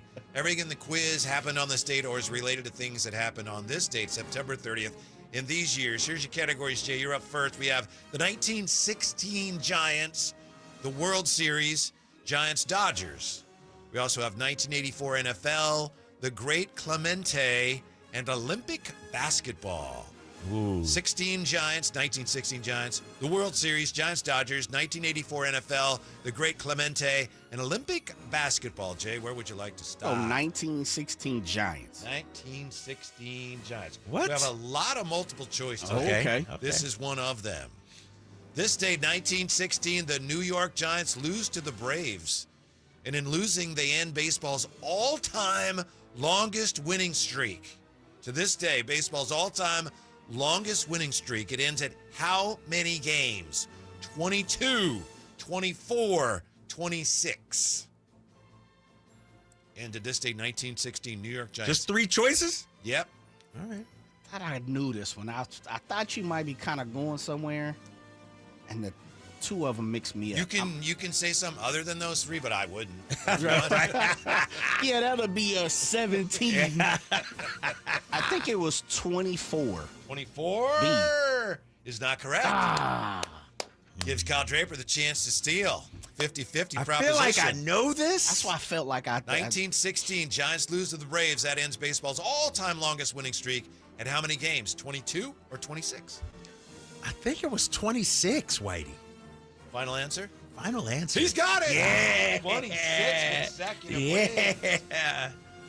For Gotcha. the New York Giants. Katie up 1-0, and you're up next, Katie. Okay. The World Olympics, Series. baby, 2-0. Olympic 2-0. basketball. Go up 2-0. All right, this date, the U.S. takes the bronze medal, the USSR gold, Yugoslavia silver in the last Olympics before NBA players would compete for the U.S. It's at this date what year? Do you want Jay to go first? You want to? Oh, no, I'll take that one. Okay. Oh, man. 1988. 1988. Come on. 2-0. That might have been the easiest whatever right there. I thought it was a trick happened on question. this day. I looked at him like, got it. I was waiting for the rest of the question. I was like, what is there? We talk about like who scored the most points? Right. In the silver game or something? Keeping it simple. Oh, man. 2-0, Jay. I thought it was a messing trick without question, man. Yeah, you messing without the brunch today with the wife, I man. know. You put this together, patchwork. I can neither confirm nor deny. Oh, man. But you're up, Jay. Oh, that was terrible. KD with the lead. World Series, Giants-Dodgers, 1984 NFL, and the Great Clemente. And I will tell you guys both, everything here is multiple choice. I'll go the Great Clemente. The Great Clemente. Yes, sir. Roberto Clemente, this date, collects career hit number 3,000 in what would be his final game. Ooh. This date, what year? Ooh. His final game got 3,000 3,000, hit, huh? and then, Okay. tragedy. That's it, yeah. This day, what year? 1971, 1972, or 1973? Damn, Whitey. 3 years straight like that? Making it difficult. The great Roberto Clemente, this date, last regular season game of his career. Yeah. Yeah, career hit number 3,000. He would never play again. Was it on this date, 1971, 72, or 1973? Jay down 2-0. I'm going 72. He's got it. That's what I was going to say. Well too. done. I was going to say that. Good Back job, in Jay. it. Good job. Oh, now the pressure's on me, 2-1. baby. Okay. Yeah. What we got? We got 3 left on the board. KD leading 2-1. Plenty of time. Plenty of time. The World Series, Giants-Dodgers, 1984 NFL. 84 NFL. All righty, here you go. This date, 1984, with 3, the Rams set a record for the most what in a 33-12 win over the Giants with 3 blocked punts, fumbles returned for a touchdown, or safeties. This date, 1984. Ooh. 3 block punts, 3. What was it again? It was 3 blocked punts, 3 fumbles returned for a TD, or 3 safeties. I had something in mind as you were reading the question, and it is on one of those on the list. So this is a stab. This What is was what the I final was score? 33 to 12. I'm going to say 3 safeties. He's got it. Yeah. That's what I was thinking as you were reading it. I was like, it's probably safeties. Yes. Guaranteed a tie. Or extra innings. Yeah, extra innings. Not over yet, Jay, but you need the next couple. The World Series, Giants-Dodgers. World Series. A World Series. Phillies. Stay away from that weak question. This date, what year the World Series was on TV for the first time? Damn. This is a shot in the dark. 1939, 1947, 1950. 47. He's got it. Yeah, dude, that was easy. Was TV even around like that 30s, in 39? I think it came in around 42, 43. Well, I'll tell you something. It's not in the quiz, but this date, 1939, a college football game was on TV for the first time. Oh, really? So, yeah. okay, It was like some experimental channel or Was something. that Navy and Army or something? It was, I forget. Probably something like Harvard that. versus Army. Fordham Yeah. and Morganhurst or something like Okay, that. yep. Yeah. 3-2, Drapes. One All left. right. You get this right, or Jay misses it, either one, and you win. Okay. But if you miss it and Jay gets it, we're going, Going to overtime. overtime. I knew he was going to say it like that. Giants-Dodgers is your category. Dodgers beat the Giants this date 9-4 in the last Giants game ever played at Candlestick Park. Happened on this date in what year? Say that again. Giants beat the Dodgers 9-4. The last Giants game ever played at Candlestick Park. This date, what year? 1998, 1999, 2000. Last game ever played at the Stick by the Giants. I'm going to go. 49ers would play there for a while after. For the win. What were the years again? 1998, 1999, 2000. 98. Not correct. Jay, it's a 50-50 ball. You get this right, you got overtime. If you miss, Drape still has the victory. Dodgers beat the Giants 9-4. The last Giants game ever played at Candlestick Park. This date, what year? 1999 or 2000? I actually know this because it was right around when I graduated high school. So it was 99. That is correct. Yeah. 3-3. We're going to I knew I was close for a couple of years. I was like, after hold that. on. Barry Bonds was doing, he was hitting. Damn. I remember because I told you guys about the Junior Giants? Yeah. Oh, yeah. That was in 1998. You giving this guy layups. You giving him layups. We have for overtime today, we have a this date, what year? So. How do we decide who goes? Let's see. I will decide it thusly. Whoever this is pointing towards. And it's that way, which is you, Kyle Draper. I You get to won go the toss. first? Yeah. I you get know to how hear it first. This day, what year you get to hear it, then you get to decide. Okay. This day, what year? White Sox beat the Mariners in the last game ever played at Comiskey Park. Oh, man. Come on. This day, what year? White Sox beat the Mariners in the last game ever played at Comiskey Park. Wait, say that again? This date, what year? Jay could go first. Jay, you get to go first. Okay. The White Sox beat the Mariners in the last game ever played at Comiskey Park. Meaning when it was named that? Yeah, it's the yes, Okay. yes, yeah. They're not. They don't play in Comiskey Park anymore. They don't? It's a different. Yeah, it's a different stadium. I thought they, okay. Last game ever played at Comiskey Park. I'll go. Old Comiskey or Yeah, new Comiskey? that's why I'm like, I'm a little lost here. Well, there's only one Yeah. Comiskey Park, and it ain't there anymore. All right. So people can call the one that they play in now. Yeah. I think when they opened it, well, I don't want to say because that might be a clue, but yeah. Comiskey Park, the Charles Comiskey Park, they don't play there anymore. What year did they play their last game there? This is a guess because I felt like I visited Comiskey Park when I was a teenager.